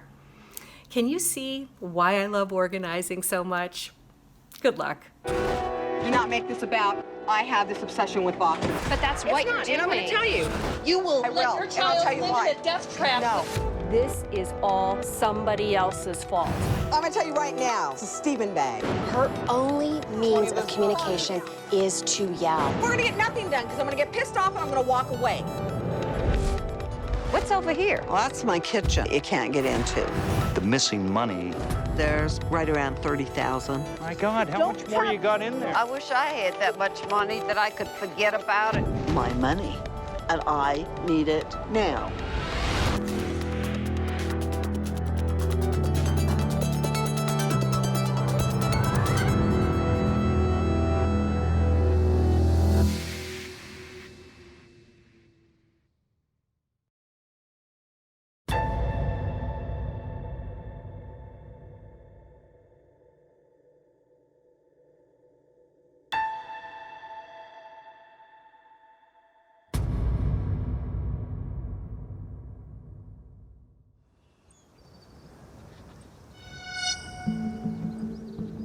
I'm Eileen. I have 6 boys, 4 are living here. James, who's 18, David, who's gonna be 17, Ronnie's 14, and Josh is 11. And I have a lot of stuff in my house. My name is Ron, I'm Eileen's husband. Living the way we live is just not normal for anybody. Basically, to me, it's like living in a trash pile.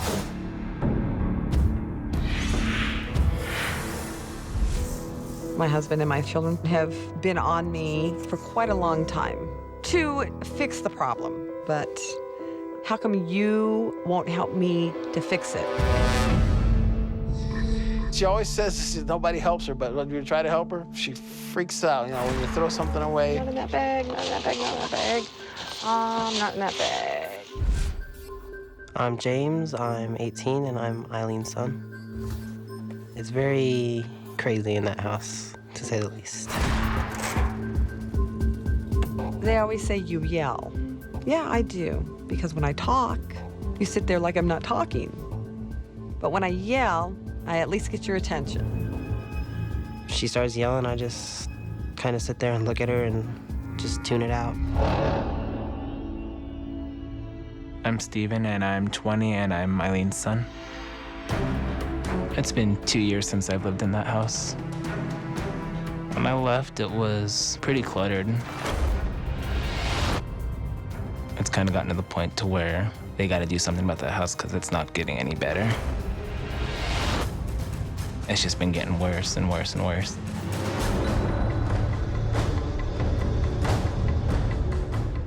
Steven said if the house doesn't get cleaned up, that he's going to call the health department to have his younger brothers taken away because this is not a good environment for them to live in. They're my younger brothers, and they need a better life. They need a clean house, and it's really hard seeing them live in that house. I am not worried if they were to come in and say, we're going to take your kids away, because it would be a very good lesson for them to learn.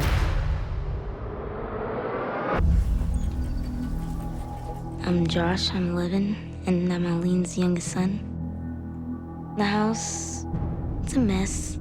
Not like normal people's houses. It just seems like it's gonna get worse eventually, where the health department's gonna come over to our house and we'll just have to go to a foster home and get separated. Things just won't be the same. I won't have any of my brothers. I won't really know what's going on or what's gonna happen, or I don't know. I'm very afraid that the family could be split up if these conditions were known and not taken care of. I worry about my situation all the time. It consumes me.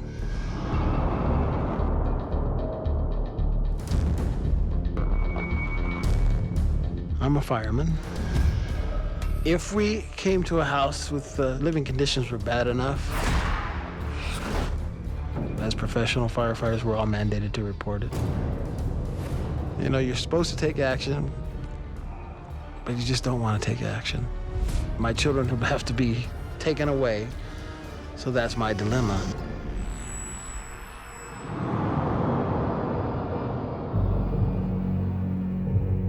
For years, I've been telling my wife, you're bringing too much stuff. Stop buying things. But I keep giving her money. I probably buy things that I don't really need to buy, but I just don't care. It's like every room's full of her stuff. There's a lot of things everywhere. It's just hard to find where everybody's sleeping. I'm just so small, I can like squeeze in anywhere, really. One time I even slept in a box. Josh is gonna think that when he grows up or goes someplace else, that's just the way people live, you know? You just have the stuff all over the place.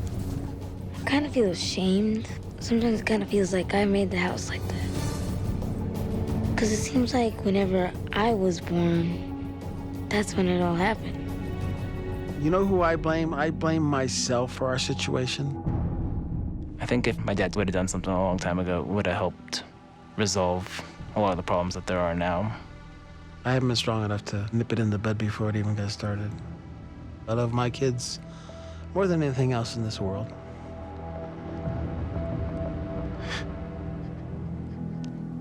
I just want them to have a normal life.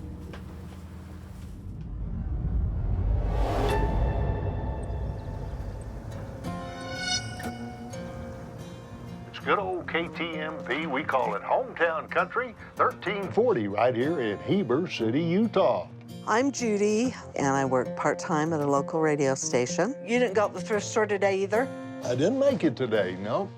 I am a mother, a grandmother, a wife, and a hoarder. I'm Niall, I'm Judy's husband. Our house is full.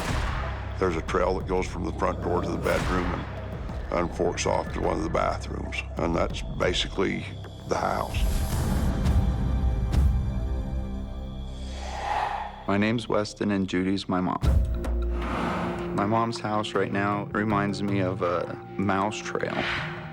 Stuff stacked on both sides of you, about 5 feet high.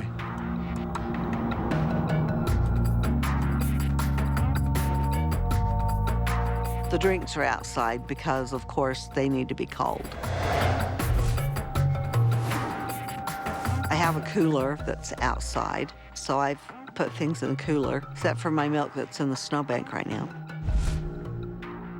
I love to cook.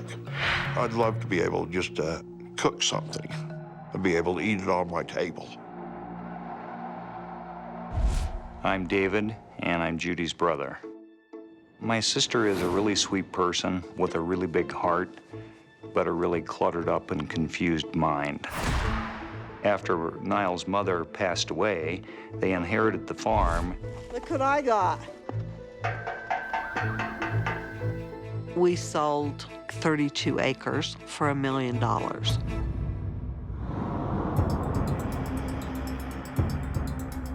They go by trailers and trucks, 4 or 5 microwave ovens, and she's got 2 or 3 laptop computers because she buys one that gets lost in the shuffle, and then she has to go buy another one. There's probably about 200,000 left.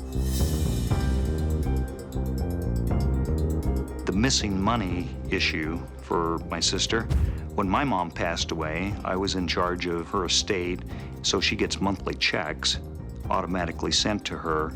She doesn't negotiate those checks. They're laying around somewhere.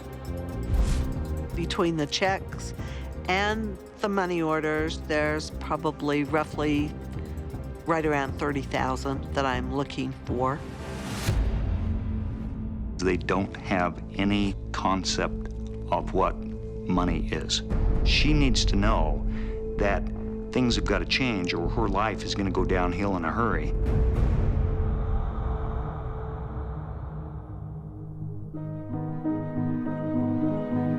I have had a lot of losses, a lot of drama in my life. After my dad passed away, she began to collect things. By the time my mother passed away, my sister's hoarding issue was overwhelming. I think she was trying to replace what she had lost. It filled in a gap, and then my girlfriend that I lost 3 years ago. We did a lot of thrift stores, and I miss her so bad still.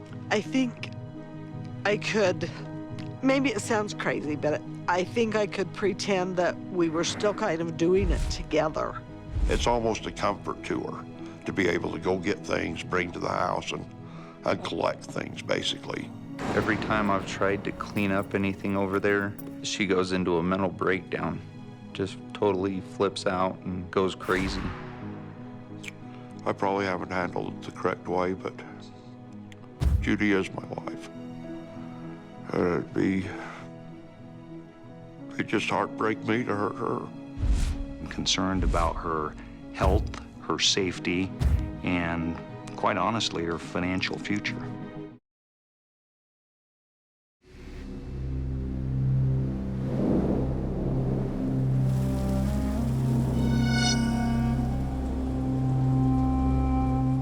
I did not initiate the help, but it was initiated for me.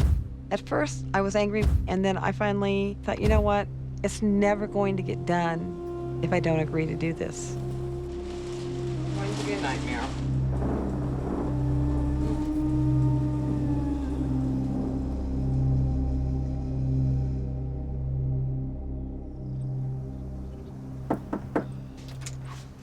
Eileen. Hi. Hi, How Dr. are you? Zazio. Hi. Nice to meet Hi. you. Come on in. Well, thank you. Thank you for having me. My name is Dr. Robin Zazio. I'm a licensed clinical psychologist, and I specialize in OCD and compulsive hoarding. All right, so what do we call this room? We call it the playroom. The playroom. There was no room to play. It was filled with books and boxes and presents and crafts. Whose stuff is this? Everybody's. Who brought this stuff in here? Who brought the... I did. Okay, I all right. did. So this is mostly your stuff. Do you think you have a hoarding problem? No, and I will tell you why. I no sooner clean and the kids undo it. They totally undo it. And my feeling is, start making our kids be accountable for stuff.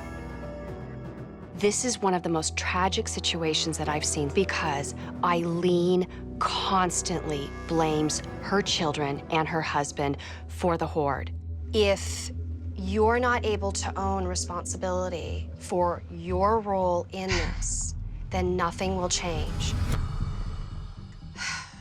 If she doesn't begin to accept responsibility, she is gonna hoard this entire family out of their home.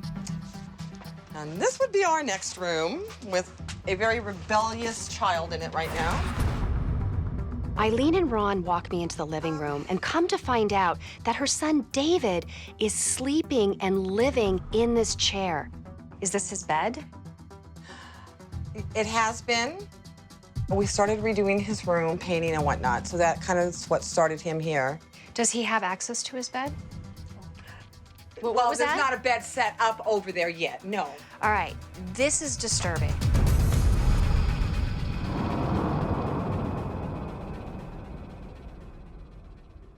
We have an immediate problem. This house is not safe for children to be in.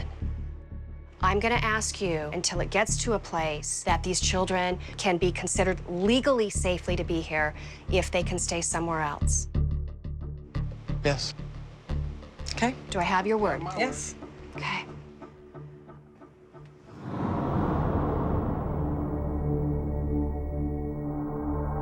Let's talk about being a firefighter. If you walked into this home, what would you say and or do? As a group, we'd all look at it and think, something has to be done. The captain would call the health department. And knowing that there are 4 children living here, Child Protective Services, too. And I would not have a problem with that. Maybe that's what it's going to take for my kids to understand. You need to help me. Oh my gosh, I'm rarely rendered speechless, quite frankly. The only thing that comes to my mind is you would want your children to be taken out of this home to teach them a lesson? Yes. I was shocked that any parent would think that pulling children out of the home would be better than resolving the problem. It's hell. It's hell to have to worry about it all the time.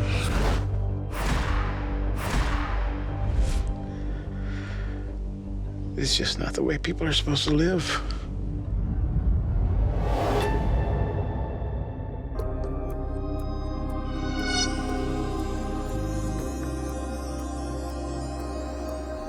I've been missing the check for $20,000 probably about 8 months. I knew of a couple of checks that had got misplaced, but nothing of that magnitude.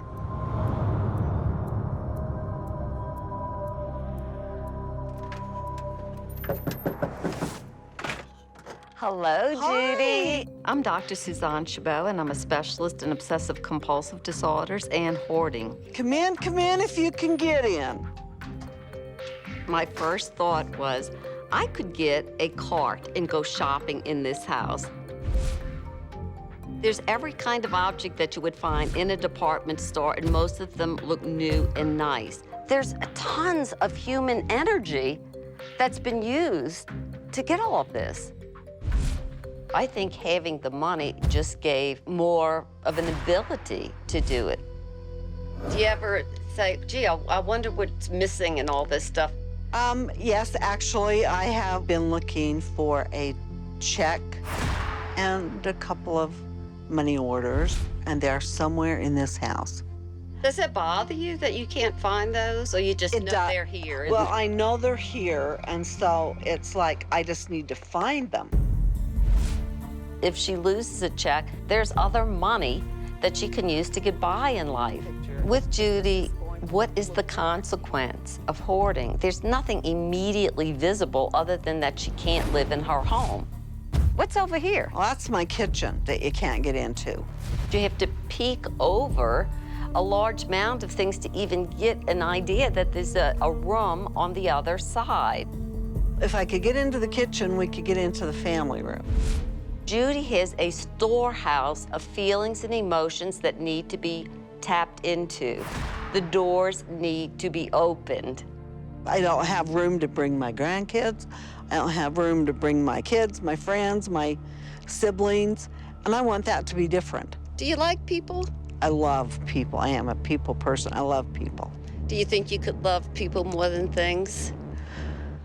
You can watch more Hoarders episodes every Sunday morning this month, starting at 7 a.m. On A&E.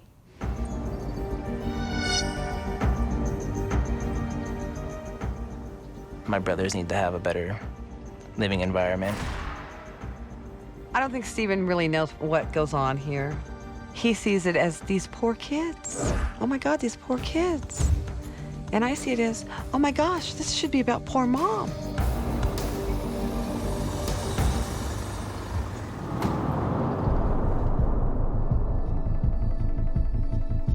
Good morning, everybody. Good morning. Woo! This is a glorious day. However, we've got a bit of a disastrous situation on the inside of this house. My name is Dorothy Brenninger, and I am a professional organizing expert. I specialize in hoarding. How fast this whole 2 days goes is dependent on who?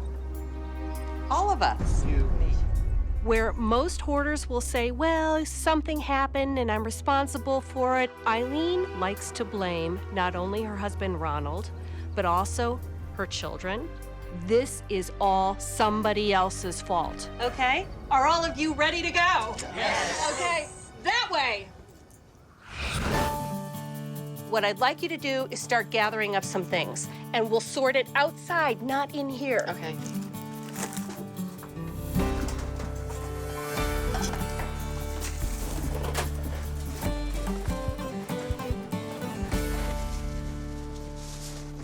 So you can see we're coming down this way because we want to get access to the bedrooms. And to that door, yeah. All right, Mr. Firefighter. I would like for you to tell me, as a firefighter, what would you be required to say to a family with a front door like this? Better clean it up or somebody's gonna die when there's an emergency. Ron, our heroic firefighter, actually said this is a death trap. Ron, you live here. Sir, get a voice. When it comes to a death trap, get a voice. My voice is not heard. I just don't understand why he won't take a stand for himself, his family, and his home.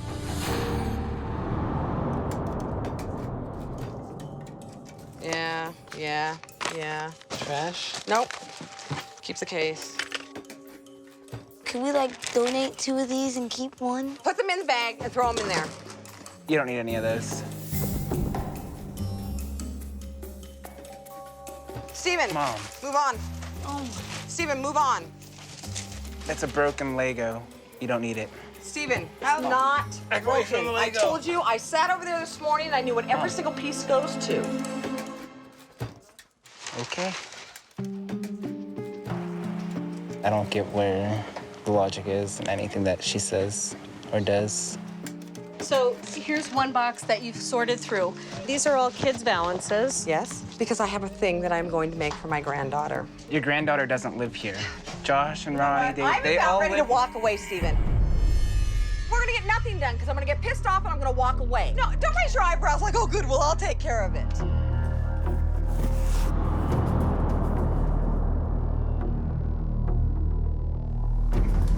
I have loved that child. I have done everything for him. Eileen, do you think it's safe to say that they just don't know what to do? My problem with all of my children, and Steven included, is they think they're the parent, and that's how they talk to me and treat me. Eileen blames everything on the boys. She's not taking any responsibility for all the stuff she's brought in the house. They have really been worn down. I think this whole thing is a trash bag. She's not gonna think that, though. I'm gonna tell you right now, it's a Steven bag. I know it is. Look at that, brand new. This is no, but it's not. Is he not intelligent enough to look and know that it's not full yell at with me? CDs? Oh, there's my yams for my cinnamon marshmallows. Steven, you should go away right now. You should go away. Steven continues to be pinned as the bad guy and the scapegoat. The reason why is because he's the only one that's challenging Eileen. I wouldn't throw your stuff out there, you know I wouldn't. Everybody else avoids her, lets her keep stuff that clearly should go because they don't want to deal with her anger. I'm gonna go wash my own off. Can we have somebody do it for you so that you can... Please, please. I need a timeout because I'm gonna beat the out of him if I don't.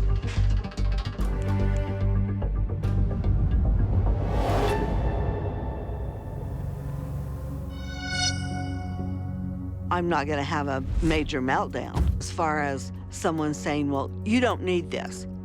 Well, maybe I don't need it, but I am not going to let it go because I'm keeping it.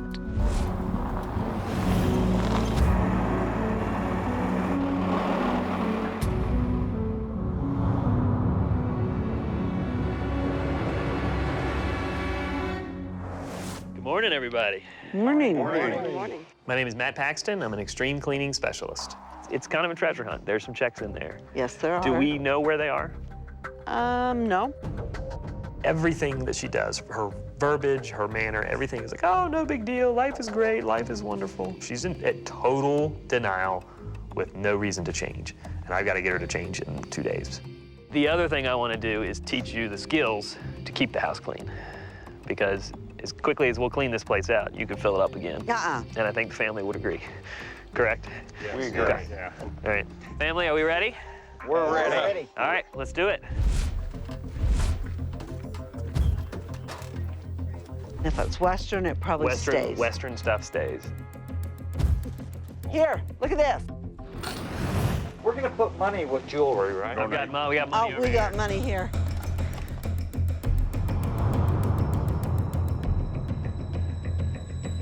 Look what I came across. was in a bag of garbage that Mom had asked me to throw away. Well, no wonder I never got that unemployment check. You did get it because you have it right there. This is from September of 2003. What do you mean? Void after 30 days from issue date. Anything that happens in her life is somebody else's fault. That was, in 03. 8.5 years ago. Well, I don't give a. They owe it to me, and I want it. She needs to come to the conclusion that she needs to start blaming herself and taking responsibility for her own actions. There's mice. This is all mice. All right, I guess it goes, guys.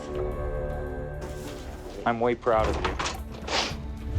You're making real decisions. You're getting compliments from people I didn't think you could get compliments from. I mean, This morning I couldn't have complimented her, right? you were Matt? frustrated. Good job. All right.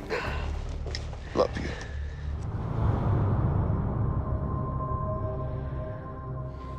No. And no, these cannot go. And no, I already told them this stayed. These are my clothes I wear every day. And I'm a little bit upset. We were working and I had said, you know, anything Western needs to stay. And the first box that comes out is all full of Western stuff. And this is not funny because that is clearly very Western. She had already made the decision. They didn't listen to her. That's what she was mad about. I made that decision once. She likes to give the commands. All right, what's going on out here? Well, this whole box is Western, the whole box. I'm frustrated with the fact that these were all clean clothes and I need to wear them. We didn't poop on them between there no, and here. I They're still know, clean. but They're the same clothes they were on I the know. pile. We were literally having a blow up in the middle of the front street with neighbors driving by. She didn't even care. She's totally cool with it. She does not care that she's the messy lady on the street. When it's time to be upset, she's usually upset right where it happens. It's not a delayed reaction. Without her. Well, no, I mean, I walked out of there trusting everybody, and those pillows are obviously Western with horses and stuff on it. I think she'll get upset again today. The major earthquake's done. It'll be the aftershocks now.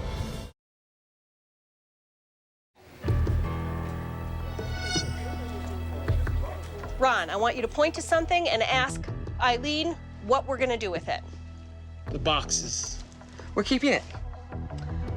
We're keeping boxes. Yes. Now we have about 100 boxes outside, and we're gonna keep more. There's probably at least 50 of them in here, I'm thinking. Yes. Yes. And I know you all think I'm crazy and I'm nuts, but let me tell you, every box is going to get used. But Eileen, this is the problem. Things should not live in boxes in your home. They should live You know in... what? Videotapes end up all thrown all over the floor. And so, as your mother walks through the store and realizes that videotapes fit perfect in boxes... Why are you yelling at Josh? And He's just standing... Because Josh is the one... But he hasn't done anything.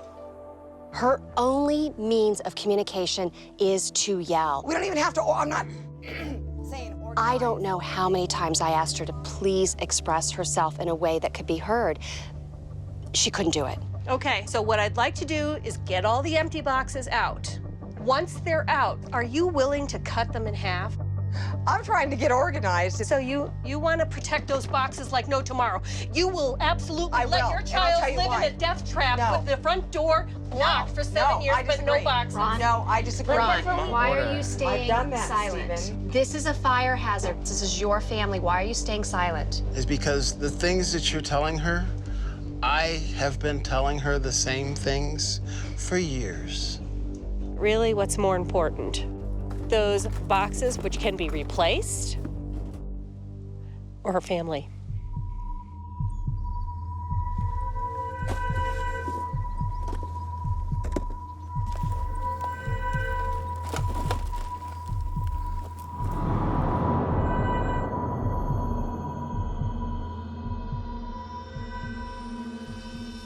How did they get all that many bags? I haven't donated that much stuff, so how is there that many bags there already? Because I've donated some stuff too, do I? Yeah, but what? But see, you're doing it and you're not asking me. There's some stuff. But you're doing it and you're not asking me. I'm not asking. And so why would I trust you? Why would I trust you now? Right? It's you do it your way, I do it my way, because you don't think I'm going to do it your way. Because you're not making a decision on some of this stuff. I can make decisions on things. I am making a decision. You don't like the decision I make. Go ahead, look in the bags and see if I've donated anything that you wouldn't have wanted me to donate. I'm okay with that. I keep telling myself if we can just get this place cleaned up and organized and straightened out, maybe that would help. She's got all of our lives on hold. You mean to tell me you can't trust your husband to generate 5 bags without checking it? Yeah, I would say that right now. And you see your entire home is out here, and you're gonna worry about... No, you're basing a decision on looking at all of this stuff and saying, and that's what's important to you. No, nobody's got a clue. So we've got about 25 people here today and yesterday who are all on one side of the fence, and it's you alone on the other. It's been the whole problem all along.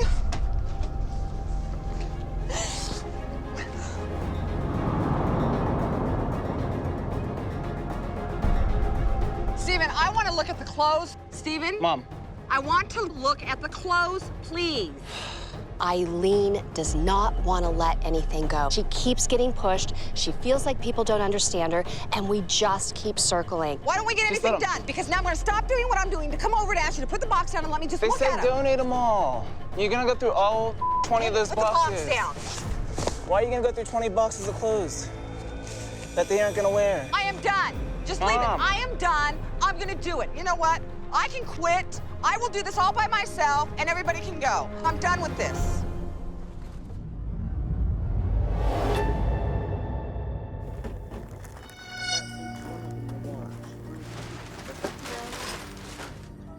I don't really know what Niall's role is yet. He's kind of just hanging out, and I think that's pretty symbolic for his life. I think his survival is just to hang out.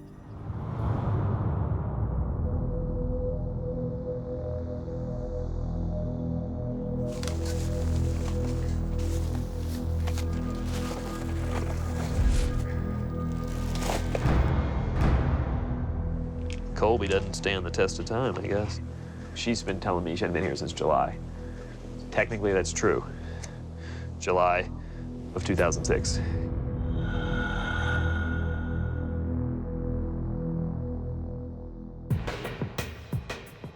Okay, here's some purses, Raj. So, ooh, and a checkbook. I look at Judy as financially irresponsible, not as being spoiled. Spoiling to me, it's like going and buying a new Porsche, not buying a house full of. We found some dollar bills in another purse that we put in a bottle. Okay. Want me to go back in? This is a checkbook, and that I need to keep. I told you there was a pile of money. Well, I know there's money. There's always money in my purse. She likes to spend money. I don't think Judy understands the value of a dollar, truly. Oh, this is it. This is it. I told you. Let's see. I want to see it. Is that the check I signed for you? Right there. Now give me that. That's my commission for this. It was exciting for her to get the money, but only thing that was good about that was that she's able to show her brother that she didn't lose it. She found it. She was really excited about that. Look, it's my check. I told you they were all together. My God, how much more you got in there? It was a relief to me, but I think it was more of a relief to her because just the excitement in her voice made it worth finding the check. Don't be grabbing. Those are rebate. Leave them alone. Well, when this stuff comes, why don't you go deposit this stuff? Because I don't want it in that specific bank. Because I don't want everybody in town knowing my business. And that's what happens in a small town. I'm sort of disappointed that you don't have them in the bank, but I'm sort of proud that you at least assembled them all in one place. People at home are going to say, boy, I wish I had that much money that I could forget about it in a purse. There's $25,000 here. Don't worry about buying a new couch with that money. Let's go invest it so that you have something to rely on in the future. My money. And I need it now. Did she learn anything? Did she internalize anything deeply from this process? I don't think she did.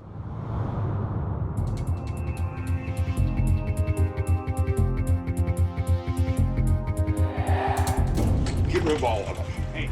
I came here thinking I was helping Judy and trying to figure out where her $1 million went. That I love you. Well, I know that. Okay, calm down. All of a sudden, I realized this morning, this is not about Judy. This is about the family. I mean, that we save every year. This whole thing just clicked as soon as I saw Niall lose it. We're done. You make the decisions how you want to. And you could see him crying, but he's almost smiling now because he finally let it out. This dude's been in pain for 20 years.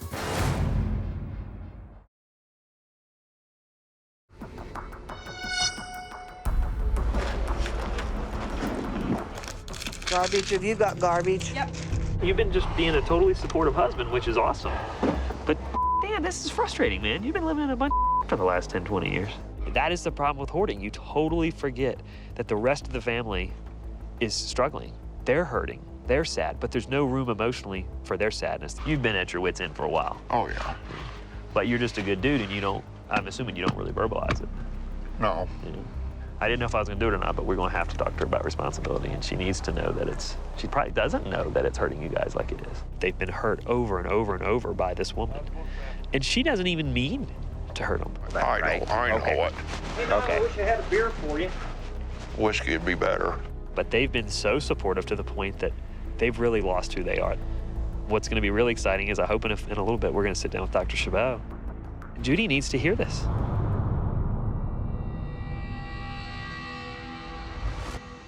I'm going to start with you, because you have spent many, many years of your life not being in this kitchen. So how could you, for 10 to 11 years, not say that you wanted to cook in your kitchen? I don't know. I just never wanted to upset her. I just want to be able to sit down in front of the fireplace and just relax. Me and David and Roger and Trish have done all this work to get all of this done so that we can help you and Dad get along. We love you guys so much and would love to be coming over here a lot more.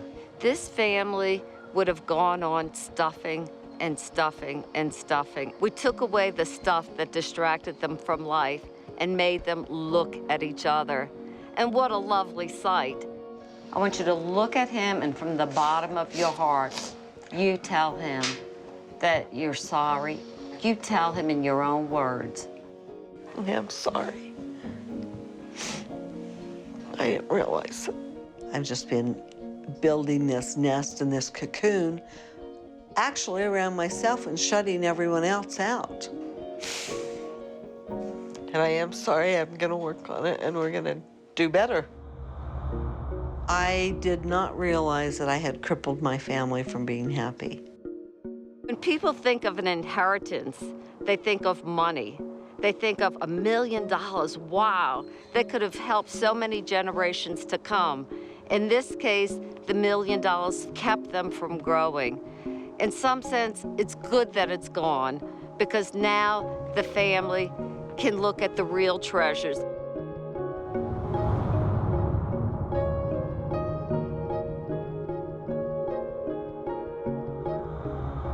Taken 9 tons out of this house. It's amazing what this family has come together and done. I made a big mistake by not saying something earlier. Just say something. And just hold on to them. Cleaning out the house has saved my heart, my marriage, my kids, my family, my siblings, and me.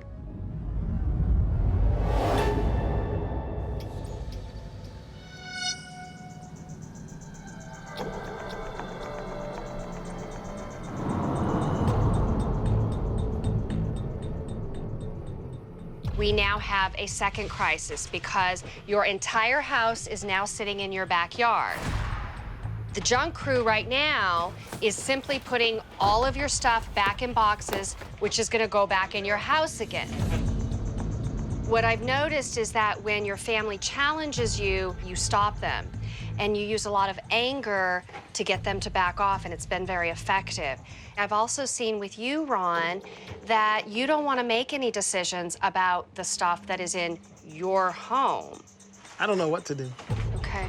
Are you afraid of Eileen? Easier for me to just give her away. But if you keep shying away, then she can keep using that to control this situation.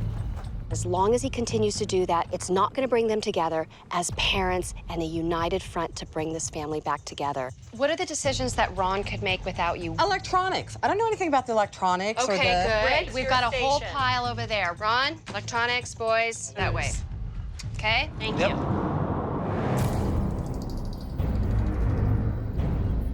I can't do this. Ronald, I can't do this.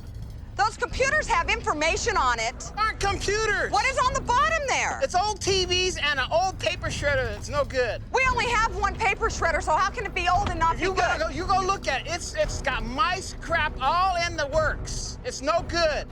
Okay, dear? I don't want anything. Take all the I don't care. I don't want anything.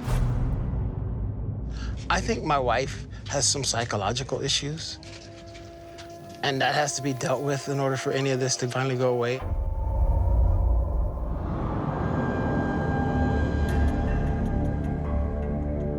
I can honestly say I don't know what it went to because I don't know where it came from. It looks like it goes to a monitor.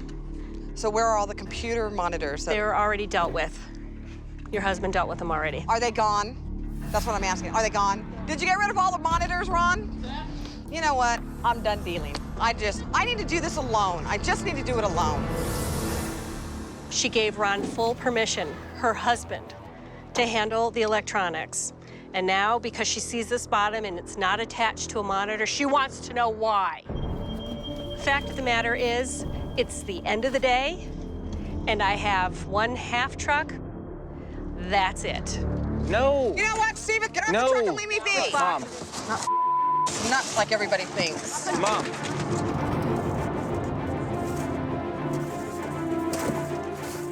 This box, I can put notebooks in because it says notebooks, and I know that my books and stuff that I have are going to fit exactly in that box, and I don't have to worry about it. She saved some of those for you. She saved you over 100 boxes, it is. And some just like this. Eileen, listen. It's respect. That's what it's about. Eileen, nobody's trying to disrespect you. No. You don't need to keep holding on to all these boxes.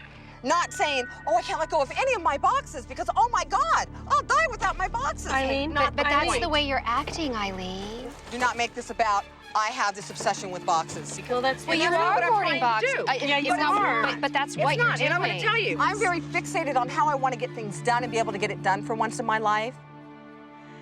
Wow, am I frustrated. But you know what? This is the illness.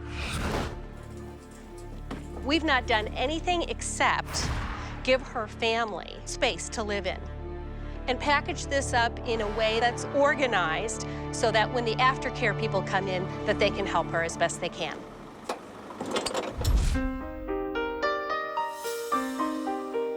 When I got here, this was clearly a CPS situation. Now it is a safe home for the kids to live in. The problem is, Eileen did not get rid of anything. At this point, unless she starts to acknowledge that she has a problem that needs to be treated, her prognosis is very poor.